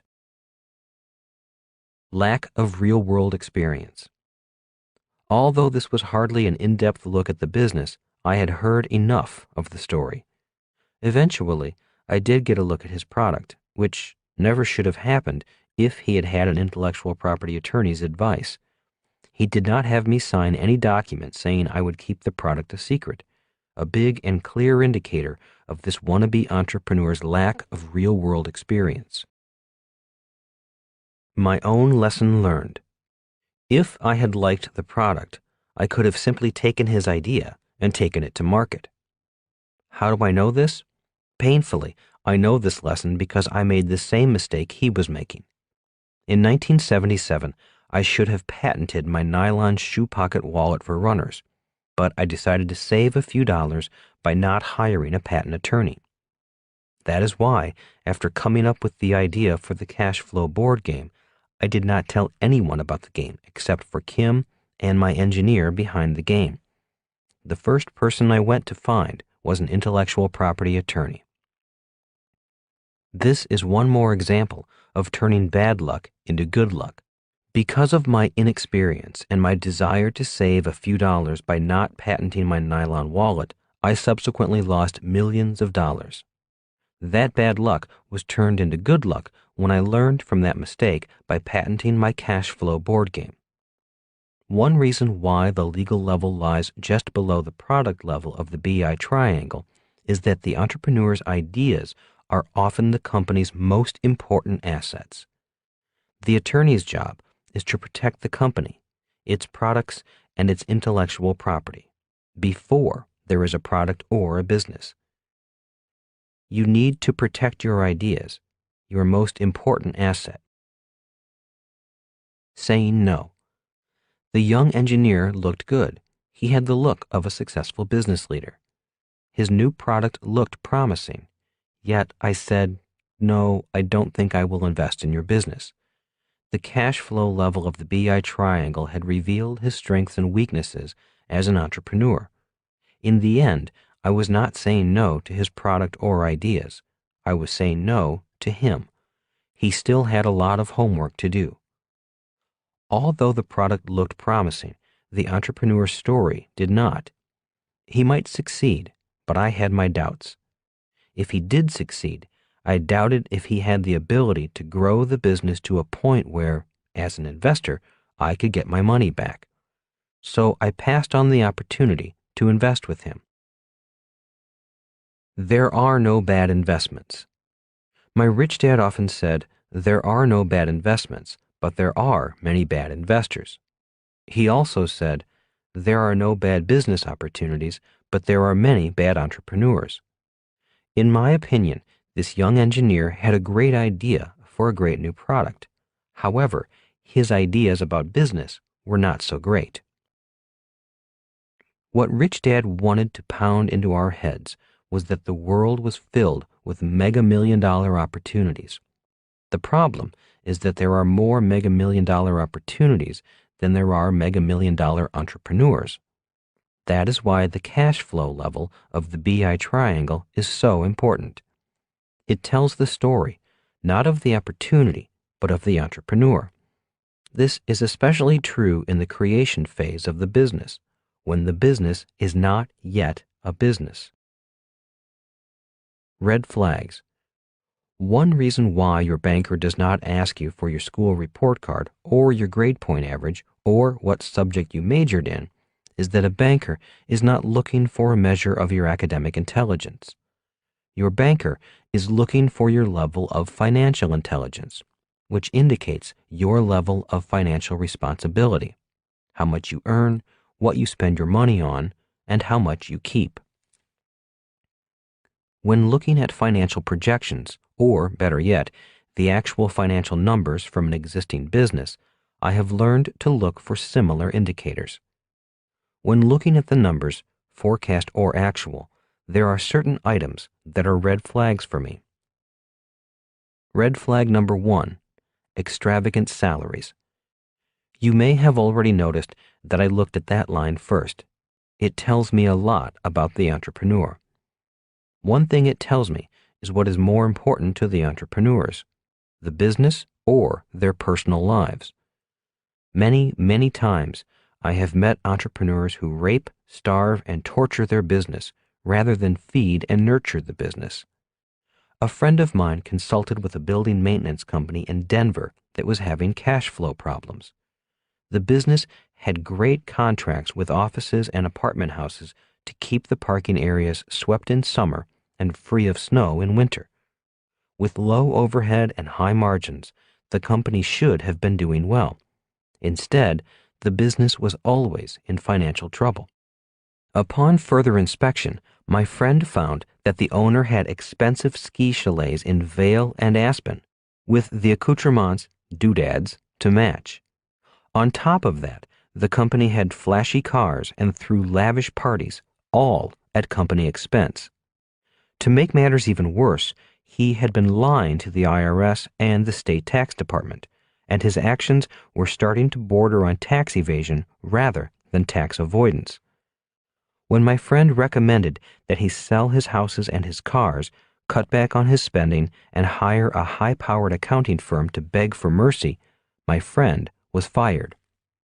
The owner still thought there was something wrong with the business.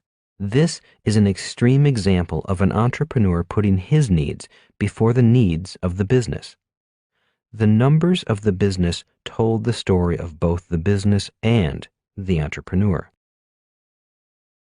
Red flag number 2, good expenses and bad expenses.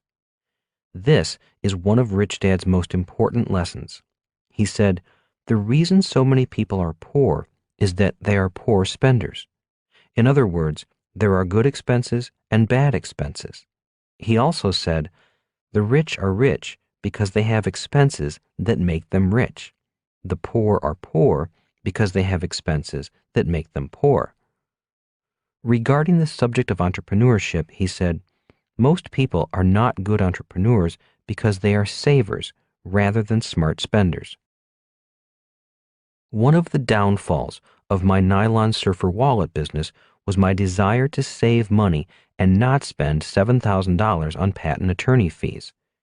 Saving a few $1,000s cost me a multi-million-dollar business. My lesson was to learn to spend money that made me money. A friend of a friend has always had a tough time in her business.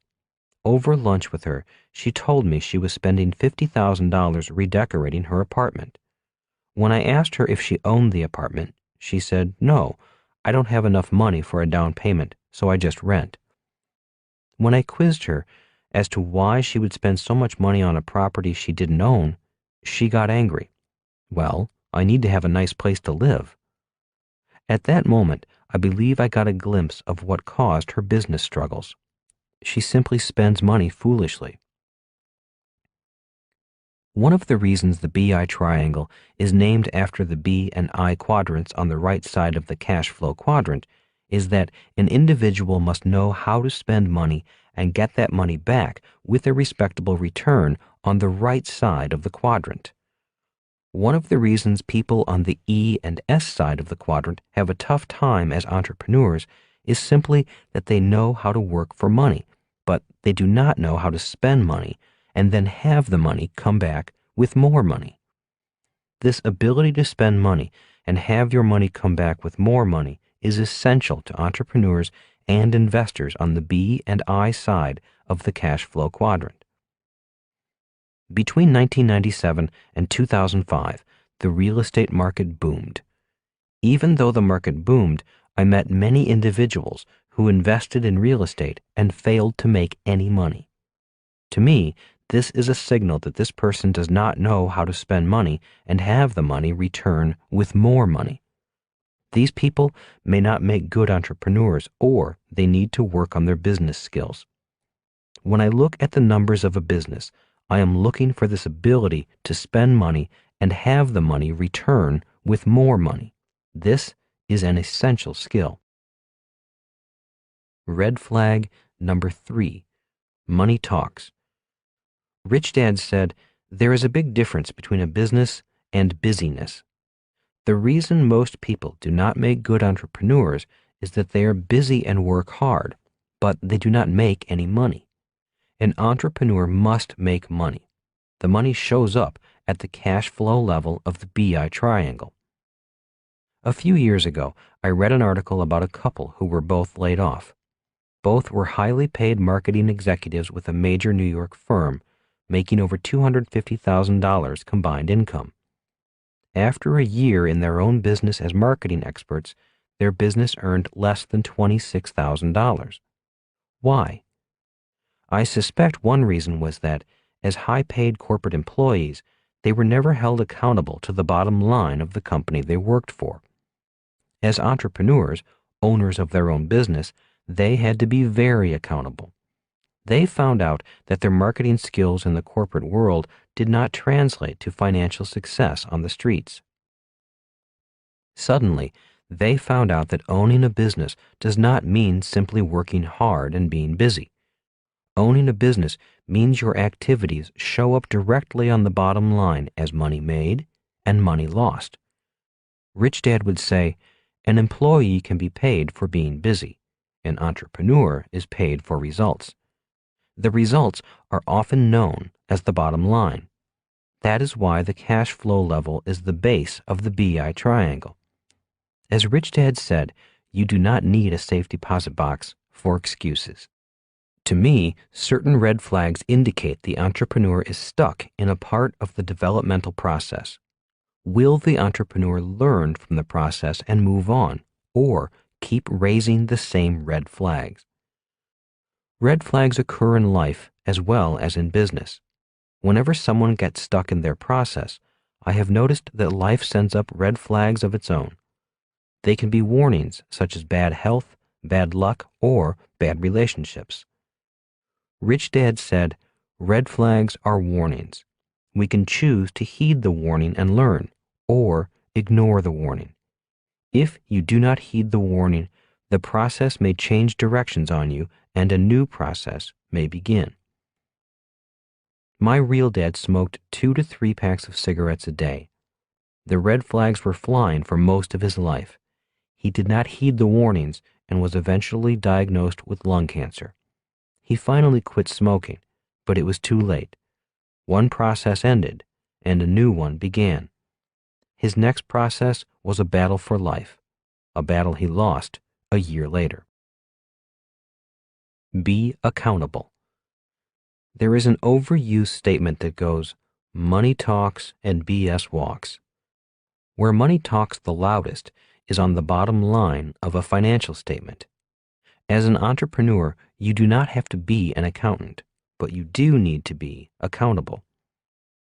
Before you quit your job, please remember 2 things. 1. Employees and advisors are not responsible for the bottom line. Entrepreneurs are. 2. When you look at the cash flow quadrant, people on the E and S side of the quadrant are not required to have financial statements. However, financial statements are required by people on the B and I side. Why? Because money talks, and the story it tells is of the financial acumen of the individual in the B or I quadrant. These individuals are measured by their financial success in the B or I quadrant. Think like a CFO. If you would like to improve your financial skills at the cash flow level of the BI triangle, I strongly recommend you get the cash flow game and play it often. The game teaches you to think like a CFO, a chief financial officer, an important member of any entrepreneurial team. The buck stops with the entrepreneur. A CEO or entrepreneur cannot pass the buck. Making excuses or blaming subordinates is never attractive. The buck stops with the entrepreneur or CEO. That is why the cash flow level is the base level of the BI triangle. That is where the bucks stop. As an entrepreneur, you are the person responsible for the entire BI triangle. So, before you quit your job, always remember where the buck stops and that money talks. Rich Dad's entrepreneurial lesson number 6. The best answers are found in your heart, not in your head. Chapter 6. The 3 kinds of money. What did you learn in Vietnam? Asked Rich Dad. I learned the importance of mission, leadership, and the team, I replied. Which was the most important? The mission. Good, Rich Dad smiled. You'll make a good entrepreneur. A green marine. In early 1972, my job was to pilot a UH-1 Huey helicopter gunship in Vietnam. After 2 months in the war zone, my co-pilot and I had flown several missions, but had not yet encountered enemy fire. This was soon to change. On the day I finally met the enemy, things were already very tense for me.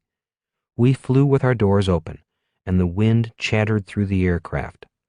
Looking back at the aircraft carrier, our home, I was once again reminded that this was a war zone and my school days were over. For 2 years, I had trained for this mission. I knew that each time we crossed the beach and flew over land, there were real live enemy soldiers with real guns and real bullets waiting for us. Turning to look back at my crew of 3, 2 machine gunners and a crew chief, I asked on the intercom, "Are you guys ready?" Not saying anything, they simply gave me a thumbs up. My crew knew I was green and untested. They knew I could fly, but they did not know how I would perform under the pressure of combat. Initially, there were 2 helicopters in our flight. About 20 minutes into the flight, the lead aircraft had to turn back. Apparently, there were electrical problems. We were told by the powers that be on the aircraft carrier to continue and to remain on call in the area. You could feel the tension mount in our aircraft because the lead aircraft had the more experienced pilots. They had been in combat for over 8 months. On top of that, their aircraft carried air-to-ground rockets. My aircraft only had machine guns. As the lead aircraft turned and headed back toward the ship, the anxiety in my aircraft was very real.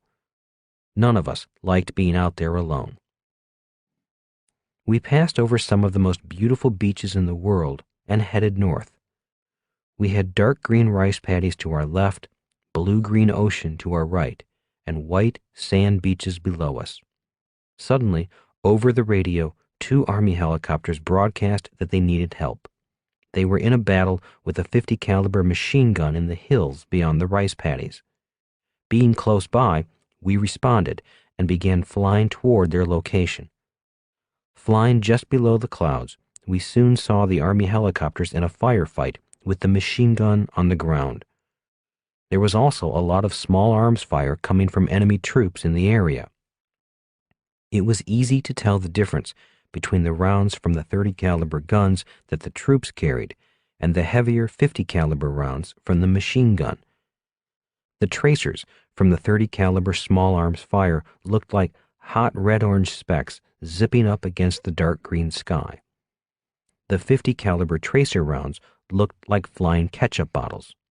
I took a very deep breath and kept flying. Watching the battle as we flew closer, I kept hoping the Army helicopters would destroy the machine gun and not need our help. But no luck. When one of the Army helicopters was hit and fell from the sky, I knew we were going to be part of the fight. As the smoking helicopter spiraled to the ground, the tension climbed even more in our aircraft. Looking back at my crew, I simply said, "Clear the decks, make the guns hot, we're going in." I did not know what we were going to do. I simply knew we had to be prepared for the worst. The second Army helicopter broke off from the fight and went down to pick up the crew of the first helicopter. That left us, a single aircraft with only .30 caliber machine guns, about to face an estimated 15 troops with guns and a .50 caliber machine gun. I wanted to turn and run. I knew that it was the smart thing to do. Yet, not wanting to appear like a wimp to my men, I kept flying toward the location of the .50 caliber machine gun. I was now flying on pure bravado and hoping for the best. With the 2 Army helicopters out of the way, the ground fire turned on us. Although it was far away, seeing real live rounds being fired at me was a sight and feeling I will never forget. My crew had been in this situation before. Their silence told me that this was a particularly bad situation to be in. As the first .50 caliber rounds came up short of our aircraft, my crew chief tapped me on the helmet, pulled and turned my helmet so we were face to face and said, "Hey, Lieutenant, do you know what is bad about this job?"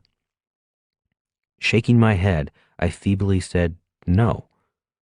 Smiling his broad, toothy grin, the crew chief, on his second tour in Vietnam, said, "The problem with this job is there is no second best.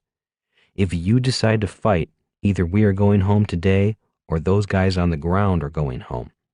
But both of us aren't going home. One of us is about to die.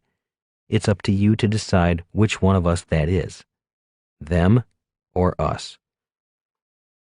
Looking back at my gunners, young men of 19 and 20, I spoke into the intercom again and said, "You guys ready?" Both young men gave me a thumbs up, as all good Marines are trained to do. They were ready. They were trained to follow orders, regardless of whether their leader was competent or not. Realizing their lives were in my hands did not make me feel any better. At that moment, I stopped thinking only about myself and began thinking about all of us. Silently, I shouted to myself, "Think, should we turn and run or should we fight?"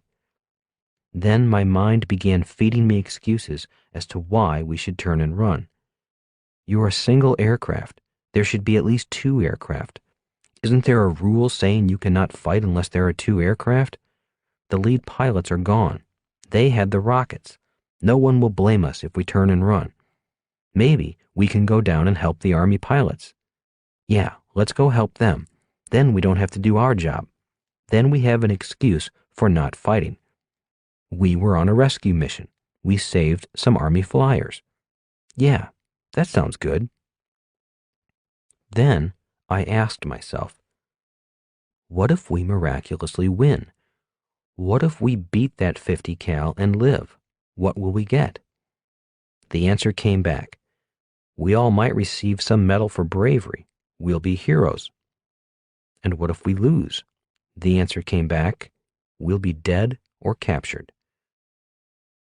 Glancing back at the 2 young gunners, I decided their lives were worth more than a medal on a ribbon. So was mine, I admitted to myself. Being brave and stupid was ruled out. The 50 caliber rounds were flying closer to us. The gunner on the ground was increasing his accuracy with every shot. Back at flight school, we learned that a 50 caliber round had a greater range than a 30 caliber round. We had 30 caliber machine guns. That meant he was going to be able to hit us long before we could get to him. Suddenly, a burst of 50 caliber rounds zoomed just past my window. Without thinking, I banked to the left and dove toward the ground to increase the distance between the enemy gunner and us. Since I had no idea what I was doing, I decided it was time to think. Flying straight into the machine gunner was certain death. As my aircraft was diving toward the ground in a sharp left bank, I used my radio and broadcast to anyone in the area. This is Marine helicopter Yankee Tango 96, 50 cal located, need help. Out of the blue, a loud, clear, confident voice crackled through my headset. Yankee Tango 96, flight of 4 Marine A4s RTB, returning to base, have extra ordnance and fuel on board. Give us your position and we'll give you a hand. Relief ran through our crew as I radioed our position to the Marine Corps pilots of the jets. In a few minutes, I could see 4 specks flying low to the ground coming to our assistance. Seeing us, the flight leader radioed, "Before we get too close, fly back toward Charlie and see if you can draw his fire. Once we see his tracers, we'll take care of the rest." With that, we turned and once again flew toward the 50 caliber machine gun. Once his tracers began flying at us again, the wing leader of the 4 jets radioed, "Target in sight."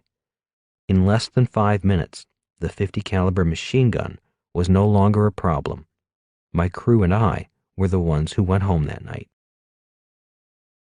Different teams, same mission. There have been many times I sit quietly and reflect on that day. Although I said thank you over the air once the fight was over, I still wish I had had the chance to meet those guys in person, shake their hands, and say thank you. We were on different teams from different ships, but we all shared the same mission. All wars are horrible. War is simply humanity at its worst. War is a time when we use our best technology and our bravest people to kill our fellow human beings. During my year in Vietnam, I saw the worst of humanity. I saw sights I wish I had never seen. I also caught glimpses of a spiritual power, a dedication to a higher calling I would never have witnessed if I had not gone to war. When the term band of brothers is used to describe the bond between soldiers, I wonder if someone who has never fought in a war can ever know what that bond feels like. For me, it is a spiritual bond dedicated to a higher calling, something known as a mission. Mission statements. In business today, it is very fashionable to tout one's mission statement, the sole driving purpose for forming the business. After my Marine Corps and Vietnam experience, I have remained skeptical each time someone says, "The mission of our business is." My skepticism causes me to wonder how much the word mission is just that, only a word. The stronger mission wins. One day, I was flying near the DMZ, the demilitarized zone that used to separate North Vietnam from South Vietnam. Looking down upon the carnage raging below me, I noticed something that deeply disturbed me. Returning to the aircraft carrier that night, I raised my hand during the debriefing and asked, "Why do their Vietnamese fight harder than our Vietnamese? Are we fighting for the wrong side? Are we fighting for the wrong cause?" Needless to say, I was threatened with a court-martial for such treasonous-sounding words. To me, I was not being treasonous. I was only asking a question. I was simply expressing an observation, something I had noticed since arriving in Vietnam. It seemed to me that the Viet Cong and the North Vietnamese soldiers fought harder, tougher, and with more tenacity than our Vietnamese soldiers. From my perspective, the Vietnamese soldiers on our side did not seem to fight as hard. Personally, I did not feel we could count on them. I often wondered if we stopped paying them, would they keep fighting? To be fair, there were many U.S. soldiers who were not there to fight either.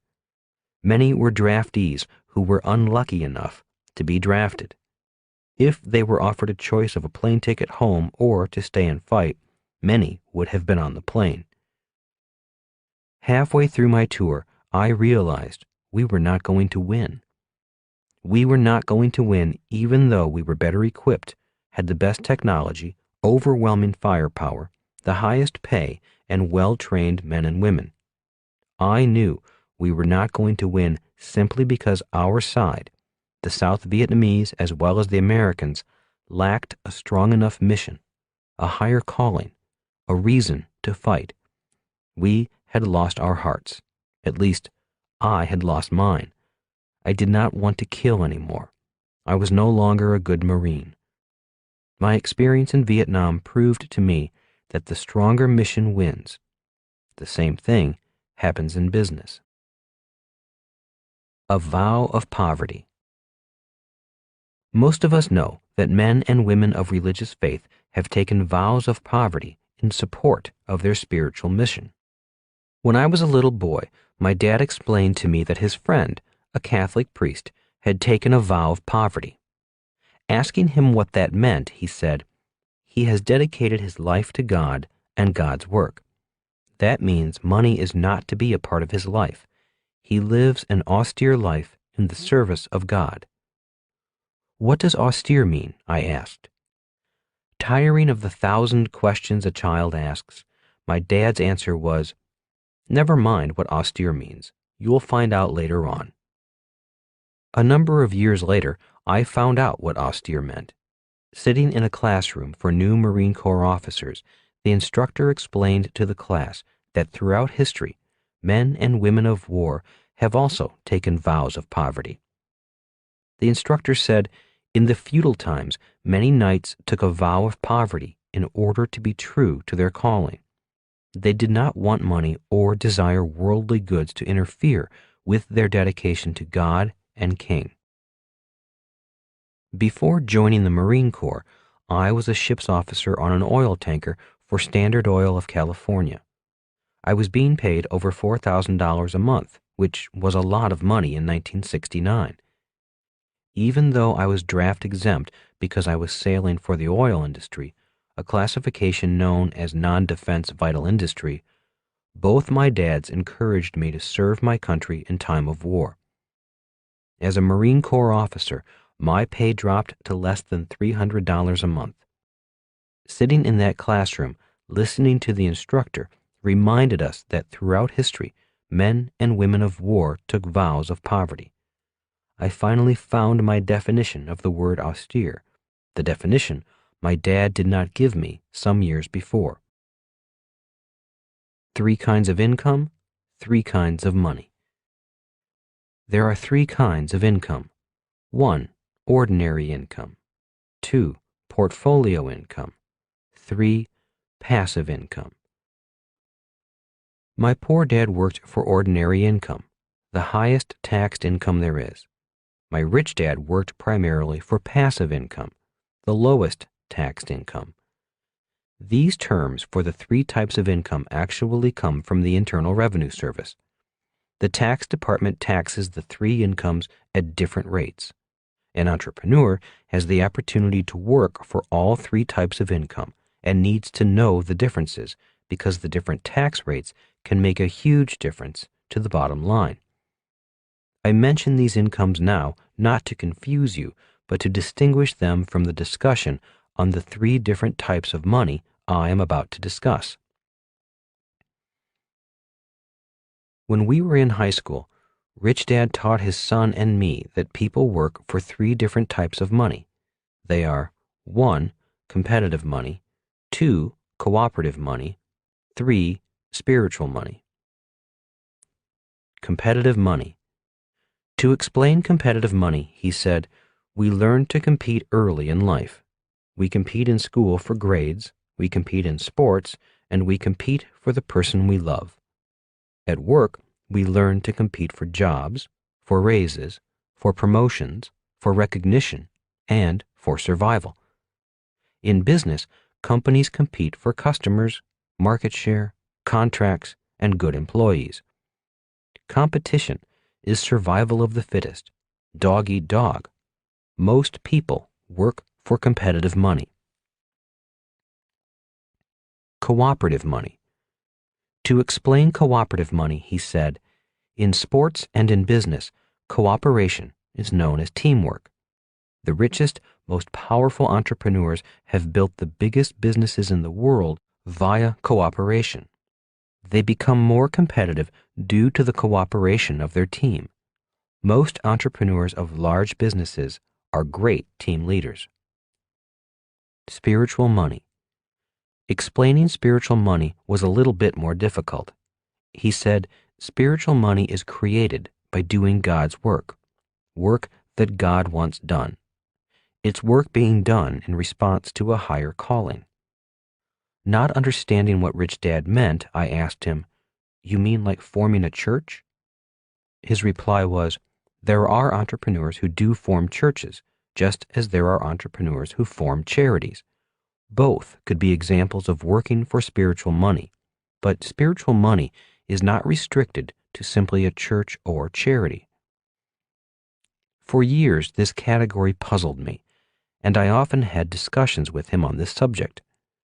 During one of these discussions, he said, most people go to work for money, nothing else. They do not care if it is competitive, cooperative, or spiritual. For many people, work and money are just a means to an end. If you paid them twice as much to not work, many would take your offer. You mean they would not work for free? I asked with a smirk. No, definitely not. If you did not pay most people, they would move on looking for another job. They may want to help you and your business, but they have bills to pay and families to feed.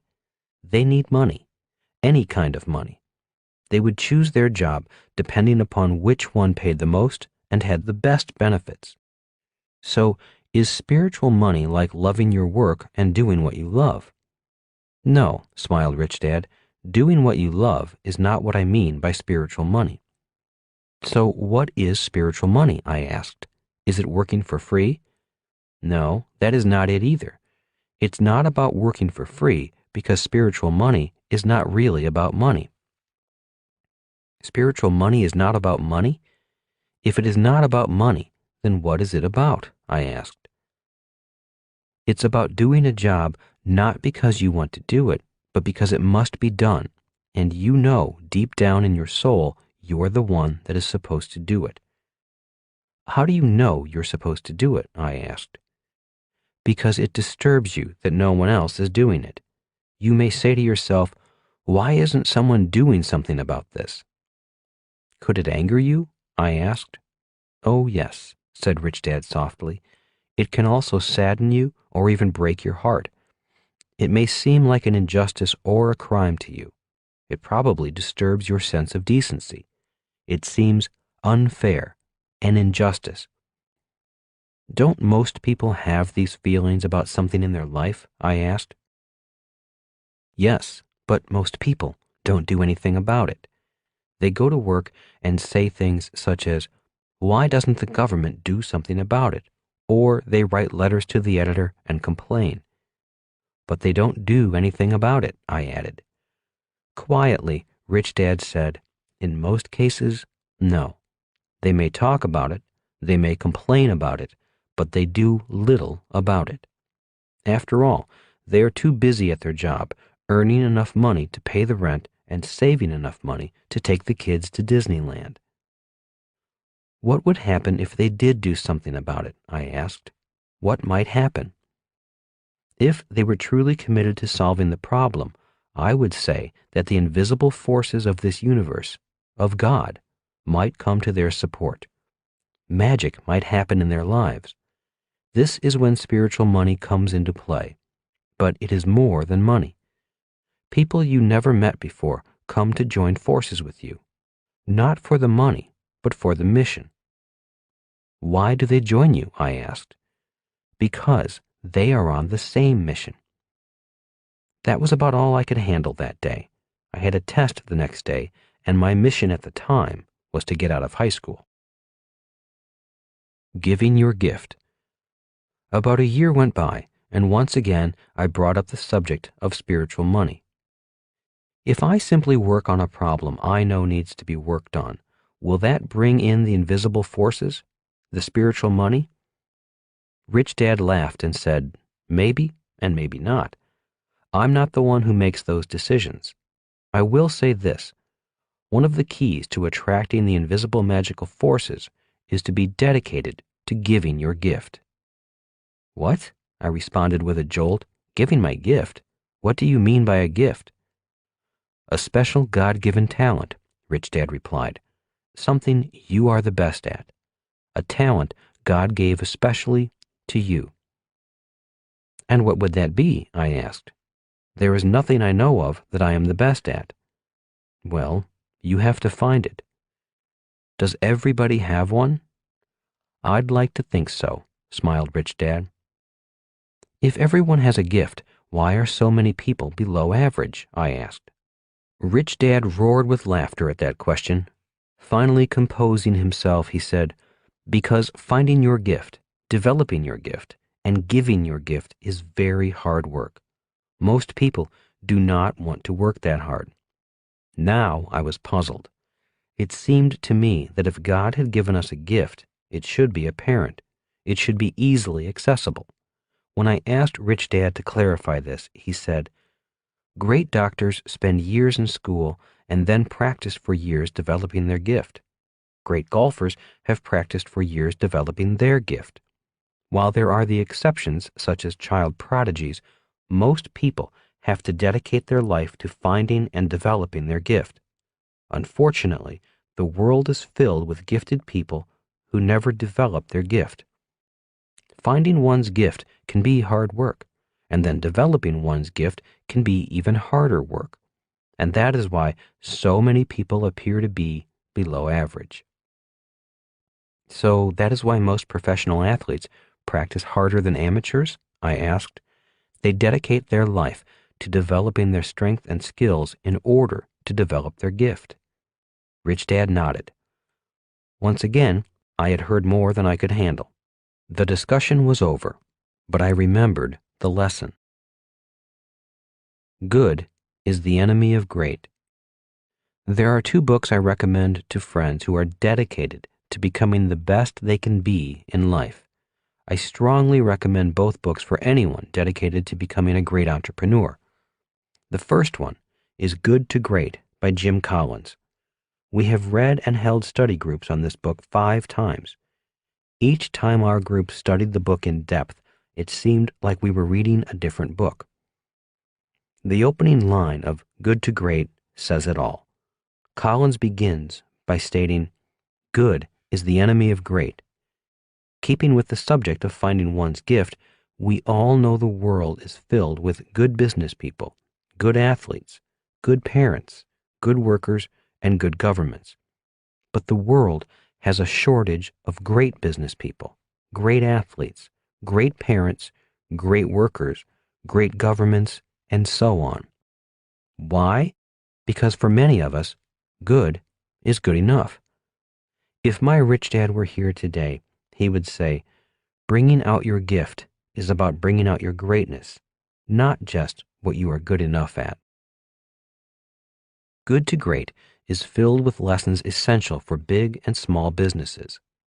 In our study groups, each person seemed to find a lesson that was written just for him or her. For me, the lesson that hit me the hardest was the lesson that greatness is a choice. It is not about being gifted or talented or more fortunate than others. It's about a choice we all can make. Being a person who has been average and below average for most of my life, the idea that I had the choice to change all that was a message from the book that went straight to my heart and my soul. Overcome Your Resistance. The War of Art by Steven Pressfield is another book for anyone who wants to make the best of their lives. The War of Art is about the self-saboteur in all of us.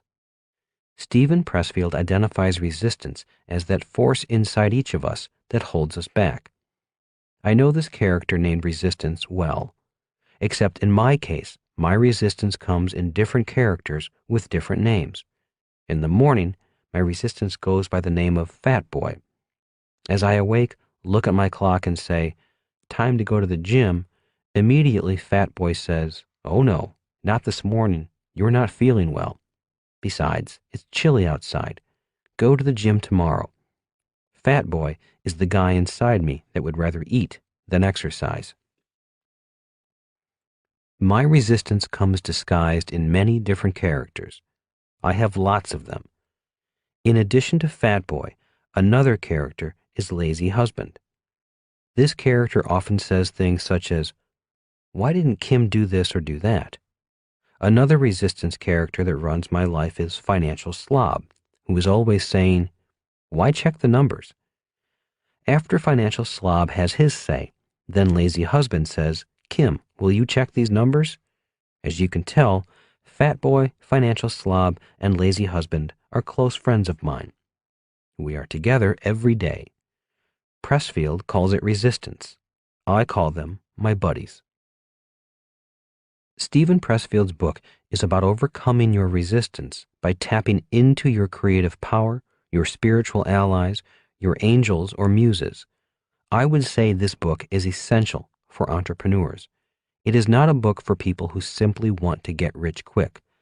Like Good to Great, The War of Art contains many priceless lessons, yet there is one lesson that pertains directly to this subject of giving one's gift.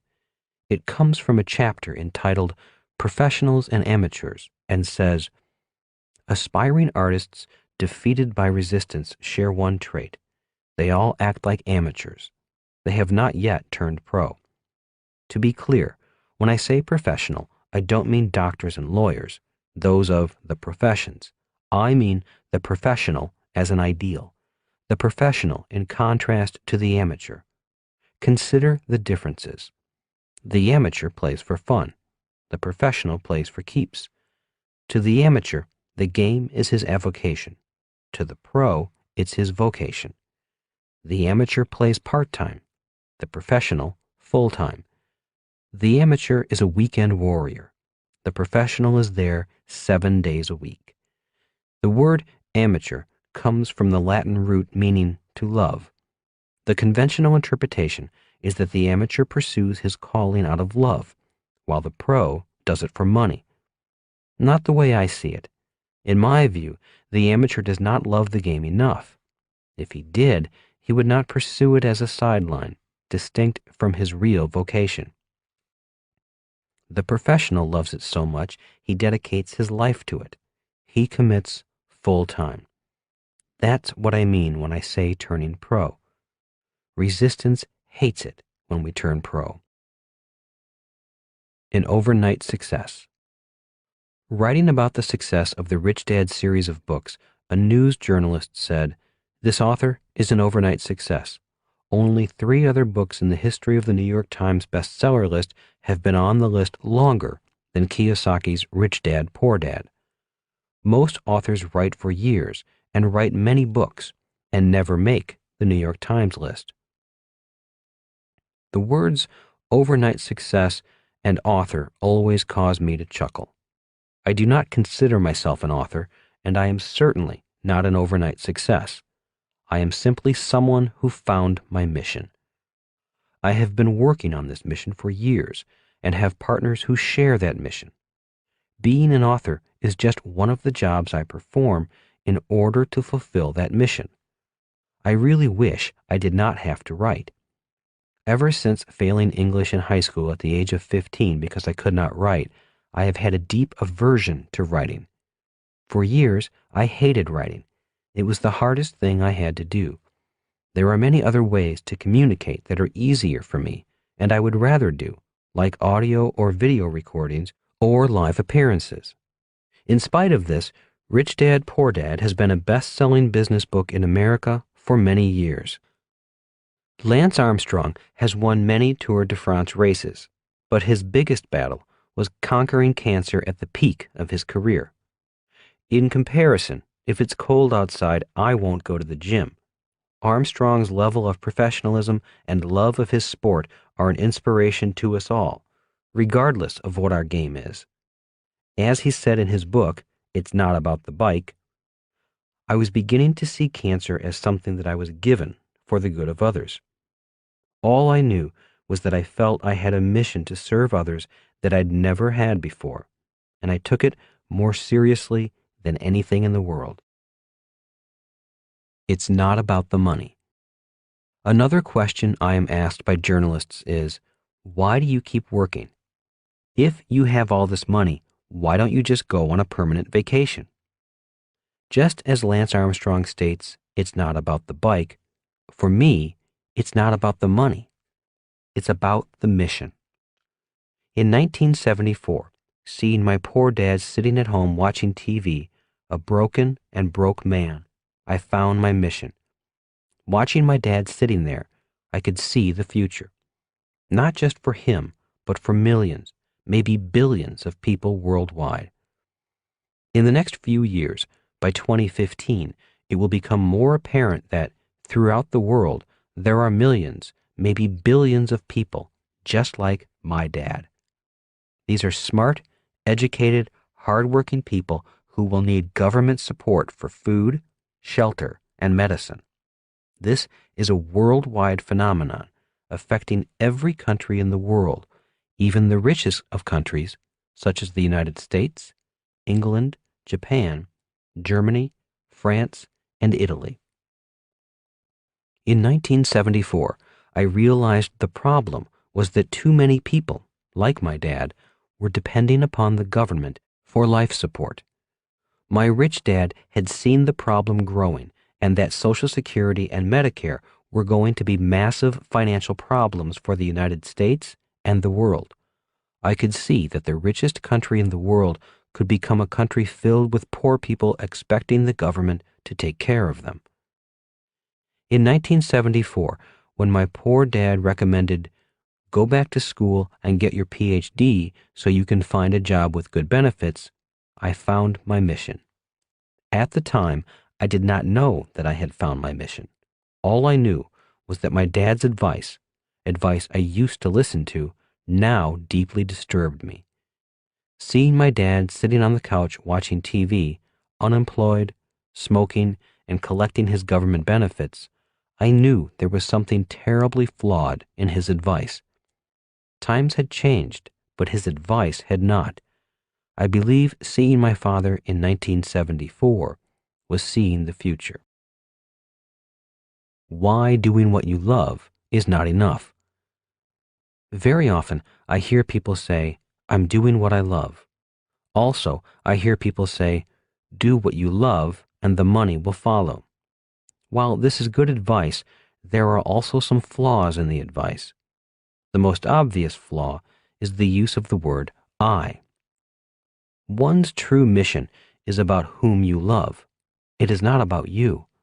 A mission is about whom you do your work for. It's not about working for yourself. In his book, Lance Armstrong goes on to say, I had a new sense of purpose, and it had nothing to do with my recognition and exploits on a bike. Some people won't understand this, but I no longer felt that it was my role in life to be a cyclist. Maybe my role was to be a cancer survivor. My strongest connections and feelings were with people who were fighting cancer and asking the same question I was, am I going to die? It's not about you. Recently, a friend asked me to talk to his sister, an office manager who had just joined a network marketing company. He said, she read your books and has decided to take a leap into starting her own business with a network marketing company. That's good, I said. Would you mind talking to her? What could I say? He was a friend, so I agreed.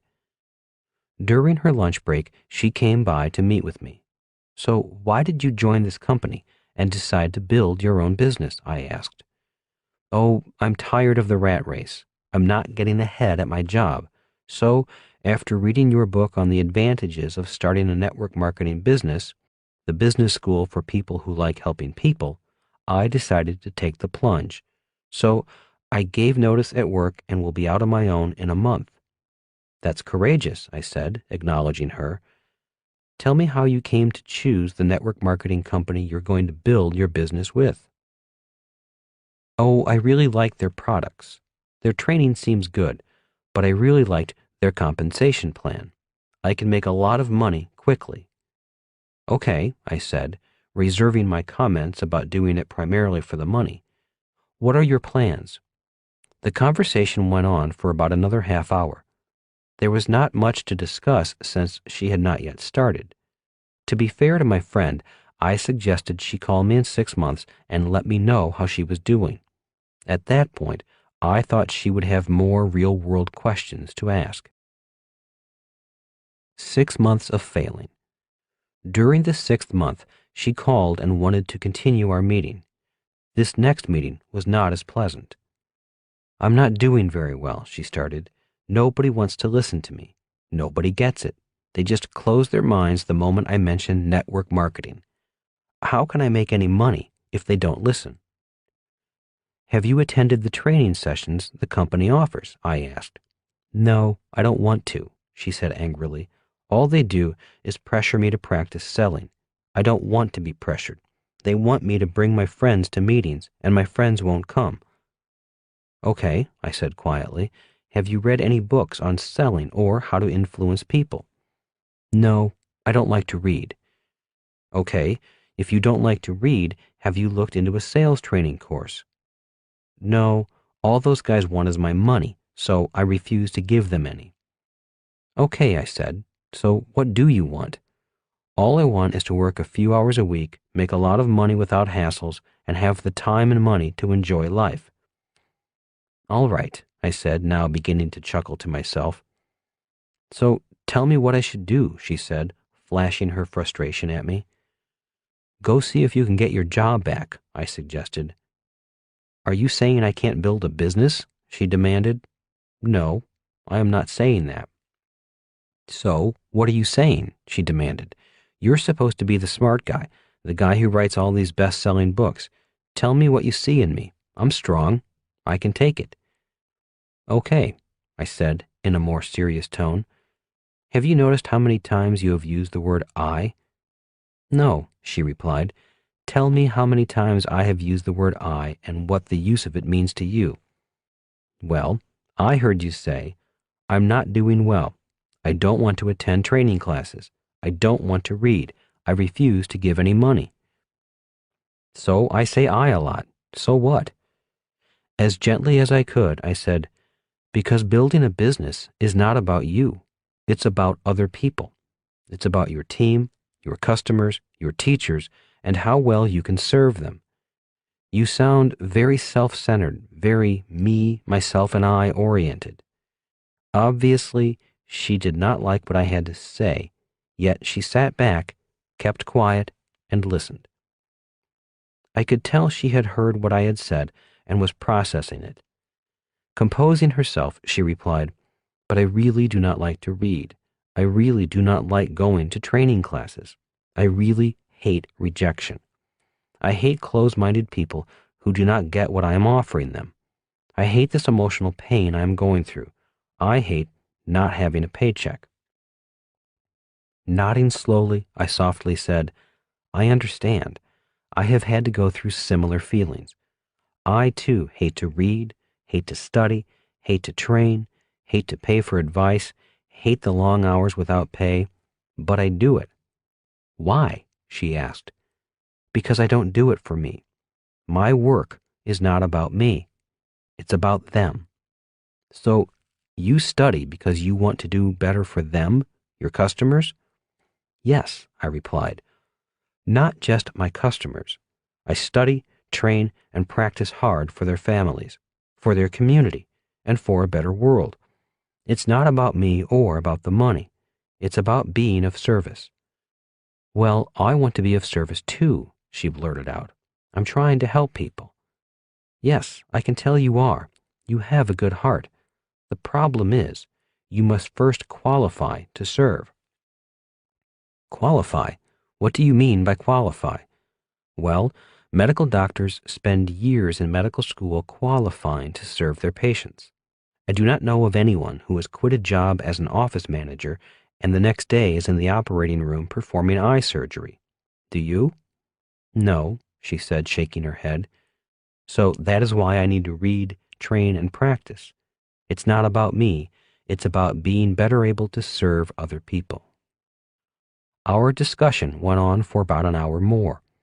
She did have a very good heart and sincerely did want to serve people. She simply needed to take time to gain the skills required to be better at serving people. Explaining to her the differences between P thinking, A thinking, T thinking, and C thinking people, I told her I thought she was gaining invaluable P thinking people skills from her network marketing company. As she left, I said to her, dealing with people is the hardest part of any business. The conversation went to the book Good to Great, and we discussed how greatness was a choice, not luck or chance. To encourage her to continue, I said, your company is not training you to be good, but to be great at dealing with people. That is a priceless skill, and a skill essential to be of service to your fellow human beings. But you and only you can make that choice to be great. Most people are happy just to be good because being good is all they need to serve themselves. As she left, she asked, so not all people are in business to serve other people? That is my experience. Too many people go to work simply to make money. A few people go to work to be of service. Different people, different missions. In the next chapter, we will go into how to build a team and how to deal with different people with different missions. It is a very important chapter because people come to work for different reasons. If their reasons are not aligned to the mission of the business, the results are often chaos and losses of time and money. Many businesses fail simply because in business there are different people with different missions. The power of a mission. In Vietnam, I witnessed firsthand a third world nation beat the most powerful nation in the world simply because its fighting forces had a stronger sense of mission. I see the same thing in business today. We have all seen smaller entrepreneurial companies such as Microsoft, Apple, Google, and Amazon blast past big, stodgy blue chip companies, making the young entrepreneurs far richer than older corporate executives climbing the corporate ladders. Today, while blue chip corporate executives are becoming millionaires, youthful entrepreneurs are becoming billionaires. As in Vietnam, it's not a matter of the size of the business. It's a matter of the size of the mission. That is why I have dedicated so much time to this subject. Earlier in this book, I wrote about the 3 10-year phases of my development. Once again, they are 1. 1974 to 1984, learning years. 2. 1984 to 1994, earning years. 3. 1994 to 2004, giving back years. In 1974, my mission was simply to master the BI triangle. My mission was to learn. It was a dark period of life. I was often broke and depressed. It was the mission that kept me going. There were months on end that nothing seemed to work, yet the memory of my dad sitting on his couch watching TV kept me going. I was not learning for me. I was learning for my dad and people like my dad throughout the world. Around 1980, my world became brighter.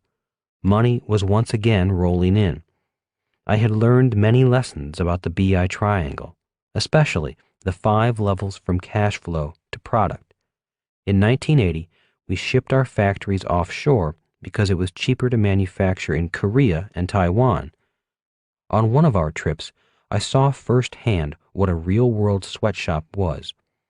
I saw kids stacked above kids on mezzanines, manufacturing my products that were making me rich. At the time, I was manufacturing nylon wallets, bags, and hats for rock bands. We were selling our legally licensed products at rock concerts and record stores throughout the world. I was back on top again, but the sight of those kids in sweatshops haunted me. I knew my days as a manufacturing entrepreneur were over. Besides, I realized my mission to learn was changing. I knew it was time to move on. In December 1984, Kim and I moved to California.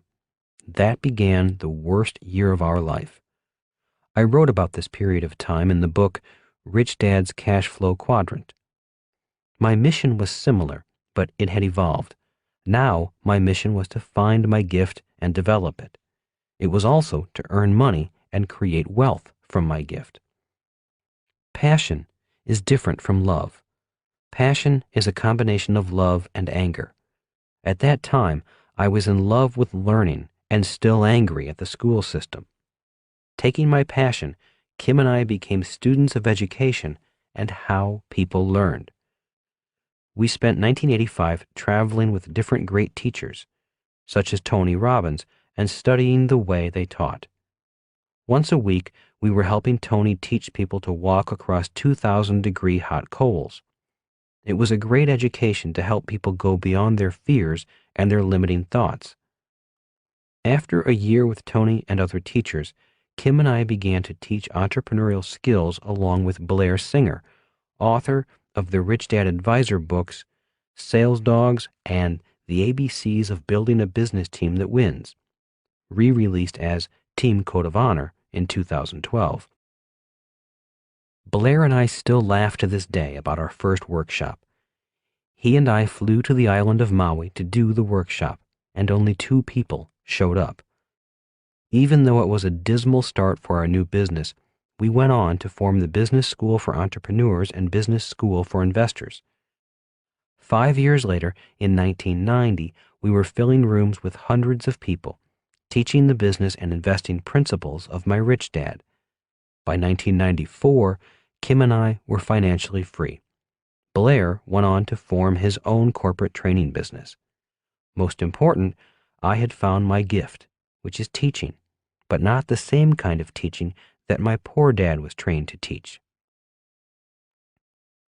In 1994, I retired and began to work on developing the cash flow game and writing Rich Dad, Poor Dad. Our third mission had begun to give back what we had been given in the form of financial and business education.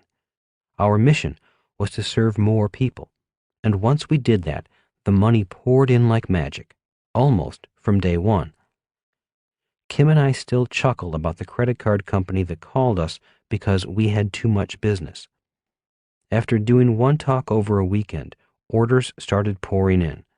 The credit card company tried to shut us down because they were certain we were selling drugs or weapons because we had processed so much business after one event. The president of the bank told us, "I cannot believe a new business can generate so much cash so quickly." Little did he know that it was the power of the mission and the three types of money, competitive, cooperative, and spiritual money, that were causing the phone to ring. I sincerely believe the worldwide success of the Rich Dad Company is not due to Kim and me as individuals, but as people dedicated to our missions in life. When we founded the Rich Dad Company, we did not need to work. It was not about needing a job. It was not about needing money. It was about answering a higher calling. It was about doing a job that needed to be done. If it had been just about the money, there are easier things Kim and I could have done. If our success was luck, then it was spiritual luck. There is no other way to explain it. There simply has been too much magic and too much good fortune to be attributed to merely the combined business skills of the two of us. Stephen Pressfield, in his book The War of Art, says, "A process is set in motion by which inevitably and infallibly heaven comes to our aid. Unseen forces enlist in our cause. Serendipity reinforces our purpose." Lance Armstrong says, "It's not about the bike." Your mission starts at your core. Before you quit your job, remember the three kinds of money and that one type of money is not better than the other. For example, competitive money is not better or worse than cooperative or spiritual money. Competition has its place in business. Competition keeps prices down and quality up. It keeps business people sharp and keeps us on our toes. Without competition, there would be fewer new products or life-changing innovations. Without competition, we would be approaching a socialist, centrally controlled type of economy. Without competition, there would be less need or incentive for entrepreneurs. If you are about to become an entrepreneur, your first mission is to master the BI triangle, especially the levels from cash flow up through product. If you do not learn the BI triangle and continually work on mastering the levels, and if you are not competitive, you might not survive. If you are not competitive, you will find it difficult to be cooperative and to work for cooperative money. In the game of business, it is tough being cooperative with poor people or poor companies. It's like playing football with a teammate who has a broken leg. As stated in an earlier chapter, the BI triangle actually applies to all four quadrants of the cash flow quadrant. For example, people in the E quadrant also have a BI triangle.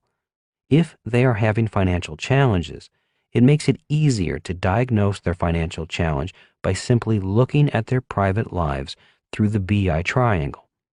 For example, many employees struggle financially simply because they are weak at the cash flow level. Even if you give them a raise, their weakness at that level will keep them financially poor.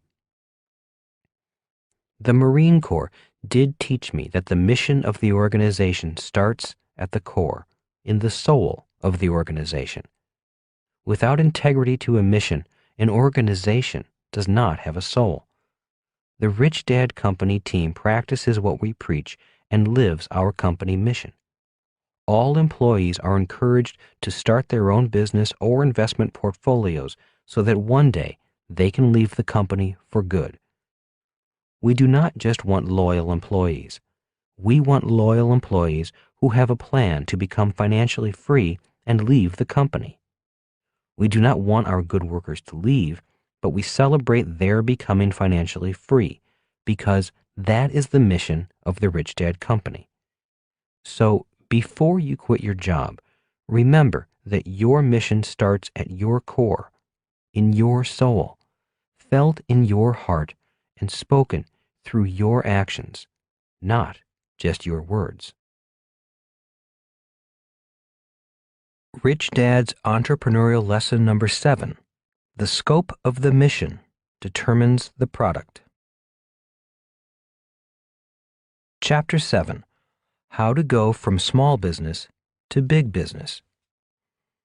Why do most small businesses remain small? I asked. Good question. They remain small because there are weaknesses in their BI triangle, answered Rich Dad. It's tough going from the S quadrant to the B quadrant if the BI triangle is not strong. After the wreckage. There is a saying that goes, hindsight is 20/20. While that is true, there is some hindsight that is clearer than others. Visual aids such as the BI triangle and the cash flow quadrant not only helped me see forward when designing a business, but also assisted me in seeing backward. After the crash of my nylon surfer wallet business, having the cash flow quadrant and the BI triangle as visual aids was like having eyeglasses or a magnifying glass when combing through the wreckage of the business. It was obvious that success and incompetence wiped us out, yet there were deeper, darker factors that caused us to crash. Being honest with myself and looking at the cash flow quadrant, it became crystal clear why we crashed. The real cause was youthful arrogance. Having a successful business early in life was like giving a kid a Corvette and a six-pack of beer and then saying, "Drive safely." In 1976, my best friend Larry and I were in the E quadrant, working for Xerox as salespeople. Because we were tops in sales, we thought we knew all the answers. In our business plan, we thought we could pull an Evel Knievel and jump the Grand Canyon on a motorcycle. That means we thought we would take a shortcut to the B quadrant. Instead of going from E to S, our plan was to rev up our motorcycles and jump from E to B. Instead of climbing down the canyon from E to S and then climbing up the other side from S to B, we decided to leap the canyon. Even Evel Knievel was smart enough to make the leap with a parachute attached to his motorcycle. We didn't. Instead of being Evel Knievel, we looked like Wile E. Coyote chasing the Roadrunner over the edge of a cliff and out into space before realizing there is nothing but air below his feet. Somewhere between 1978 and 1979, we realized we had nothing but air below us. We almost made it to the B quadrant. In fact, we touched the edge of it, but it was the weakness of our BI triangle that sent us crashing into the valley. It was not pretty, and it was painful. Today, every time I see a Roadrunner and Wile E. Coyote cartoon, I know how the coyote feels. Beep, beep. Crashes are good if you survive. Between 1979 and 1981, I felt like I was the NTSB, the National Transportation Safety Board, inspecting the wreckage of an airplane. My partners had moved on to other businesses and 2 new partners took their place. One of them, my brother John, was a strong business partner as well as a tremendous moral support. Together, we went through the wreckage and rebuilt a new but smaller business. We went from B back to S. In 1981, our downsized company entered a joint venture with a local radio station.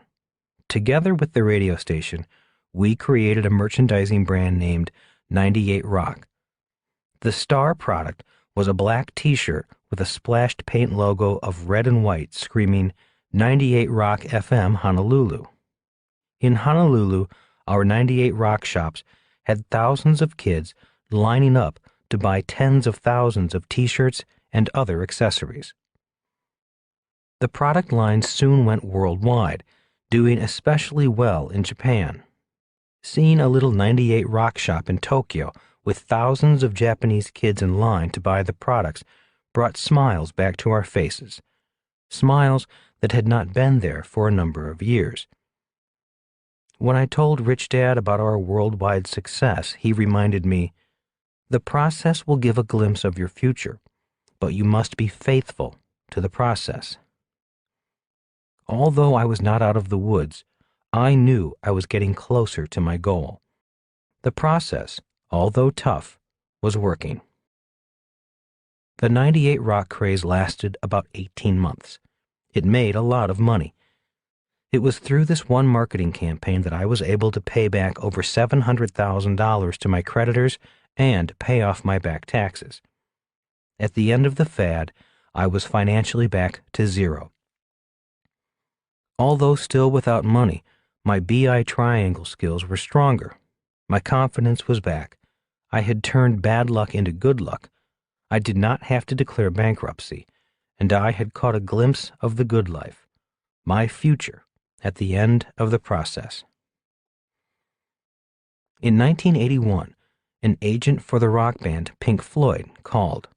He had heard of our success with 98 Rock merchandise and wanted us to work with them on the re-release of their album, The Wall. Obviously, we jumped at the opportunity. Once again, our small company was growing into a big company. With this growth, the strength of our company's BI triangle was being tested again. Our joint venture with Pink Floyd's merchandise was successful. Soon, other bands came to us, and, without really planning it, our little company in Honolulu was solidly in rock and roll merchandising. When Duran Duran and Van Halen joined our list of rock bands, the business exploded. Simultaneously, around 1982, MTV was launched. That meant rock and roll was back, disco was dead, and once again our systems were overstressed. We were in the right place at the right time in the right business. The problem was, we could no longer keep up with demand. We also knew we could no longer produce products in America. The costs of government regulations, labor laws, and factory space were too much for a little company. In order to expand, it was much more economical to move our manufacturing to Asia. The three partners worked day and night expanding into Asia. It was about 6 months of hard work. Not 24/7, but at least 27. I was virtually living in New York or San Francisco. Dave, our other partner, was in Taiwan and Korea, and my brother kept the Honolulu operations going. Operating in time zones that spanned half the globe, we were constantly on the phone, before cell phones and email, staying in touch and building a bigger BI triangle. With an expanded BI triangle, the money once again poured in. Occasionally, I would stop in and see Rich Dad.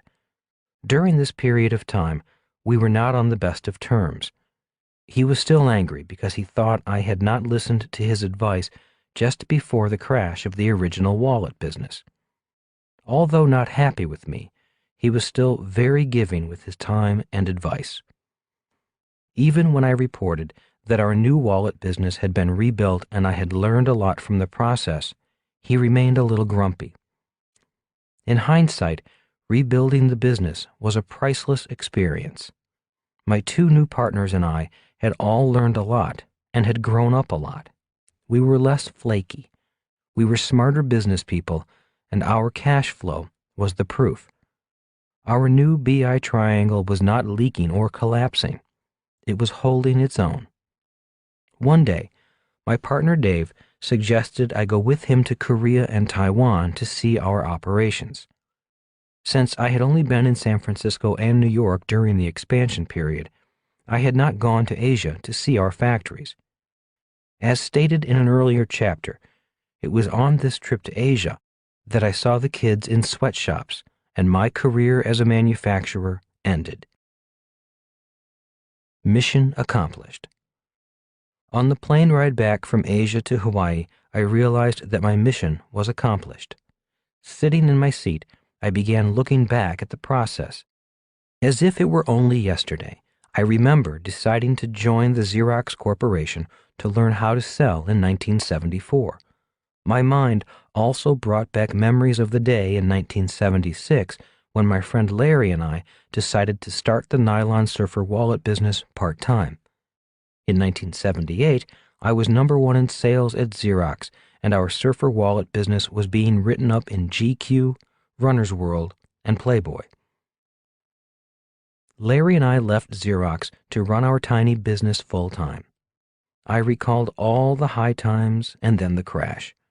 My emotions sank as I remembered how badly I felt when I told my family, my creditors, and the tax department that we were shutting the business down. I remembered the lessons from Rich Dad during this period.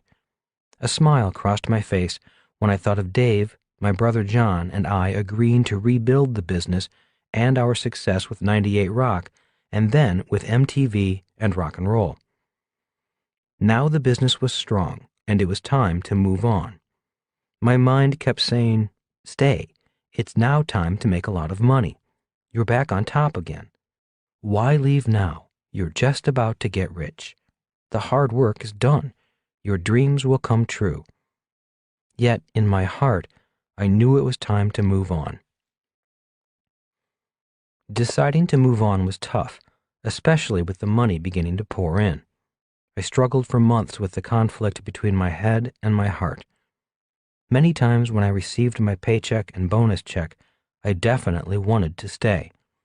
Yet, I knew my mission to learn the fundamentals of the BI triangle had been accomplished. I could now be competitive in the business world. The problem was, I did not like what I had to do to stay competitive. I did not want to employ kids in horrible conditions that would probably scar many of them for life. In late 1983, I let Dave and my brother John know that I was leaving the business. I asked for no financial compensation. I had received more than I wanted. Meeting Kim. Just as I was preparing to make these changes in my life, I met Kim.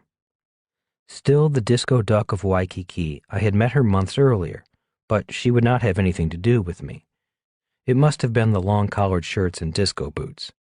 It did not bother me, since Waikiki was full of beautiful young women. For some reason, after I returned from Asia, Kim came back into my thoughts.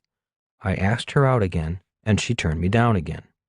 This went on for 6 months. I would run into her, talk to her, ask her out, and she would turn me down. I would call her, and she would turn me down. I sent flowers, and she turned me down. Again and again, she turned me down. I tried every sales tactic I learned in sales training on her.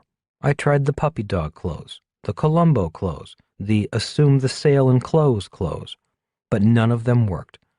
Finally, out of tricks from my sales bag, I stopped being a disco duck salesperson and applied what I had learned from the marketing classes I had been taking at night. In marketing, a rule of thumb is to do your market research first. With my marketing cap on instead of my sales cap, I began asking around to find out who this woman named Kim really was. In marketing, it is called knowing your customer. The first person I asked was a guy who knew her from work.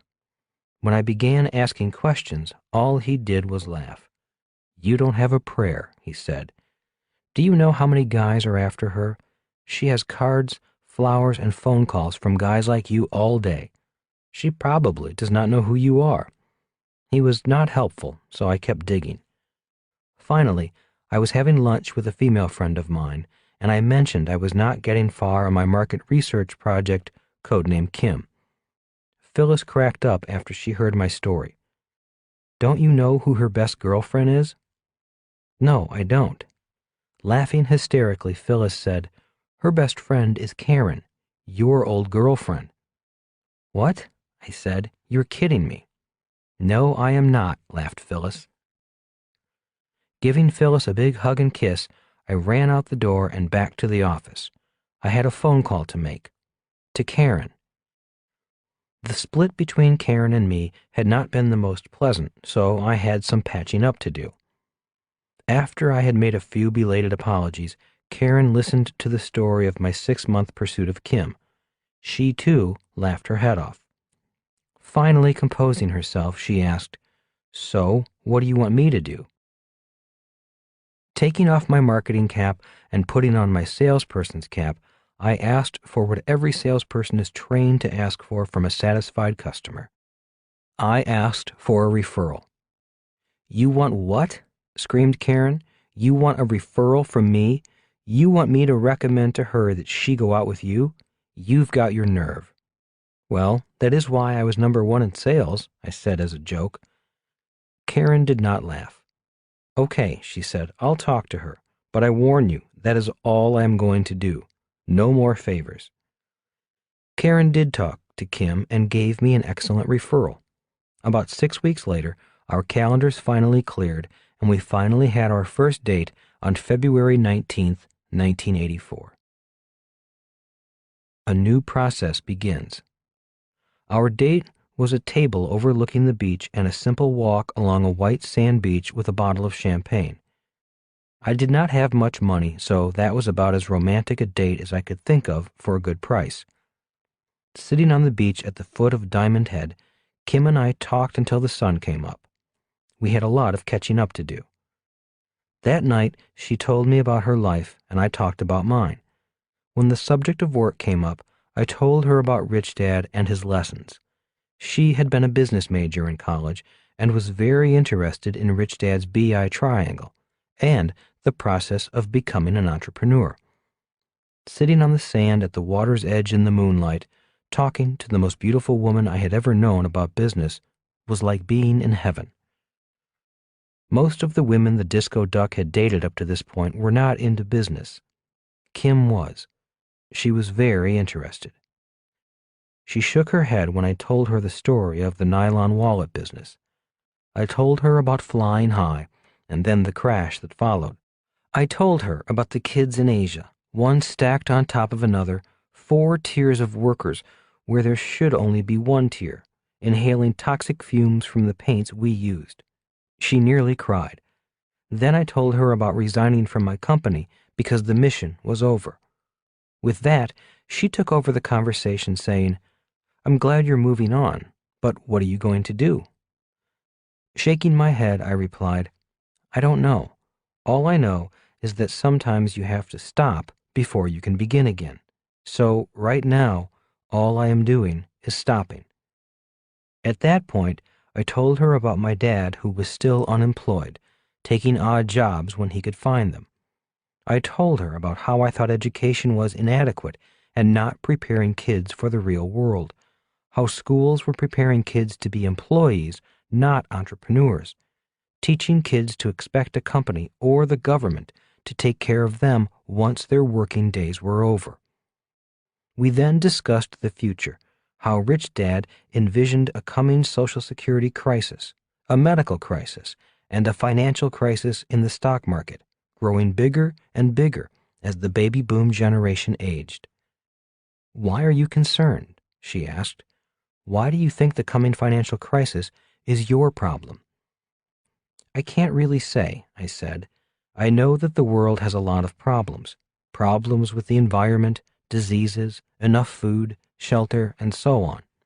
But for me, this problem of money, poverty, and the gap between rich and poor interests me the most. I feel it in my stomach and in my heart. The conversation shifted to Dr. Buckminster Fuller and my studies with him and how he shared the same concerns about the financial system as my rich dad.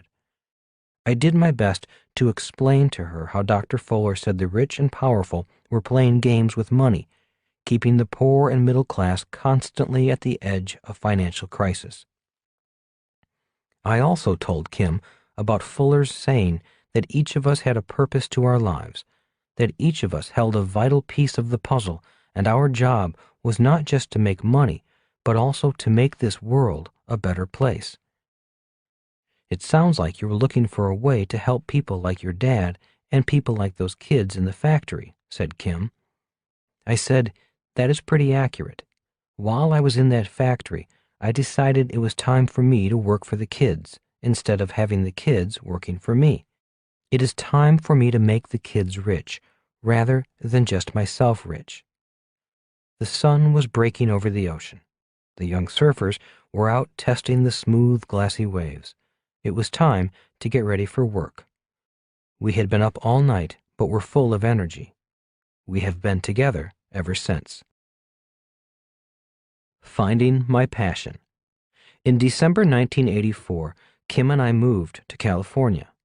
As I have stated many times in my writings, this began the hardest period of both of our lives.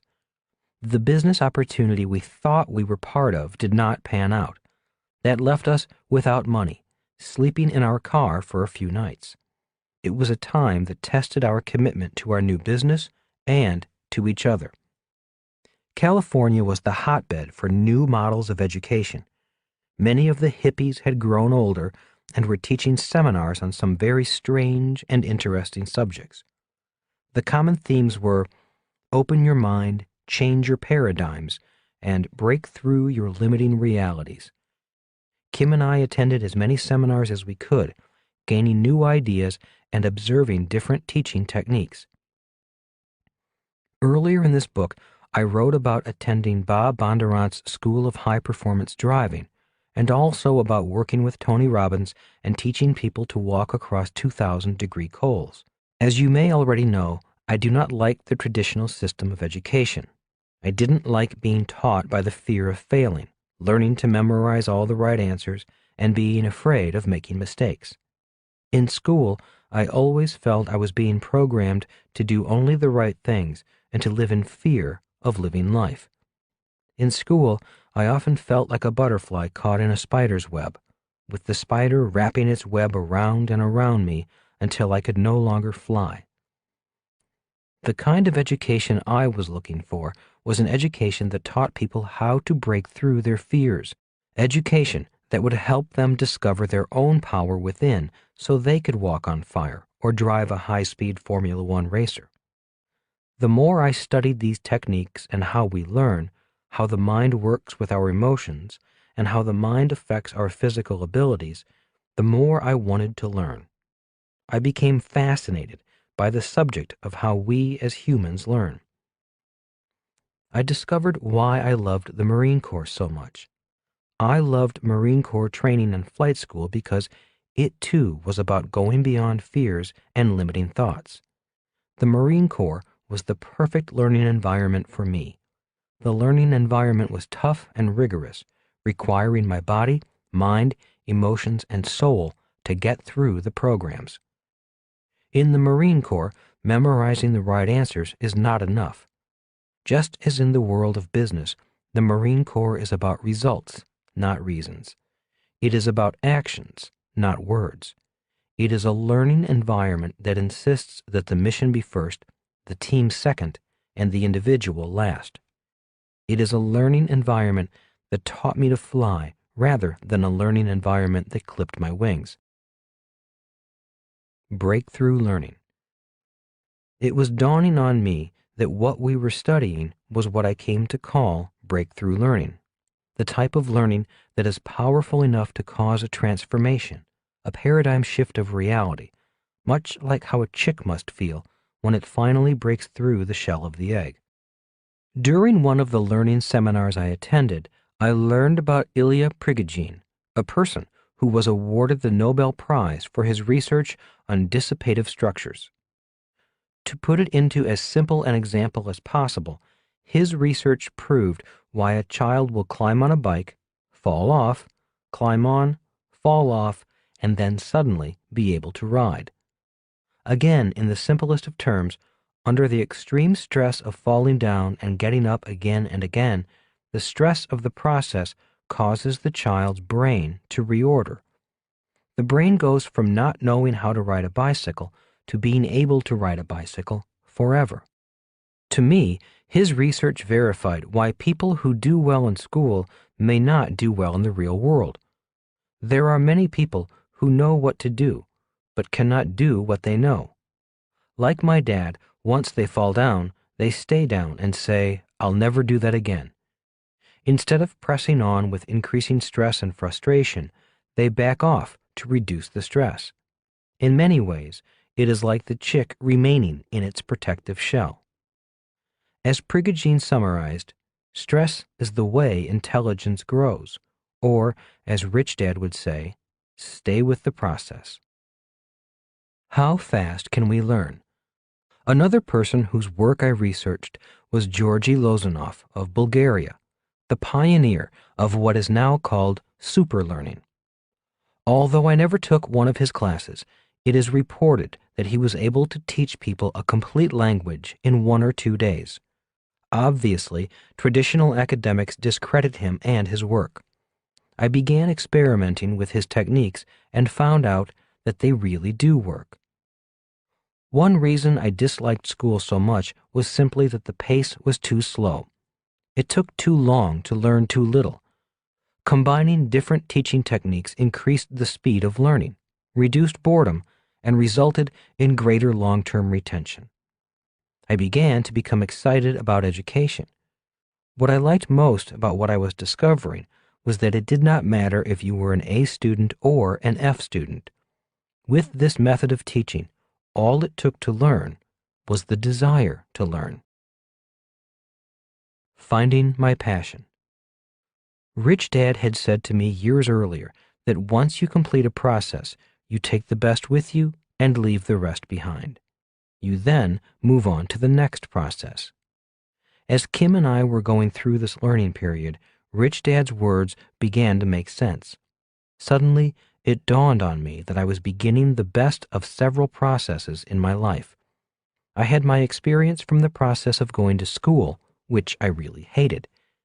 Next were my experiences from the process of being a marine pilot. Then I had my experiences from learning to be an entrepreneur with my nylon wallet business. As tough as that nylon wallet process was, I did have many great experiences to take with me. And now, actually becoming a student of how people learn, all my past experiences were coming together. My often disorderly life was beginning to make sense. Around August 1985, I found my passion. My next business was forming in my mind. From 1986 to 1994, Kim and I ran an organization that offered the Business School for Entrepreneurs and the Business School for Investors. Instead of your traditional business school, this business school had no prerequisites. We did not require scholastic records. All that was required was the will to learn and the time and money for the courses. Employing the techniques we had learned, we were able to teach people the basics of accounting and investing, normally a 6-month course, in 1 day. Instead of talking about business, the class actually built a business touching on all parts of the BI triangle. Instead of talking about team building, each business team had to train for a triathlon. Instead of one person finishing first, it was the team that finished first that won. I do not know if you know how hard it is to get 15 people of different ages, different genders, different levels of fitness, and different mindsets to compete as a team in a contest of swimming, biking, and running. Some of the contests reminded me of scenes from Vietnam, where team members were carrying other team members across the finish line. Of course, to be a real business school, we bet money. Every participant put money in the pot, and it was winner take all. A winning team of 15 could walk away with as much as $50,000 in prize money. At our business school for investors, instead of talking about investing, we actually would build a stock market trading floor. The different teams would represent different stocks and money managers. As market conditions changed, the teams had to adjust their investment strategies. Again, at the end of the school, the winning team walked away with the money. In 1993, although the business was successful and profitable, I knew it was once again time to move on. In the summer of 1994, Kim and I sold our share of the business to our partner and retired. The passive income generated from our investments was now greater than our expenses. We were finally out of the rat race. We weren't rich, but we were financially free. In my book, Rich Dads Retire Young, Retire Rich, you will see on the back cover a picture of Kim and me sitting on horses on a hill overlooking a crystal blue ocean. That vacation on a private island in Fiji was our reward for retiring early. Kim was 37, and I was 47. Know when to stop. In his book, Good to Great, Jim Collins does a whole piece on knowing when to stop.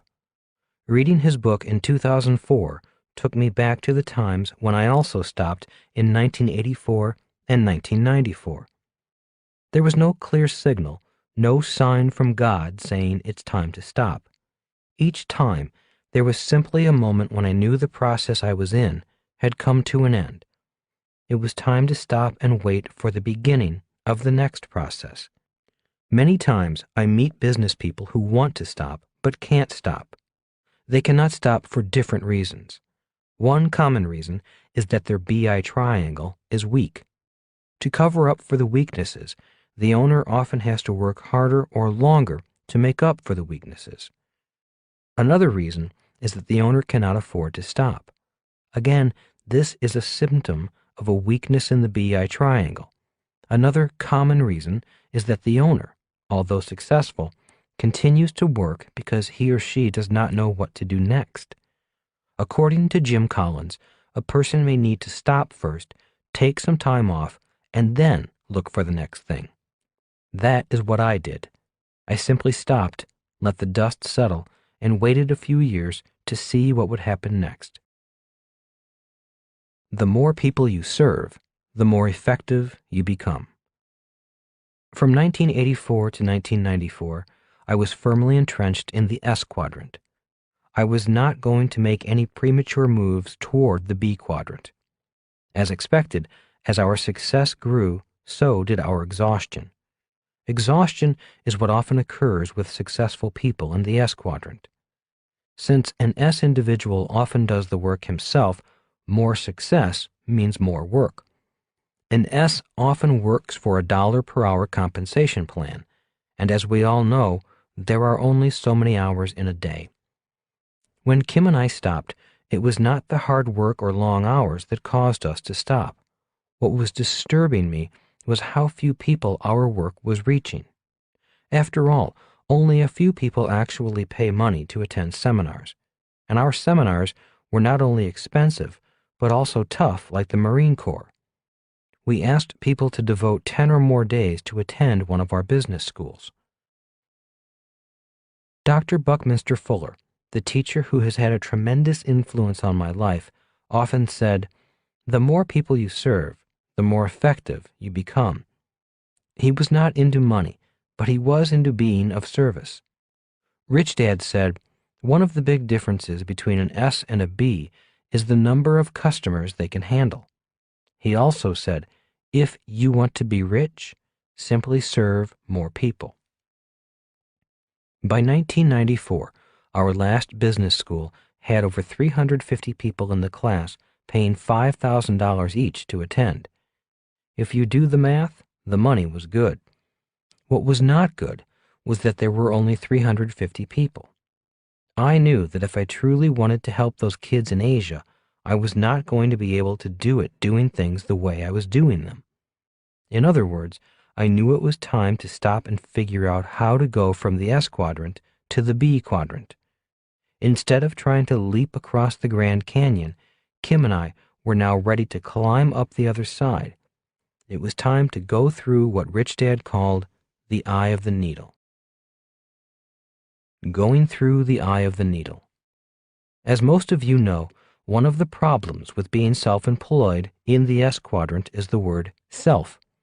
In many cases, the self-employed person is the product, the person who is hired to do the work. When you look at the BI triangle, starting from the cash flow level on up to product, the self-employed person is in charge of everything, all the elements. In most cases, being self-employed makes it very difficult to get to the B quadrant. It can be difficult to get yourself out of the way. Between 1984 and 1994, I was that person. I was the self in self-employed. Although I did it intentionally, the reality disturbed me. A question I often asked myself was, how can I teach people what I have been teaching in our business schools without my personally teaching them? We tried training other instructors, but that process was a long, hard, tedious process. It was difficult to find people to go through the training process to become instructors. It was hard to teach other people to teach the way we taught. It's not easy to get a class of over 300 people to learn accounting and investing in one day. It was almost as tough as teaching them to walk across fire. After selling the business in 1994, I had time to go back to my question. How can I teach people what I have been teaching in our business schools without my teaching them? I moved into the mountains near Bisbee, Arizona, and was secluded enough to begin working on the answer to my question. For 2 years, I worked on the question. When I left Bisbee, I had the rough draft for Rich Dad, Poor Dad on my Macintosh computer and a rough sketch with computations for the cash flow board game. I was going through the eye of the needle and moving from the S quadrant to the B quadrant. Rich Dad had learned about the eye of the needle from Sunday school. He said, a popular Bible verse goes something like this: "It is easier for a camel to pass through the eye of a needle than for a rich man to pass into heaven." Rich Dad continued, modifying the verse to say, "Forget the camel. If a man can pass through the eye of a needle, he will enter a world of tremendous wealth." Now, Rich Dad was a very religious man and was not making fun of the verse. He was simply modifying it to create his own lesson. In business terms, what he meant was that for an entrepreneur to pass through the eye of a needle, the entrepreneur has to leave himself behind. What passes through the eye of the needle is the entrepreneur's idea or intellectual property. There are many examples of entrepreneurs going through the eye of the needle throughout history. Here are a few. When Henry Ford designed his automobile to be mass-produced, he passed through the eye of the needle. Up until then, most cars were custom-ordered and handmade. When Steve Jobs and his team at Apple created the iPod, the iPad, the iPhone, and iTunes, they went through the eye of the needle. When someone like Steven Spielberg or George Lucas creates a movie, they too go through the eye of the needle. McDonald's went through the eye of the needle by franchising their hamburger business worldwide. When a network marketer builds a downline of other business owners, he or she goes through the eye of the needle. When investors buy an asset, such as an apartment house that cash flows money into their pocket each and every month, they have gone through the eye of the needle. A politician who uses the media to campaign is going through the eye of the needle. A politician who goes door to door is not. When inventors or authors sell their invention or their book to a large company, which in return pays them royalties, they have gone through the eye of the needle. When I took what I had learned from Rich Dad and created the board game and wrote the book, I was going through the eye of the needle. I was getting myself out of the equation. When I created my nylon shoe pocket wallet for runners and did not first have my idea protected by an intellectual property attorney, I was not going through the eye of the needle. I was simply giving my idea to my competition and making them rich. They went through the eye of the needle, and I fell into the Grand Canyon. I had a great new product, but without the legal level to protect my product, the BI triangle was not complete. The chick breaks through its shell. When I returned to Phoenix with a draft of the book and the cash flow board game in hand, I knew I was making my move to the B quadrant. Kim and I began to design and build a company according to the BI triangle. The moment we put our products in the marketplace, the heavens of abundance opened up. The product line was officially unveiled on my 50th birthday, April 8th, 1997. From the start of the Rich Dad Company, we had a few struggles to breathe life into the business. The main struggles we had were keeping up with demand, traveling the world to open new markets, and counting the money. In June 2000, the call from the Oprah Winfrey Show came, and the heavens really opened. Kim and I were leaping from S to B. At this point, I began to better understand what Rich Dad meant by being true to the process. The process will give you glimpses of a better future, just to keep you going. The power of mastering the BI triangle. Harnessing the power of the three types of money: competitive, cooperative, and spiritual money. Going through the eye of the needle. After being on Oprah's show, I truly felt like the chick that had finally cracked through its shell. Before Oprah, no one knew me. After Oprah, regardless of where I go in the world, people stop me on the street to let me know they have read Rich Dad Poor Dad or played the cash flow games. In 2002, I was in an antique store in Stockholm, Sweden. The owner, a very blonde Swede, was an expert in Chinese antiques. Recognizing me, he said, "I was on a buying trip to China a few months ago. While floating down the Yangtze River, I glanced into a houseboat and saw a Chinese family playing the Chinese version of your cash flow board game. At that moment, I realized that I had kept my promise to those kids in the sweatshop, kids who were working to make me rich. Now my products were working for kids just like them, teaching families, people young and old, how to have money work for them rather than working all their lives for money and then hoping to have the government take care of them." In February 2004, the New York Times did a full-page feature story about the cash flow game and about the hundreds of clubs forming throughout the world. Clubs were forming just to play the game and to learn what my rich dad had taught me. When I saw that article, I could not believe my eyes. I could not believe the magic. To me, the New York Times writing this article was as big as being on Oprah's show. When I saw the article, I knew that what I had learned from teaching my business school for entrepreneurs and business school for investors had been successfully transformed into a product, the cash flow games, that could teach what I used to teach. People were now learning the fundamentals of accounting and investing in less than a day. On top of that, many of the players have had significant breakthroughs in how they see the world. For them, the game delivered the paradigm shift, the shift from seeing the world of money as a frightening place to seeing it as an exciting place. Instead of looking for experts and blindly turning their money over to these so-called experts, through the game, many people realized that they could become their own financial experts. They could take control of their own financial future, and many of them have. Best of all, instead of personally teaching only 350 people at a time and charging them thousands of dollars, the cash flow game was now going to them and teaching hundreds of thousands of people, many of them for free.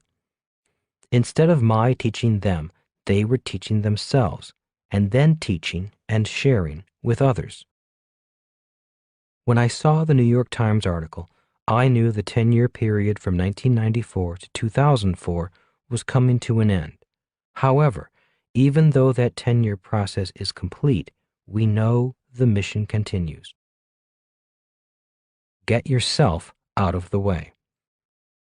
Before you quit your job, you may want to remember the lesson of this chapter. The lesson is that the scope of the mission determines the product. It is very tough making a lot of money or serving a lot of people simply by working harder physically. If you want to serve a lot of people, and/or make a lot of money, you may need to get yourself out of the way and pass through the eye of the needle. Before you quit your job, you may also want to determine if you would be happiest in the S quadrant or the B quadrant. If you want to grow into the B quadrant, remember that it takes much stronger fundamentals in the BI triangle and an even stronger team to allow you to go through the eye of the needle. And before you quit your job, you may want to have a moment of silence in memory of the dot-com companies that failed. I believe the reason so many failed was that many of the entrepreneurs were attempting to leap from the E quadrant to the B quadrant. When the bust came, they too looked like Wile E. Coyote with only air beneath their feet. They did not make it through the eye of the needle. A winning team. Success or failure in business has to do with work ethic, determination, and desire. Most people who make that jump have tons of all three. Yet the biggest determining factor has even more to do with learning three critical skills that will turn any business into a success. First, in order to build a business, you have to be able to sell because sales equals income. When income is lacking, it's usually because the owner doesn't like to, doesn't know how to, or is simply reluctant to sell. Without sales, however, you have no income. There is a myth that you have to be an attack dog to sell. Not true. Second, in order to build a real business or network and move out of the S quadrant, you have to be able to attract, build, and motivate a great team. In the world of small business, everyone on that team has to be willing to sell, regardless of their position in the company. In order to make that happen, the third element becomes critical. That is your ability to teach others in the business how to sell, how to be great team players, and how to succeed. It is this skill that ensures growth, profit, and longevity. The sad fact is that most business owners are never taught how to do any of those things. As a matter of fact, most of us are conditioned to believe that sales is a nasty task, that if you want things done right, you have to do them yourself, and that teaching is what you experienced in school. When we work in business, the very first thing we do to increase income is to help people establish what we call the code of honor. The code is a simple set of rules that turns even ordinary people into a championship team, a team that not only sells, but is hungry to learn and enforces an incredible level of accountability for personal conduct, performance, and numbers. It articulates the behaviors that are critical for success, and it demands the agreement of all team members to play that way. Most people would like to be the best they can be. As a business owner, you have to create the environment or context that will make that happen. It's not only something that you can learn, but it's something that will make you successful.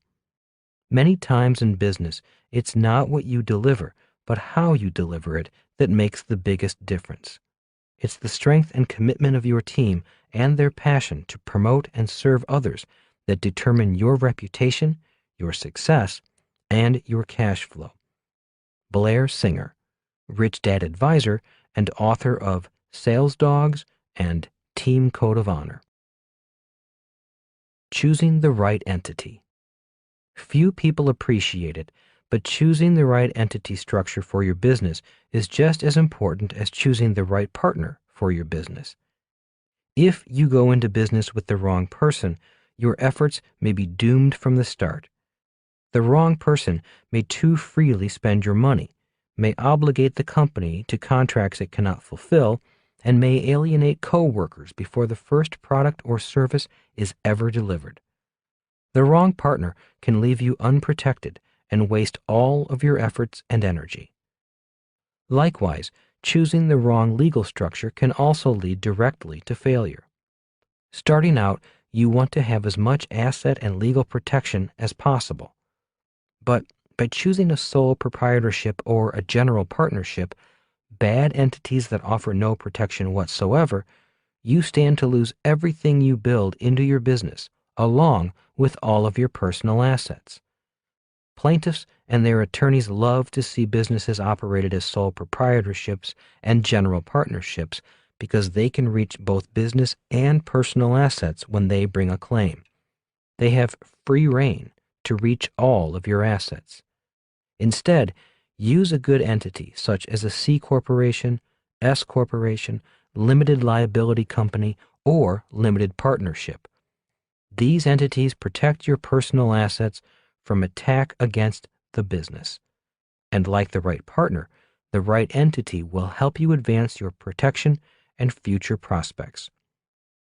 Garrett Sutton, Esquire, Rich Dad Advisor, author of Buying and Selling a Business, Start Your Own Corporation, Writing Winning Business Plans, and the ABCs of Getting Out of Debt. Rich Dad's Entrepreneurial Lesson Number 8. Design a business that can do something that no other business can do. Chapter 8. What is the job of a business leader? The business leader. What is the business leader's most important job? I asked Rich Dad. Well, there are many jobs that are very important. It would be hard to say if any one job is more important than the other. Instead of just one job, I can tell you what I think my 8 most important jobs are. The following is Rich Dad's list. 1. Clearly define the mission, goals, and vision of the company. 2. Find the best people and forge them into a team. 3. Strengthen the company on the inside. 4. Expand the company on the outside. 5. Improve the bottom line. 6. Invest in research and development. 7. Invest in tangible assets. 8. Be a good corporate citizen. What happens if the leader cannot perform those jobs? I asked. You need to change leaders, said Rich Dad. Besides, if the leader cannot do these things, the company will probably disappear anyway. That is why most new companies are gone within 10 years. Only a mission. Over the years, I have met many people with an extremely strong sense of mission. I have had people come up to me and say things such as, I want to save the environment. My invention will eliminate the need for fossil fuels. I want to start a charity that provides shelter for runaway kids. My technology is what the world has been waiting for. I want to find a cure for that disease. While their care and concern may be genuine, many of these good-hearted people fail to fulfill their mission simply because all they have is a mission. A lack of business skills. Earlier in this book, I mentioned that many people spend years in school or at work developing skills that are not relevant or important to the BI triangle. I mentioned the example of a school teacher who may have years of education and teaching experience, yet those years of education may not transfer to the BI triangle if that person decides to become an entrepreneur. That person simply lacks business skills. When I left the Marine Corps in 1974, I too was in that predicament. By 1974, I had 2 professions. My first profession was as a licensed ships officer, licensed to sail any ship of unlimited tonnage throughout the world. I could have made a lot of money with this profession. The problem was, I did not want to be a ship's officer anymore. My second profession was that of a military pilot with great training and years of experience. Many of my friends went to work for the airlines or with police and fire departments as pilots. I could have done the same thing, except that I no longer wanted to fly. In 1974, when I returned home to see my dad struggling financially, I suspected that I had found my new mission, or at least a problem worth solving. The problem was, all I had was a mission. When you look at the BI triangle, there are levels for people specially trained in accounting, law, design, marketing, and systems. There are not levels that say ship's officer or pilot. So I was just like the many people I mentioned above, people with a mission, but with a lack of real business skills. What I did have going for me was that I had years of apprenticeship to Rich Dad. I had worked in all aspects of the BI triangle through his businesses, so I did have some business experience, but only as a kid. At least I knew that a business was a system of systems, and I understood the importance of the BI triangle as a business structure. Complaining to Rich Dad. One day I complained to Rich Dad that I had almost no marketable skills that applied to the BI triangle. Pointing to the team side of the BI triangle, I complained that no major corporation would hire me to be on their team. I whined on about not having a formal education at any of the levels. After I was through complaining, I looked up at Rich Dad for what I hoped would be a sympathetic answer. All he said was, "Neither do I." A mission is all that Rich Dad started with. What a leader does. A leader's job is to change the company to allow it to grow and serve more people. If the leader cannot change the company, the leader keeps the company small and the company may begin to shrink. Once again, I use the BI triangle to further clarify this point. When I was in the S quadrant, our products were the business school for entrepreneurs and the business school for investors. The problem with the business was that I was too much a part of the product as well as the rest of the BI triangle. If I was going to be a leader, I needed to stop and completely redesign the business. Trying to fix a poorly designed business while the business is running is like trying to change a flat tire while the car is still moving. That is why Kim and I stopped and took 2 years off before we started a new business. Building a new BI triangle. In 1996, when I came out of the mountains around Bisbee, Arizona, all I had were pencil sketches of the cash flow game board, a rough draft of Rich Dad Poor Dad in my computer, and a simple 2-page business plan. As the sole employee of my yet-to-be-formed company, I knew my next step was to find the right people and put a team together. Sketching the game board was the easy part. Finding someone who could engineer the information systems required to make the game work was the first step. The game had to be engineered to literally change the way people think about money. At that time, there was only one person I knew who had such a mind. That was an old friend named Rolf Parda, fondly known as Spock. We call him Spock because he looks like Leonard Nimoy of Star Trek fame. He also happens to be as smart as the character Nimoy played. This is where the 4 types of thinking are important. For this phase of the business, I brought the C thinking and P thinking to the project. I was creative enough to sketch a crude game board design, and I understood how people learned from my 10 years of teaching. Spock brought the T thinking and A thinking to the project. As a trained CPA with an MBA and a former banker with an extremely high IQ, Spock lives in a world of his own. Very few people can carry on a conversation with him. He speaks a dialect of English I doubt anyone else understands. Arriving at his home, I spread my crude sketches and diagrams on his dining room table. Doing my best to communicate by words, gestures, and pointing at my sketches, Spock and I finally began to converse. It is tough being the creative and people side of the project, speaking to what I hoped would be the technical and analytical side. Finally, about an hour into the discussion, Spock's eyes lit up. He was beginning to understand the people and creative side. "Why do people need this game?" he asked. "This is common sense." Chuckling, I replied, "To you it's common sense. You have an MBA, you're a CPA, and a former banker. So to you, this is common sense. But to the average person, this is a foreign language. For many people, this is a radically new way of thinking." Spock grinned. The points on his ears grew a little longer. Give me 3 months, and I'll give you what you want." We agreed upon a price for his services, shook hands, and I left feeling confident that I had found the right person for the task.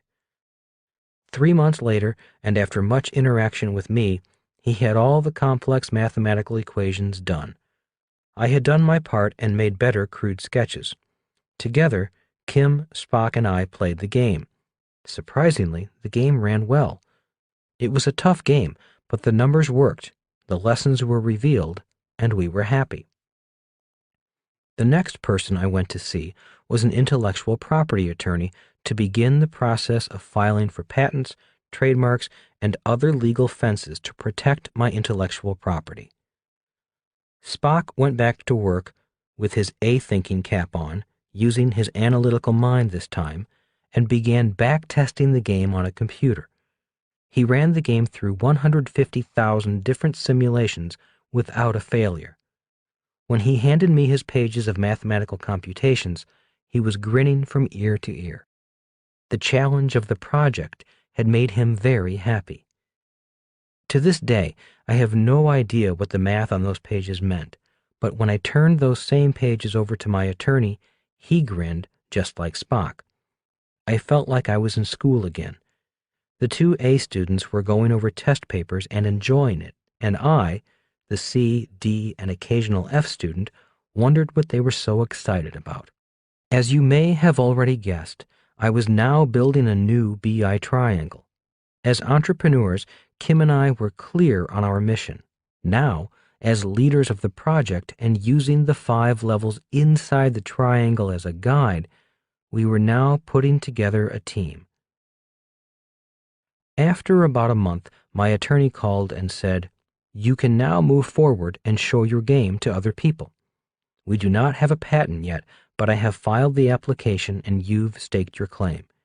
You still need to have people sign confidentiality agreements before they see your product." As you may recall, this is the step I left out when I created the Runner's Shoe Pocket wallet. Within weeks after inventing the product, I began selling the shoe pocket without protection. In less than 3 months, our competitors were selling my creation. It was a devastating mistake. But learning my lesson from that mistake was about to pay off in a very, very big way. The big test. For the next few weeks, Kim, Spock, and I worked to get our prototype games ready. We had played the game with a number of our friends, and the game worked well. The reason the game worked well is that all of our friends are professional investors. Now we were about to beta test the game. A beta test is a trial run to see if the game works with the average player. The game at that stage was just rough sketches on heavy butcher paper, and we used different caliber bullets as game pieces. The bullets worked well because their weight helped keep the paper down. We reserved a hotel conference room, enough for about 20 people, and then began calling people, mostly strangers, to come and play. You have no idea how hard that was. When people found out the game was an educational game about investing and accounting, most people found an excuse to not be there. "Does it require math?" asked one person. When I said yes, he hung up. The game is played. One bright Saturday morning, in walked 9 people. One who agreed to be there simply did not show up. After a few niceties, the game was on, and it went on and on and on. There were 2 tables, one table with 4 people and one with 5. After about 3 hours, one person raised her hand to signal she had won her game. The game had worked for one person, and the game went on and on and on. Finally, at about 1 p.m., we shut the game down. Frustration was so high, I thought fights were about to break out. No one else had gotten out of the rat race. No one else had won the game. As people left, many politely shook my hands, but no one said much. Most just gave me a strange look and left. Decision time. After packing up our boxes, Kim, Spock, and I had a debriefing session. "Maybe it's too hard," I said. Kim and Spock nodded. But one person got out of the rat race. She won the game, said my perpetually optimistic wife, Kim. Yeah, but most people didn't win, I moaned. They didn't get out of the rat race. They didn't learn anything. All they did was get frustrated. I did my best to make it simple, said Spock. I don't know if I can make it any easier without losing the objectives for playing the game. Well, let's get the boxes into the car and go home. Kim and I leave for Hawaii tomorrow. We'll have to decide if we go forward with this project or shut it down. For the next week, Kim and I would get up, have our coffee, and walk on the beach. One morning, I would be overly enthusiastic, ready to continue with the project. The next morning, I would awake depressed, ready to shut the project down. This went on for a week. It was a horrible vacation. The reason I spend so much time talking about this period is that it was a very tough time for me. When people say they have fears about taking risks and going forward on a project, well, so do I. Kim and I were in turmoil during this period of time. It was go or no go. It was put up or shut up. It was live our mission or just go back to making money. Kim and I both believed that many of the important lessons that Rich Dad had taught me had been transferred into our new game. We knew we had to move forward. Spock, Kim, and I decided to go through the eye of the needle. We had transferred this knowledge I had learned from Rich Dad and placed it in a tangible product. This took place in the summer of 1996. Kim and I then went forward and hired a graphic artist to bring the game to life.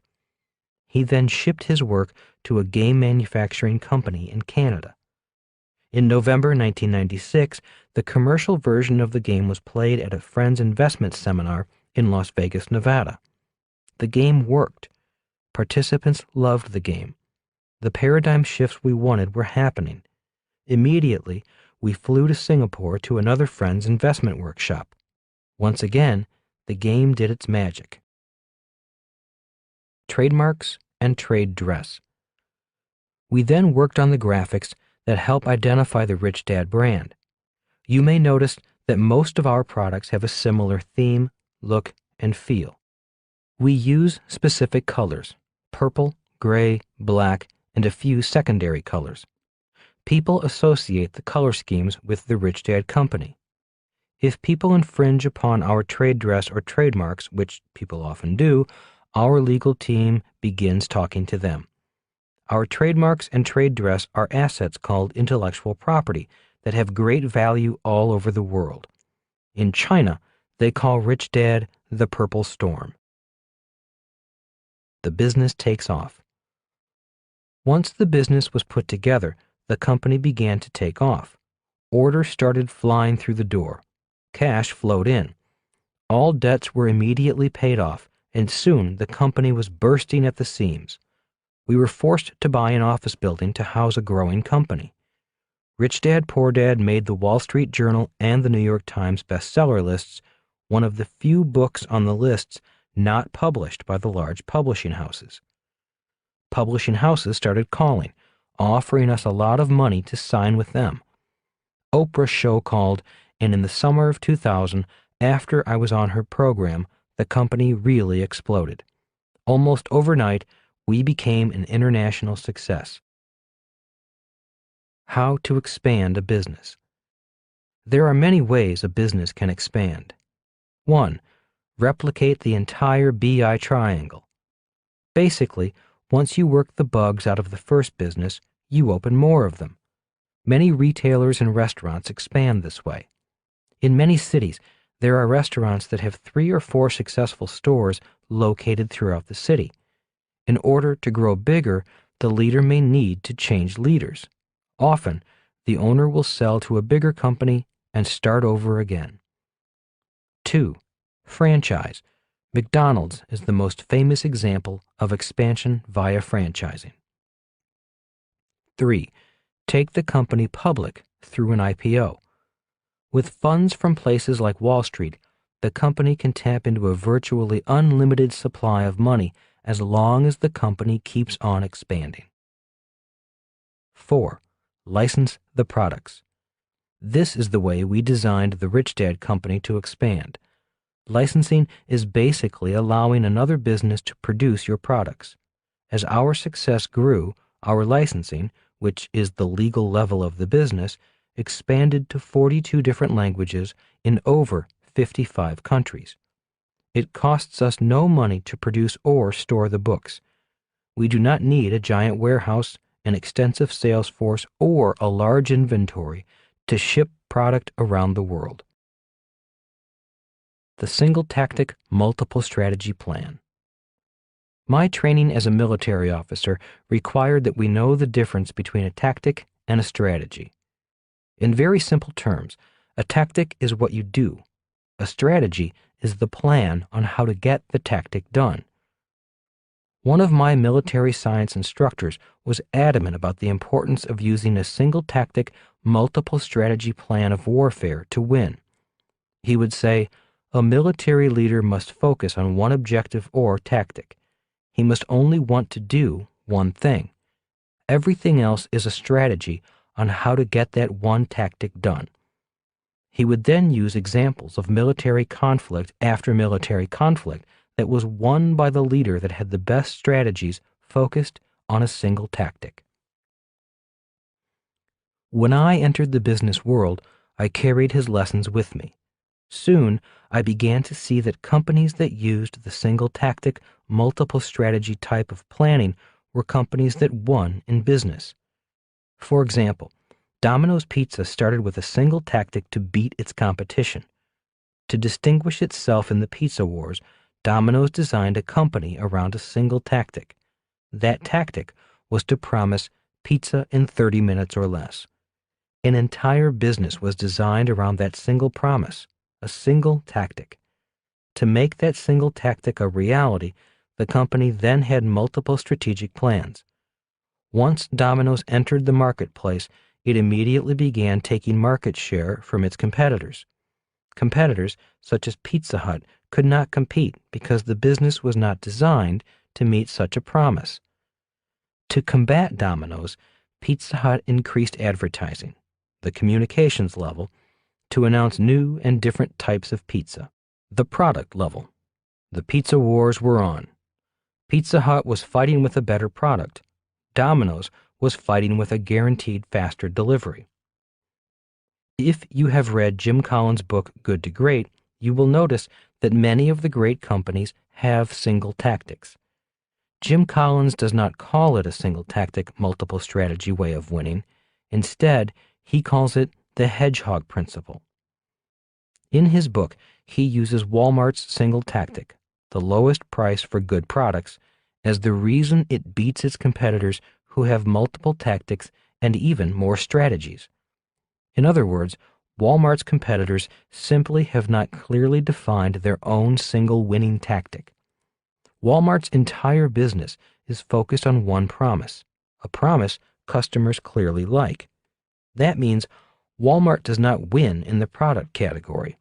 Like Domino's, it wins in the system level of the BI triangle. You may recall that Thomas Edison won the electric light battle at the system level, not at the product level. Henry Ford also won at the system level. He simply mass-produced low-priced cars for the working family. He never promised the best-made cars. He just promised the best-priced cars, and then designed a business around his promise. McDonald's does not produce the best hamburger. Ray Kroc built a business around the idea of selling the best franchise to people who want to own a franchise. When I was in the Arizona mountains, the very simple business plan I came up with was based upon one single tactic and 3 strategies. The first page of the simple 2-page plan looked like this. Tactic: play the cash flow game. Strategies: 1. Write a book. 2. Do an infomercial. 3. Teach investment seminars using the game. On the second page, I wrote a brief plan on how I thought I could accomplish the 3 strategies. The single tactic was to get as many people as possible to play the game. I knew that if I created a great game and people played it, their lives would change. They would be able to see another world of opportunity. They would be less inclined to blindly turn their money over to people they thought were experts, such as mutual fund managers, and might be inspired to become their own financial experts. That was it. I knew, if successful, I would make money from the strategies as well as the single tactic. A low-risk idea. The first lesson: always have a low-risk idea or strategy to fall back on. Rich Dad taught me that whenever you start a business or invest in something, you need to have a low-risk idea. For example, when investing in real estate, if the investment paid me something each and every month, that was a low-risk investment. Even if the property did not go up in value, I was still receiving some compensation for my investment dollars. The strategy of teaching investment seminars using the game was my low-risk idea. Since I came from the seminar business, I knew that if the other two strategies did not work and no one wanted my game, I could recoup my investment in the product development of the game simply by putting on investment seminars. Simply put, a low-risk idea is something you know you can do. Design a business that can do something that no other business can do. The second lesson: design the business around a unique tactical advantage. In my plan, my tactic was to play the game, so I virtually eliminated all competition. I eliminated all competition because if the legal work was strong, no one else could do what our business did. No one else has our cash flow games. As Rich Dad said, design a business that can do something that no other business can do. Simply put, focus all your efforts on your core strength, your unique product. The plan worked. Once we had built the books to a certain level of success on our own, we licensed other publishers around the world to publish versions in other languages. We licensed the rights to sell certain products through infomercials. We went on the road to do investment seminars across the United States, in Australia, and in Singapore. Cash flowed in from all three strategies, as well as from the sales of the game. When I talked about spiritual money, I really did not think we would have made as much money as we did from just our strategies. It was like magic. More strategies today. Today, the tactic is the same. All of our strategies are focused on getting people to play the cash flow games. Today, the number of strategies has increased. Today, our business looks like this. 1. Books in 42 different languages. 2. Games in 14 different languages. 3. Network marketing companies using our products. 4. A coaching company. 5. A seminar company. 6. A national radio show. 7. Cash flow clubs throughout the world. 8. Digital online game initiatives. 9. Curriculum initiatives, including richkidsmartkid.com, which offers free games and curriculum for kindergarten through 12th grade. Our company grows by adding partners who can add to our strategies. Via licensing or co-venturing, we do not have to grow the size or number of employees of the Rich Dad Company. Our company remains small, but has big partners. 3 jobs of leaders. At the start of this chapter, I listed a set of jobs Rich Dad thought were important for a leader. Once the product was developed and protected legally via patents and trademarks, Kim and I focused on the following 3 jobs of leaders. 1. Strengthen the company on the inside. 2. Expand the company on the outside. 3. Improve the bottom line. Working for cooperative money. Through all this very rapid growth, the company handled the expansion without a hitch. Instead of success destroying us as it did with the nylon wallet company, the Rich Dad Company grew stronger with the growth. The company grew because we were cooperative, working for cooperative money. Every dollar that came in from our licensed strategic partners was a cooperative dollar. By cooperating instead of competing, our strategic partners get richer, and so do we. I believe our company was pretty well designed. It was designed to grow. We leveraged the talents of our team to build and protect intellectual property, and then leveraged the intellectual property through licensing all over the world. We found the right team to guide us in this process. As we grew the Rich Dad Company, we did not have the growing pains many small companies go through. We did not have cash flow problems, space problems, or adding employee problems. The company remained basically the same size even as we grew exponentially. What expanded was the number of strategic partners. As we grew, more and more money flowed in and very few dollars flowed out. All my years of screwing up, correcting, and learning were paying off. No more glimpses. Today, instead of just a glimpse of the world I want to live in, Kim and I live in a world better than we ever dreamed of. It seems like magic, and it is magic. The money and lifestyle are great, but it is the sense of making a difference in so many lives that is the true magic. When I think back on my dad sitting unemployed in front of the TV set, the kids in the sweatshops in Asia from my wallet business, and then to the families playing cash flow on the Yangtze River, that is the real magic.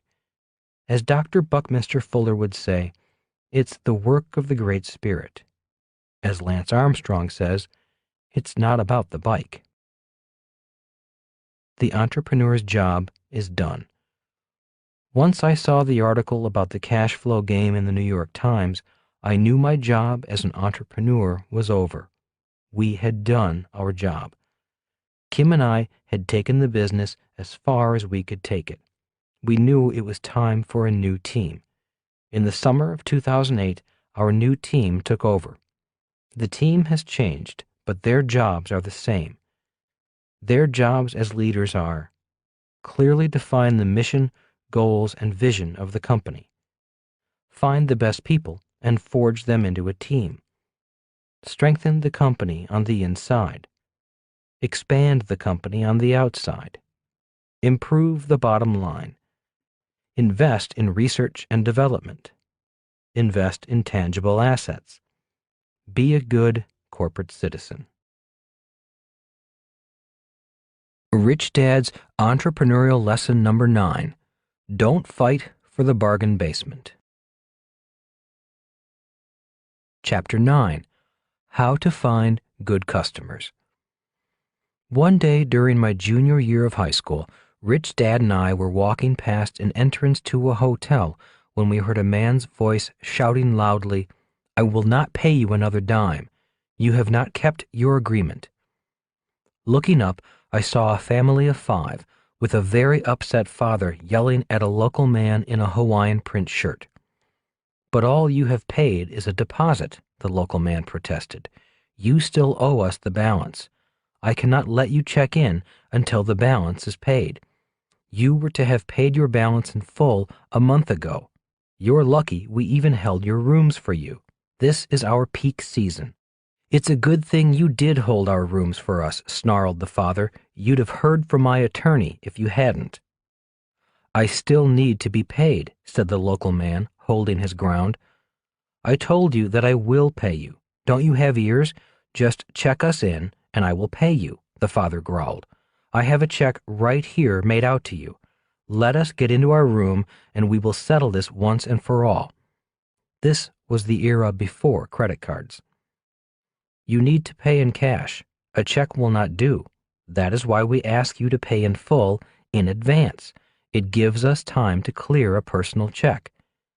"What is wrong with you?" asked the father, now shouting at the top of his lungs. "Don't you people understand English? I told you I would pay you. Now show us to our room. Do I have to call your boss to get things done?" A crowd started to gather. Not wanting to make a scene, The man in the Hawaiian shirt picked up the mountain of suitcases, loaded them on a trolley, and directed the family to their room. "He'll never get paid," said Rich Dad as we continued. "How do you know?" I asked. "We dealt with the same guy 3 years ago. He did the same thing to us. He's going to go to the room, write the check, and then stop payment on it." "What happened after he stopped payment?" I asked. "By the time we found out his check was no good, he had already checked out. We called him once he was back on the mainland. I believe they live in California, and we tried to collect." "Then what happened?" "When we threatened to take him to court, he agreed to pay us half of what he owed. He said our service was bad, and he felt he was paying us what we deserved. He said he was being generous, paying 50% of what he owed us. Since it would have cost more to take him to court, we agreed. Even then, it was 6 months before he paid anything." We walked for a while in silence. Disturbed, I finally had to ask, "Is this common in business?" "Yes, unfortunately it is. You will always have good customers and bad customers. Fortunately, I have found about 80% of all customers are good customers. 5% are like him, just horrible, and the other 15% are in between," replied Rich Dad. "Oh, on top of that, this same guy had the nerve to call again last year and try to book a tour package with us. What nerve!" "Did you do business with him?" "Are you kidding?" laughed Rich Dad. "I had already fired him. Our reservation department had his picture and his name on our Do Not Do Business With Again list. The person taking the call remembered his name and told him we were full. This was before computers, which keep track of customers today." "You fire customers?" I asked in surprise. "Absolutely," said Rich Dad. "You fire bad customers just as you would fire a bad employee. If you do not get rid of your bad employees, the good employees will leave. If I do not fire bad customers, not only will my good customers leave, but many of my good employees will leave as well." "But aren't some of the complaints or upsets your fault too?" I asked. "Couldn't the complaints be legitimate?" "Yes," replied Rich Dad. "Often it is our fault. Our staff does make mistakes or may offend customers. Our systems can break down. That is why we look into every complaint and take it seriously. Just as you look both ways before you cross the street, when it comes to complaints, we have to look both ways, at the customer and at our operations." "Is it hard firing people?" I asked. Being 17 years old at the time, the thought of firing someone, especially an adult, frightened me. It was not something I wanted to do. "It's never pleasant," said Rich Dad. "It's one of the more unpleasant yet important jobs of an entrepreneur. Your job is a people job. People are your biggest assets and biggest liabilities. One day you'll have to fire someone. I am sure it will be an experience you will never forget." Rich Dad and I entered a restaurant and found a table to have lunch. Once the waitress had filled our water glasses, handed us the menu, and explained the specials, Rich Dad continued with his lesson on people. "The same is true with advisors. You must be able to fire bad advisors. If you have accountants or attorneys who do a poor job, or if the job is too big for them, or if they are only interested in receiving their fees and not helping your business will suffer. If you do not get rid of bad advisors, you are responsible. The ultimate price of bad advice is far more than what you pay your advisors in fees for good advice. I had one accountant give me bad tax advice, and it cost me nearly $60,000 in back taxes and penalties. On top of that, it cost me another $12,000 to hire another accounting firm to straighten out the mess. In addition, this mistake upset me so much that I was not effective for months, and the business suffered as a result. So, as an entrepreneur, you must realize that you are responsible for your own mistakes as well as for the mistakes of others." Were you angry at your accountant? I asked. Yes and no. I really could not blame him. At the time, my business was growing so fast, I did not pay attention to the quality of my advisors. At the time, I did not realize that all accountants are not created equal. He should have told me he did not know what he was doing, but he didn't want to admit it. He was afraid I would fire him. Soon, the size of my business was too big for his expertise. He was in over his head. I should have let him go earlier, but I was too busy. Besides, I liked the guy, and I knew his family. I kept hoping he would grow with the company. Unfortunately, he didn't. Finally, I did let him go, but only after the losses from his bad advice were very high. So I don't blame him. I'm the only one ultimately responsible for the business. As the business grows, your advisors need to grow with you or go. I learned a valuable lesson. Was it hard firing him? I asked. It was extremely difficult. If you cannot hire and fire people, including yourself, you should not be an entrepreneur. Remember this, your success or failure as an entrepreneur depends a lot on your people skills. If you have strong people skills, your business will grow. If you have poor people skills, your business will suffer. If you hire people simply because you like them or because they are relatives, and you cannot fire them when they need to go, then you have poor people skills. Remember that people are different, and as an entrepreneur, you need to be flexible enough to work with different types of people. People with different skills, ambitions, dreams, behavior, and experiences. If you cannot work with different types of people, once again, your business will suffer. That is why you always said to Mike and me, a leader's job is to get people to work as a team. That could be your most important job. Remember that departments of a business attract different types of people. For example, salespeople are different from administrative people. They are very different people, almost opposites, and you need to treat them as opposites. For example, never ask an administrative person to hire a salesperson. Instead of hiring a hard-charging salesperson who loves busting down doors, the administrative person will prefer to hire a nice, calm salesperson whose only sales experience was working as a checkout clerk at the supermarket. Also, the administrative person would want to make sure the person enjoyed filling out forms and doing paperwork. Why would they do that? I asked. Because birds of a feather flock together. Administrative people think that paperwork is the most important part of the sale. They have no experience in knowing how hard it is to get that sale. You'll see once you get into the real world. In general, salespeople don't like administrative people. Why? Because in general, salespeople hate paperwork, and administrative people are terrified of selling. So don't try to make a top-flight salesperson into a file clerk, or ask a file clerk to become a flamboyant salesperson. So is that where most of the friction lies, I asked, between sales and administration? Oh no, said Rich Dad emphatically.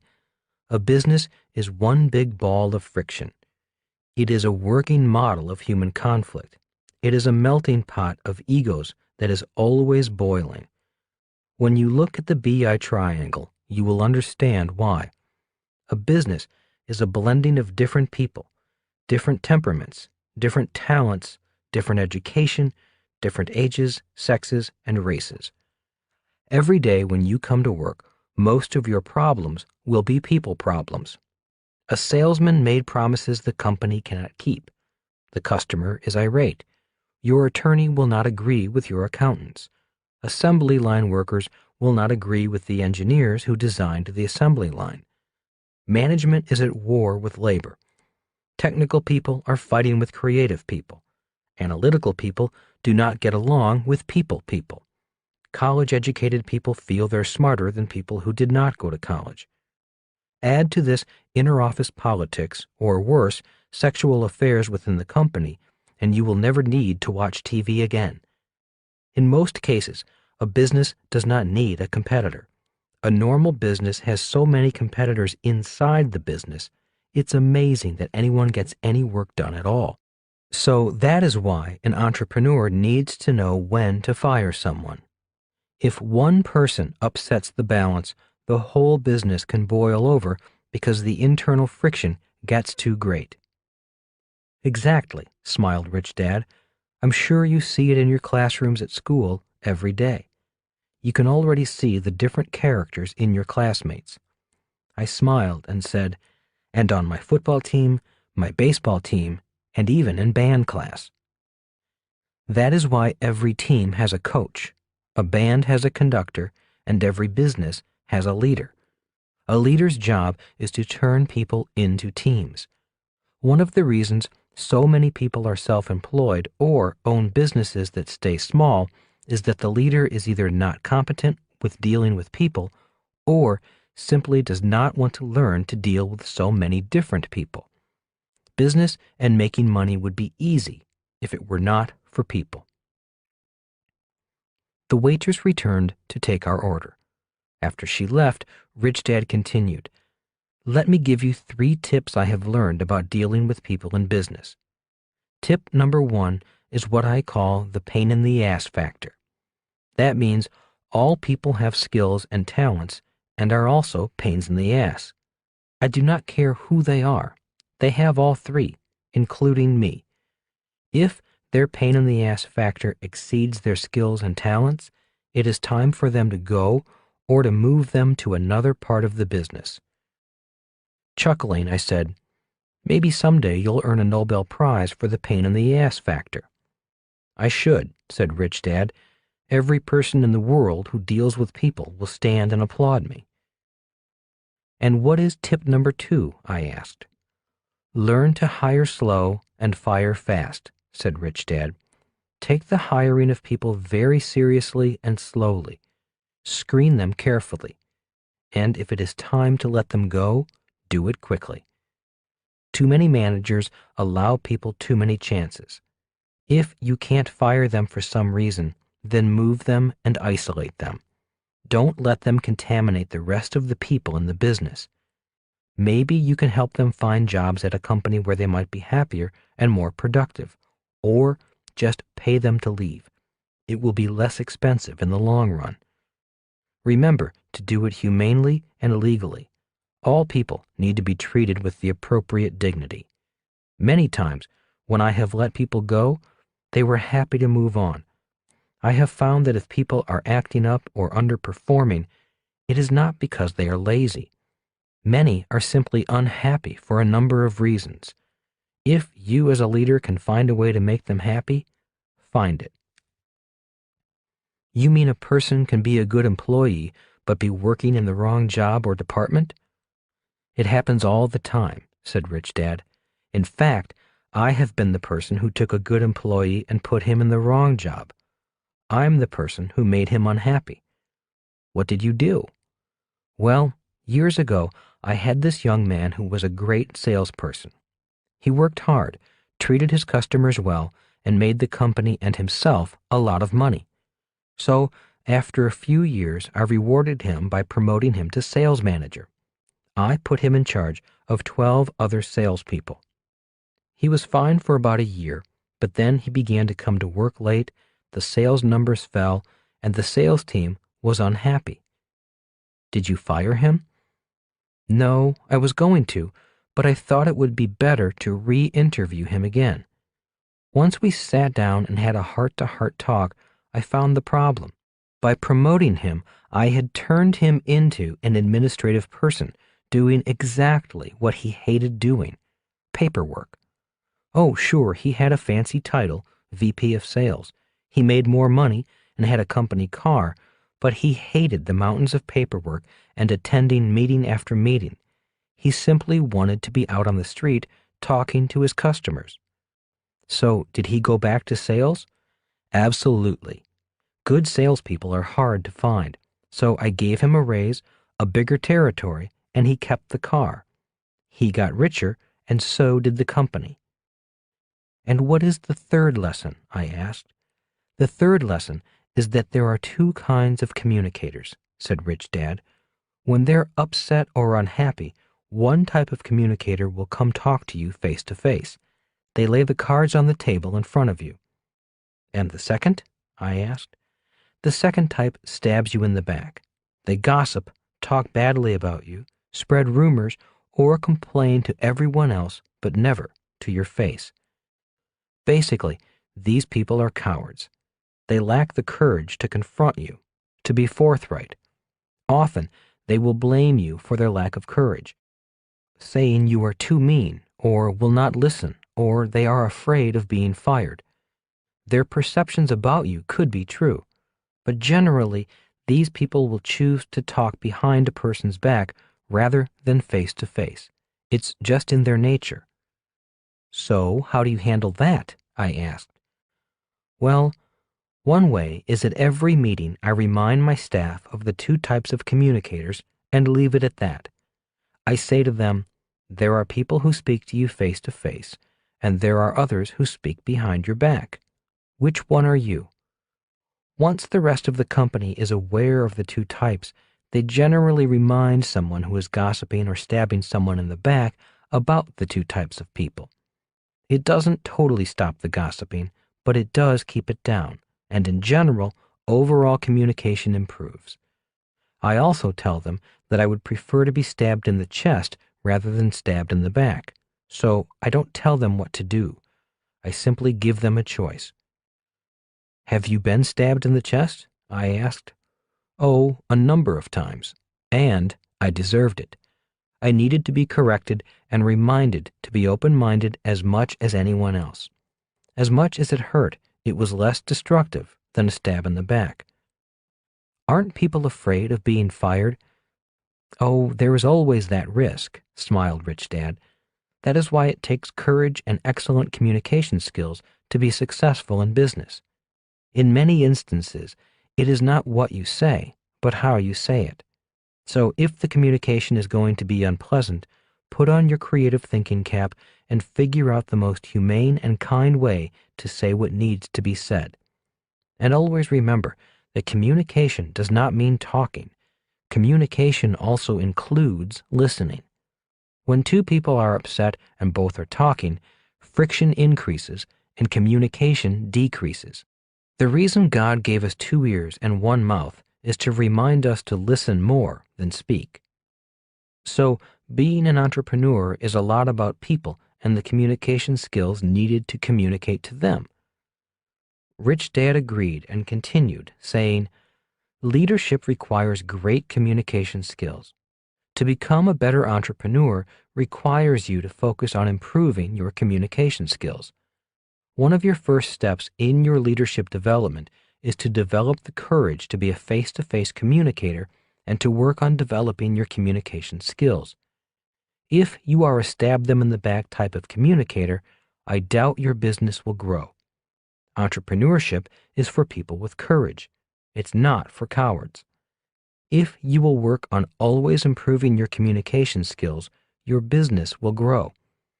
Remember that just because you're talking does not mean you're necessarily communicating. And in sales, telling is not selling.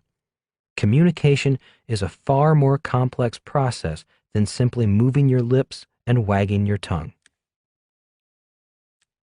Sitting quietly as Rich Dad enjoyed his meal, my mind went back to the angry father, the customer whom Rich Dad had fired. I asked, and that is why you told that irate customer that you had no vacancies. It was better than telling him what you thought of him. Yes, as the entrepreneur, one of your jobs is to protect your company and your employees from cheap customers, the customers who want more than they pay for, the customers who want something for nothing. I had to find a way of firing that customer without getting into an argument again. I knew he would stab me in the back if we got into it. That is why I make it a point to fire cheap customers, politely and discreetly. Isn't that cruel or discriminating against poor people? I did not say poor people, said Rich Dad, raising his voice. The word I used was cheap. Cheap customers, not poor people. There is a difference. There are rich, cheap people and poor, cheap people. Cheap has nothing to do with money. It has to do with a state of mind. In some cases, I would say it borders on a mental illness. Also, I would not classify cheap people in the same category as bargain hunters. We all love a bargain, yet as much as we love value for our money, very few of us want value at the expense of someone else. But a cheap person does. A cheap person borders on being a thief, and sometimes they are thieves. If it's not money they're stealing, they steal your time and your energy. They steal your peace of mind. For all the months of misery that one guy caused our company, it would have been better for us to let him just stay for free. He sucked the life out of our business for months. He seemed to enjoy messing with us. He always changed the deal and said we said things we did not say. He always wanted a better price, even after he agreed to pay a set price. He seemed to enjoy having us come after him. Instead of spending time on our good customers, we spent time on him. Having a bad customer can cost us good customers. That is why I say that you need to fire your cheap customers. They're too expensive. This is a very important lesson to learn if you want to be an entrepreneur. Always remember, take very good care of your good customers and fire your cheap customers. How to find good customers. In business, a very important word is the word margin. It is as important a term as cash flow. In fact, both terms are intricately related. In overly simple terms, margin is the difference between what it costs to produce your product and the price you sell your product for. For example, let's say it costs you $2 to manufacture your widget and you sell your widget for $10. In this case, your gross margin is $8. There are 3 reasons why a product's gross margin is so important. 1. The gross margin finances the rest of the BI triangle. Looking at the BI triangle, you can see that a product's margin must provide enough cash flow to feed the rest of the triangle. Margin pays for the team's salaries, legal fees, the company's system operations, marketing, and accounting. These are also known as operating expenses. 2. Margin determines the price of your product. Obviously, the more margin, the higher the price of your product. 3. Product and price determine your customer. To help clarify this, let's look at the automobile industry. A Rolls-Royce is known as a very expensive car. It attracts a certain type of customer. If Rolls-Royce suddenly announced it was going to produce a low-priced budget model, many of their rich customers would probably start looking for another brand of car. Wrong car, wrong price, wrong customer. Recently, Jaguar announced it was dropping its lower-priced model because it realized that offering a lower-priced model had hurt its sales. After losing $700 million in 1 year, they finally realized that they should stay at the high end of the car market and not try to capture market share in the mid-price market. Today, many brands are made in the same factory. For example, a factory that produces blue jeans can produce jeans for a high-end brand and a low-end brand. It is basically the same product, but the high-end brand can command a higher price and is sold through a different distribution channel, let's say Saks Fifth Avenue. If the high-end brand wants to produce a low-end brand, they had best create another brand for a different distribution channel, let's say Walmart. In fact, that is what many big companies do. They produce the same product, but under different brands representing different price points for different customers. So, to find good customers, you need to match the product and the price to fit the customer's needs, wants, and ego. In many cases, the customer's ego is far more important than wants and needs. How much is your product worth? In 1996, after the cash flow game was in its final production and ready for commercial use, the next question was, how much is this game worth? How much can we sell the game for? Those of you who have seen our game may recognize some of the challenges we faced. When Kim and I first saw our finished commercial version of the game for the first time, both of us were as proud as new parents. We were also concerned. The packaging looked great, but we thought it might have looked too much like a game for entertainment rather than education. We made it look bright and fun because we wanted learning to be fun. But as we looked at our finished product, we began to wonder, how much would someone pay for fun? We wanted people to know the game was about education, but again, how much would someone pay for education? Looking at our finished product for the first time, Kim and I knew we had serious marketing challenges. To find out what the market might think about our product, once again, we formed a group of people who did not know us, as we did with the beta test, and asked them what they thought of the packaging. The feedback was mixed, from "it looks great" to "it looks stupid." The people in the group did not know we were the creators of the game, so their opinions were pretty frank, often painful. Next, we asked them what they thought the price of the game should be. Again, not knowing us or what went into creating a game, and not having played the game, the prices they suggested ranged from $19.95 to a high of $39.95. This was even more depressing. At that point in time, due to the small production runs, our cost just for producing the game, without freight, was $46 per game. This did not include the development costs.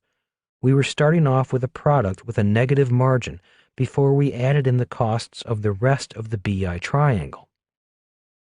When I was manufacturing my nylon wallets, a joke among manufacturers was, even if I am losing $2 a unit, we're going to make it up on volume. Calling in a consultant. We called in a consultant in the toy industry who had expertise with board games. After trying the game himself, he gave us his opinion of cash flow. His first comment was, "The game is too difficult." He said, "People have become less smart. If Monopoly were introduced today, it would be rejected too because it would be deemed too difficult. Today, games must be so simple that all the instructions on how to play the game can be understood within a couple of minutes." We also asked him how much we could sell the game for. He replied, "You might get $39 at retail. That means you would have to sell it to a retail store for $20, even less if you sell it to a major chain such as Walmart. You might have to sell it for as low as $10 just to get it into a store. On top of that, if you do get it into a store, you'll have a bigger problem with customers who return the product. They might buy the game for fun because your packaging is fun and place it with their other games. But when they find out how hard it is to play and that it is educational, many of them will return the game to the store and ask for their money back. You could find yourselves with huge losses from refunds and damaged returned games. Looking for new answers. It was obvious that our game was not meant for the public market. We knew the game was not for everyone. We knew the game was intended for anyone who thought his or her financial education was important. The problem was to find that customer in the sea of people. The game was also hard to categorize by demographics. For example, if we had written a book for children, placing the book would be easy. We could place it anywhere parents shopped for kids. But this game could be played by anyone, from kids to adults, male or female. It was also for people whether they were rich or poor, just as long as they valued their financial education. And we knew our customers would want to be financially proactive. After teaching entrepreneurship and investing for years, I knew that most people wanted more money, but very few people would actually take the time to learn about how to make more money. The challenge was to find the customer who would want the educational game and the information locked within it. At a marketing seminar, I learned a guideline known as the 5 Ps. These are the 5 things a marketer must know when selling a product: I believe they were identified by E. Jerome McCarthy. They are 1. Product, 2. Person, 3. Price, 4. Place, 5. Position. A marketer must know what the product is, the person who wants the product, what price they are willing to pay, where the product will be placed so the customer can find it, and how to position it in the marketplace. That is, the biggest, the smallest, the first, the last, and so on. Entrepreneurs should enjoy solving business problems, and normally I do. But this problem had me stumped. All I had were the first 2 P's. One day a friend called to say he was coming to Phoenix to go to a special seminar on marketing and wanted to know if I wanted to go along. I jumped at the chance. The room was filled with approximately 300 people, and by the look of them, most seemed to be entrepreneurs. Not too many had the corporate look. The instructor was a wild man who talked about how advertising agencies just waste your money on expensive, good-looking ads or TV spots that sell nothing, a point of view I agreed with. He said, the purpose of marketing is to get the phone to ring. With these ad agencies, the only phone that rings is them calling to ask you for more money to buy more advertising so they can collect more fees. Ask them if they can guarantee your sales or measure your sales. In most cases, they cannot or will not guarantee their work. All they want to do is win awards for creative advertising for their agency, with your advertising dollars. Sales equals income. The seminar was exactly what I was looking for. It was marketing for entrepreneurs, not big corporations with millions in advertising dollars to spend. The instructor had a great track record for success and told stories that came from real-life experiences. Some of the other points he made were, the entrepreneur must be the best salesperson in his or her business. The entrepreneur must be the best marketer in his or her business. The marketing efforts must produce sales, not just good-looking ads or slick commercials. As obvious as these points are, you would be surprised how many entrepreneurs delegate those important roles to ad agencies. Ad agencies are generally for big corporations or established businesses. In a small startup business, the entrepreneur needs to be the best they can be at sales and marketing.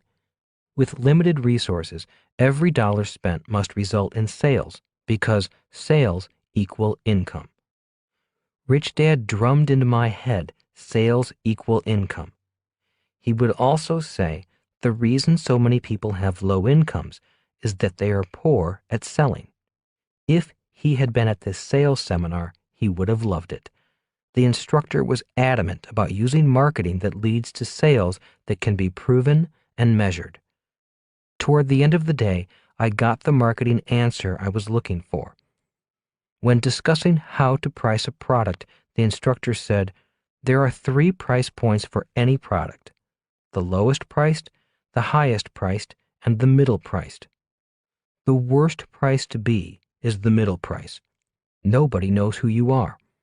The trouble with being the lowest priced product is that someone is always trying to beat you.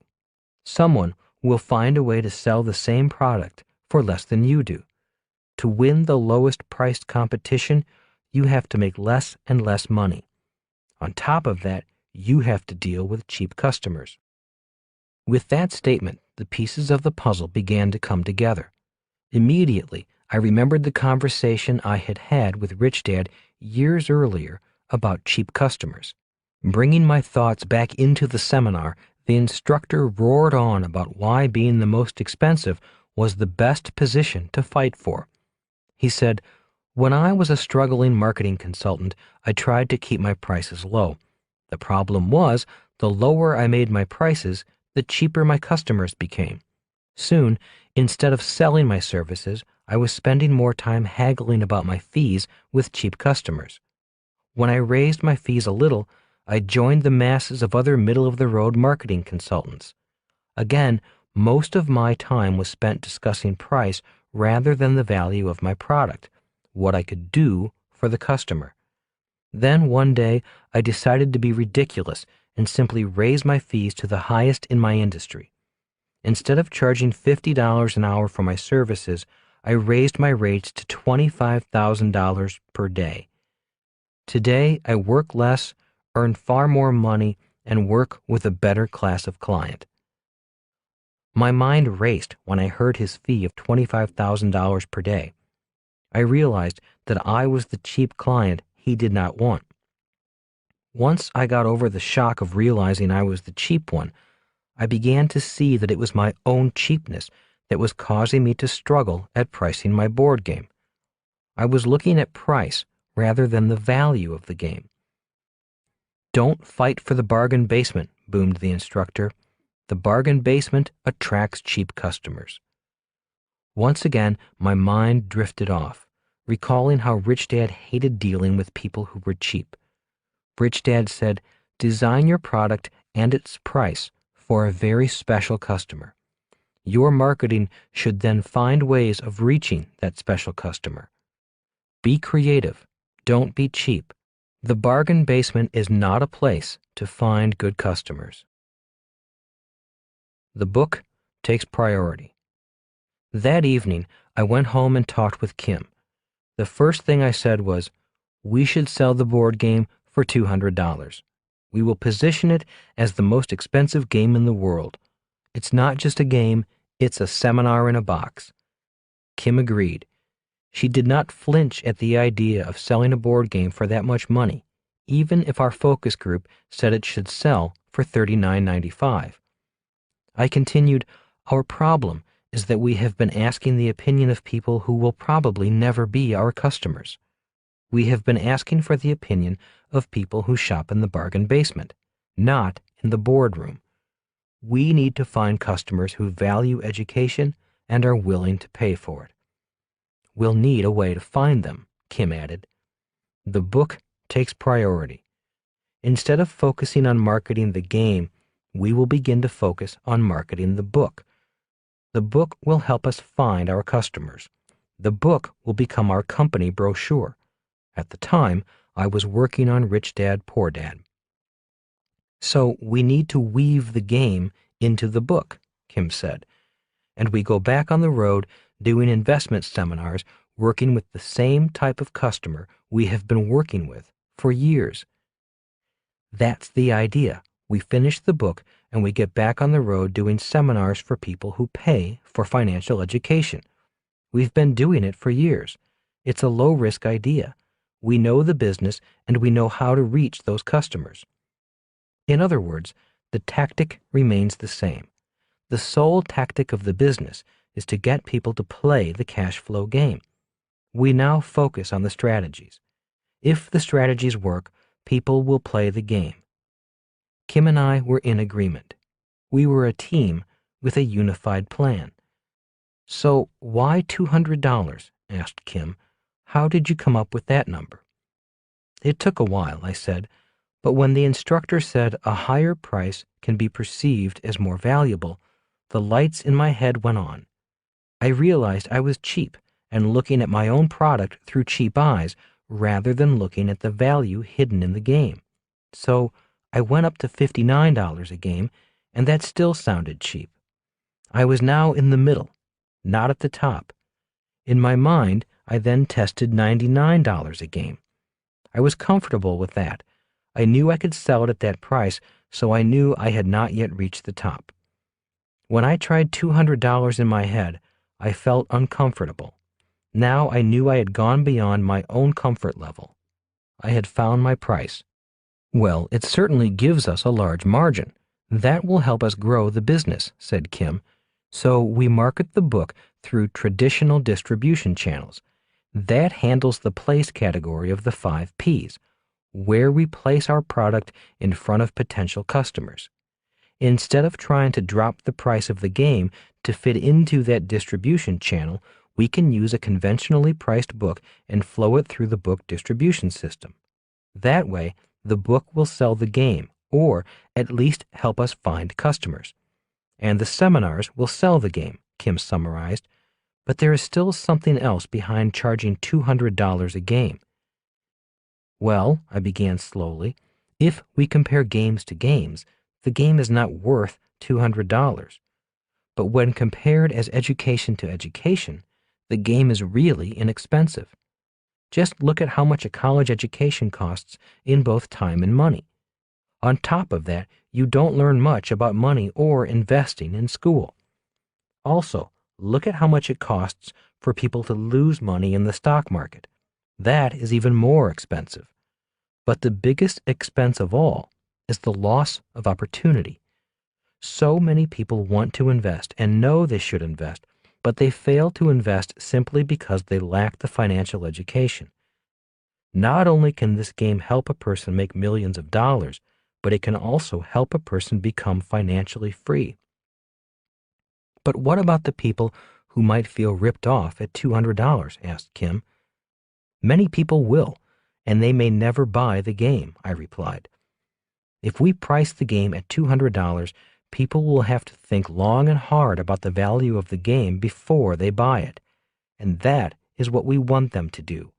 We want the price to make them think about the value more than just entertainment. And just think of the number of people one game can reach. One $200 game can reach hundreds of people, added Kim. Not everyone has to buy the game. And that is why the sole tactic of our company is to have people play the game, not necessarily buy the game, I replied. People who are serious about their education and pay $200 for the game will be more likely to take the time to learn the game. The only way they can learn the game is to invite others to play. The game immediately begins to fulfill its mission. The more people who play the game and invite other people to play the game, the more the cost per player goes down, and the value of the game goes up. Our only job now is to find that person who values education and is willing to pay for it. We also make the game harder to get, harder for people to find. We will have to be smarter about letting people know how to find us through our website, I added. By keeping access to the game more restricted instead of using mass marketing, we will highlight its educational value. Our focus groups were looking at it as a mass market game, not as the educational tool that it is. And what happens if it doesn't work? Asked Kim. Then we come up with more ideas, I replied. Ideas are plentiful if you're creative. Our strategies are low risk. With the book and the seminars, we should have cash flow from those two strategies so we do not need to sell as many games. In this way, we give the game the opportunity to sell itself, to find its own fans and its own channels of distribution. If it is a valuable product, the plan will work. If our customers do not find the game valuable, we shut the business down. Only time will tell. As stated earlier, the first time the game was played commercially was at an investment seminar in Las Vegas, Nevada in November 1996. In February 2004, when I saw the nearly full-page article in the New York Times, I knew the game had found its rightful audience. We have now sold hundreds of thousands of games, and there are cash flow clubs all over the world meeting regularly to play the game. We have very few complaints about its price. Our return factor is less than 1%. We found the right customers for the game. Develop your marketing plan. The 5 Ps are a simple guideline for your marketing plan. Before you quit your job, remember these important points. 1. There are 3 price positions in any market: the highest price, the middle price, and the lowest price. Decide which price best fits you. Always remember that the middle price may be the most comfortable, but it is also the most crowded. It's hard to be outstanding if you're average. 2. The lowest price leaders do not just lower their price. The winners in the lowest price category do something brilliant in business that their competitors cannot do. For example, Walmart sells the same products many other retailers sell, but Walmart has a far better system of retailing that allows them to make a lot of money with smaller margins. Remember what Rich Dad said: Any idiot can drop their price and go broke. It takes a brilliant person to drop their prices, cut their margins, and get rich. He also said, if you choose to compete at the low end of the market, you have to be a better businessman than those who compete at the top. Since I am not that good a business person, I find it easier to compete at the top. 3. If you are going to be the highest price product in your market niche, then you have to give your customers something your competitors cannot give. If you are confused by what high-priced businesses do, then do your homework. Go to a high-priced auto dealer and then go to a low-priced auto dealer, or go to a high-priced hotel and then go to a budget hotel. By taking notice of differences, you find ways of better defining your product and your customer. Know that the higher the price, the fewer the customers, and the more precise you need to be in your marketing. Also, never ask people who shop in the bargain basements of the world what they think of a Rolls-Royce. 4. Don't try to be all things to all customers. If you want the high end and the low end, start two brands. As you know, Honda has its Acura brand and Toyota has its Lexus brand. To me, they look like the same cars, but what do I know? Obviously, the marketers at Honda and Toyota have done a good job convincing the public that they are selling two different cars. As stated earlier in this chapter, marketing needs to fill a customer's wants, needs, and ego. In many cases, ego has more buying power. 5. Instead of discounting down, bonus up. I know people look at the game and flinch at the price. Rather than drop the price, we prefer to add products to the mix and then increase the price of the package. As Rich Dad said, sales equal income. So, rather than cut our price and reduce our margins, which anyone can do, we would rather find ways of keeping our prices while increasing the value and having a satisfied customer. 6.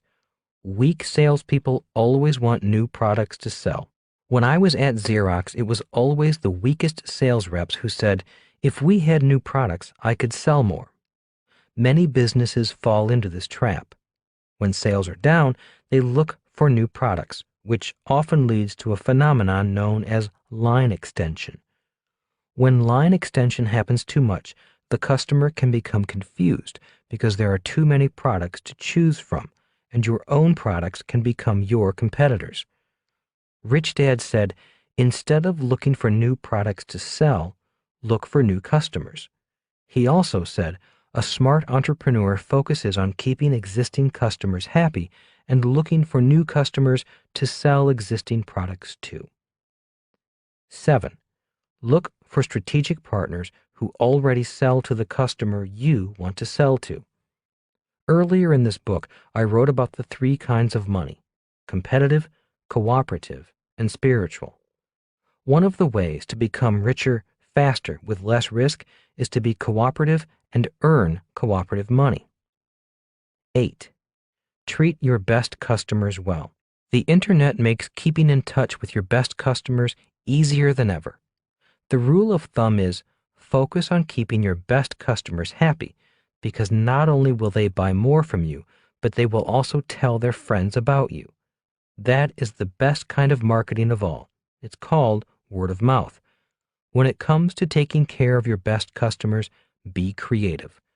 One of the reasons small entrepreneurial companies beat the big corporations is simply because a small company can be more creative and be more creative faster. In summary, always remember the 5 Ps.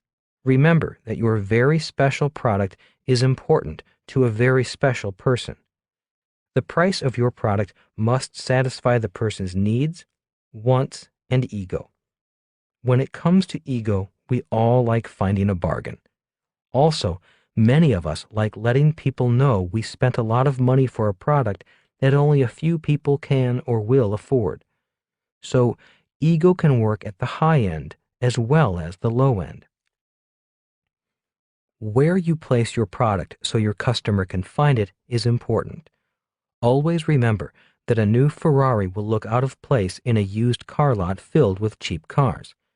If you place your product in the wrong place, your sales will suffer. When Rich Dad, Poor Dad was first printed, we placed the book in our friend's car wash/gas station in Texas. Why that car wash? Because that was the place where the affluent people brought their cars for a wash and for gas. If we had put our book in a place where people came to buy cheap gas, I believe the books would still be there. The only position you want to be in is in first position. Always remember that most of us know that Lindbergh was the first human to fly solo non-stop across the Atlantic. Very few people know who was second. If you are not first in your category, then invent a new category you can be the first in. When the game was not known, we became the first game to claim the highest priced game category. When Avis realized it was second to Hertz, it took first place by being first to claim to be proud of being in second place, which led to their "We Try Harder" slogan. In conclusion, the most important place you want to be first in is in your customers' minds. For example, when you think of a soft drink, do you first think of Coca-Cola or Pepsi? When your very special customers think of your product category, do they think of you first or your competitor first? Ultimately, the most important job of an entrepreneur is to be first in the mind of your customers. Rich Dad's Entrepreneurial Lesson Number 10, Know When to Quit. Chapter 10, the summary, Knowing When to Quit. The fact that you don't like your job is not a good reason to become an entrepreneur. It may sound like a good reason, but it is not a strong enough reason. It definitely lacks a strong enough mission. Although almost everyone can become an entrepreneur, entrepreneurship is not for everyone.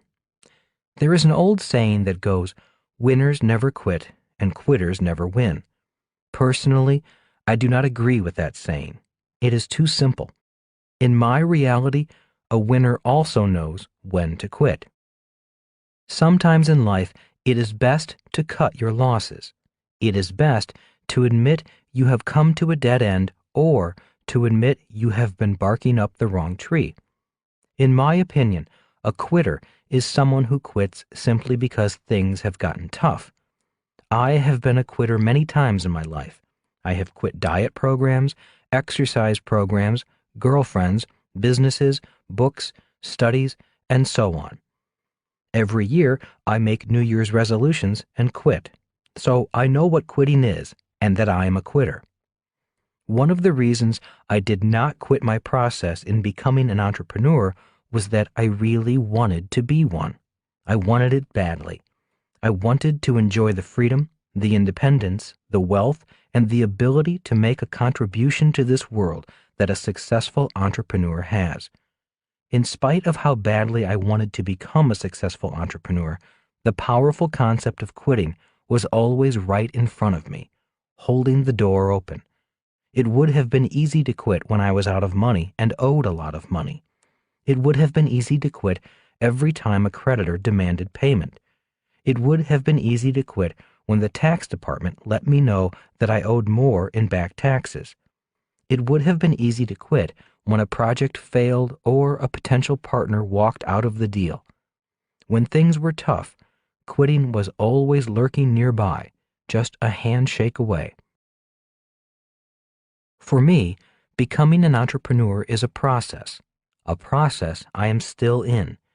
I believe I will be an entrepreneur in training till the end. I love business, and I love solving business problems. There have been times I have cut my losses, shut a business down, and changed directions. But when it came to the process of becoming an entrepreneur, I have never quit. At least, not yet. It is a process I love. It is a process that brings me the kind of life I want. So although the process has been tough for me, it has been worth it. Even though it was tough for me, That does not mean it needs to be tough for you. One reason for writing this book is that I want to make the process easier for anyone who is about to start the process or is already in the process. Before ending this book, I thought I would leave you with one little thing that kept me going. It was the glow in the dark, even in the darkest of hours. I had a little piece of paper taped to the base of the telephone in my office at the Wallet Company. That little piece of paper came from a Chinese fortune cookie. It said, "You can always quit. Why start now?" There were many phone calls I had to handle that provided me with more than enough reason to quit. Yet, after hanging up the phone, I would glance at the words of wisdom from the fortune cookie and say to myself, as much as I want to quit, I won't quit today. I'll quit tomorrow. The good thing is, tomorrow never came. Before you quit your job, I offer these tips. Check your attitude. Attitude is almost everything. We don't recommend becoming an entrepreneur just to make money. There are far easier ways to make money. If you do not love business and the challenges a business offers, then entrepreneurship may not be for you. Get as much experience as possible on all 5 levels of the BI triangle. In earlier books, we advised people to work to learn, not work to earn. Instead of taking jobs for the money, take jobs for the experience. For example, if you want to gain experience in how business systems work, get a part-time job at McDonald's. You would be surprised at what happens the moment a customer says, "I want a Big Mac and fries." The moment that happens, one of the world's best designed business systems takes over. It is a brilliantly designed system run primarily by people with only a high school education. Always remember that sales equal income. All entrepreneurs need to be good in sales. If you are not good in sales, get as much experience as possible before you quit your job. I heard Donald Trump once say, "Some people are born salespeople. The rest of us can learn to sell." I am not a natural salesperson. I did train hard to become one. If you want really great sales training, you may want to consider joining a network marketing business or a direct sales business. Be optimistic as well as brutally honest with yourself. In his book, Good to Great, Jim Collins does an excellent piece on this need to be brutally honest. He writes about his interviews with Admiral Stockwell, one of the longest-held POWs from the Vietnam War. When Jim Collins asked the admiral which type of person died in their cells, the admiral answered without hesitation, "The optimists." The POWs who did survive were those who could handle the brutal facts about their situation. On the flip side, know the difference between being brutally honest and being pessimistic. I know people who will tell you why something will not work even if it's working. I know people who store in their mind every piece of negative news possible.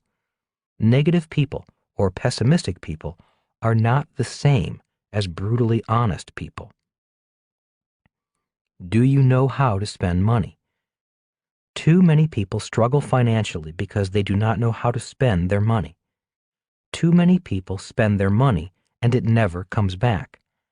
An entrepreneur needs to know how to spend money and have more money come back. It is not about being cheap, tight, or frugal. It's about knowing when to spend, what to spend on, and how much to spend. I have seen too many entrepreneurs go broke saving money. For example, when business drops off, instead of spending money on more promotions, some entrepreneurs cut back hoping to save money. When this happens, business continues to drop off. This is an example of the wrong action at the wrong time. Start a business to practice on. No one can learn to ride a bicycle without a bicycle, and no one can learn to start, build, and run a business without a business. Once you are familiar with the different parts of the BI triangle, stop planning and start doing. As I have always said, keep your full-time job and start a part-time business. Be willing to ask for help. Rich Dad often said, "Arrogance is the cause of ignorance."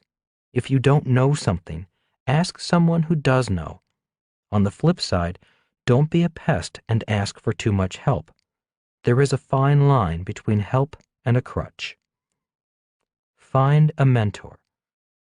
Rich Dad was my mentor. I have had many other mentors.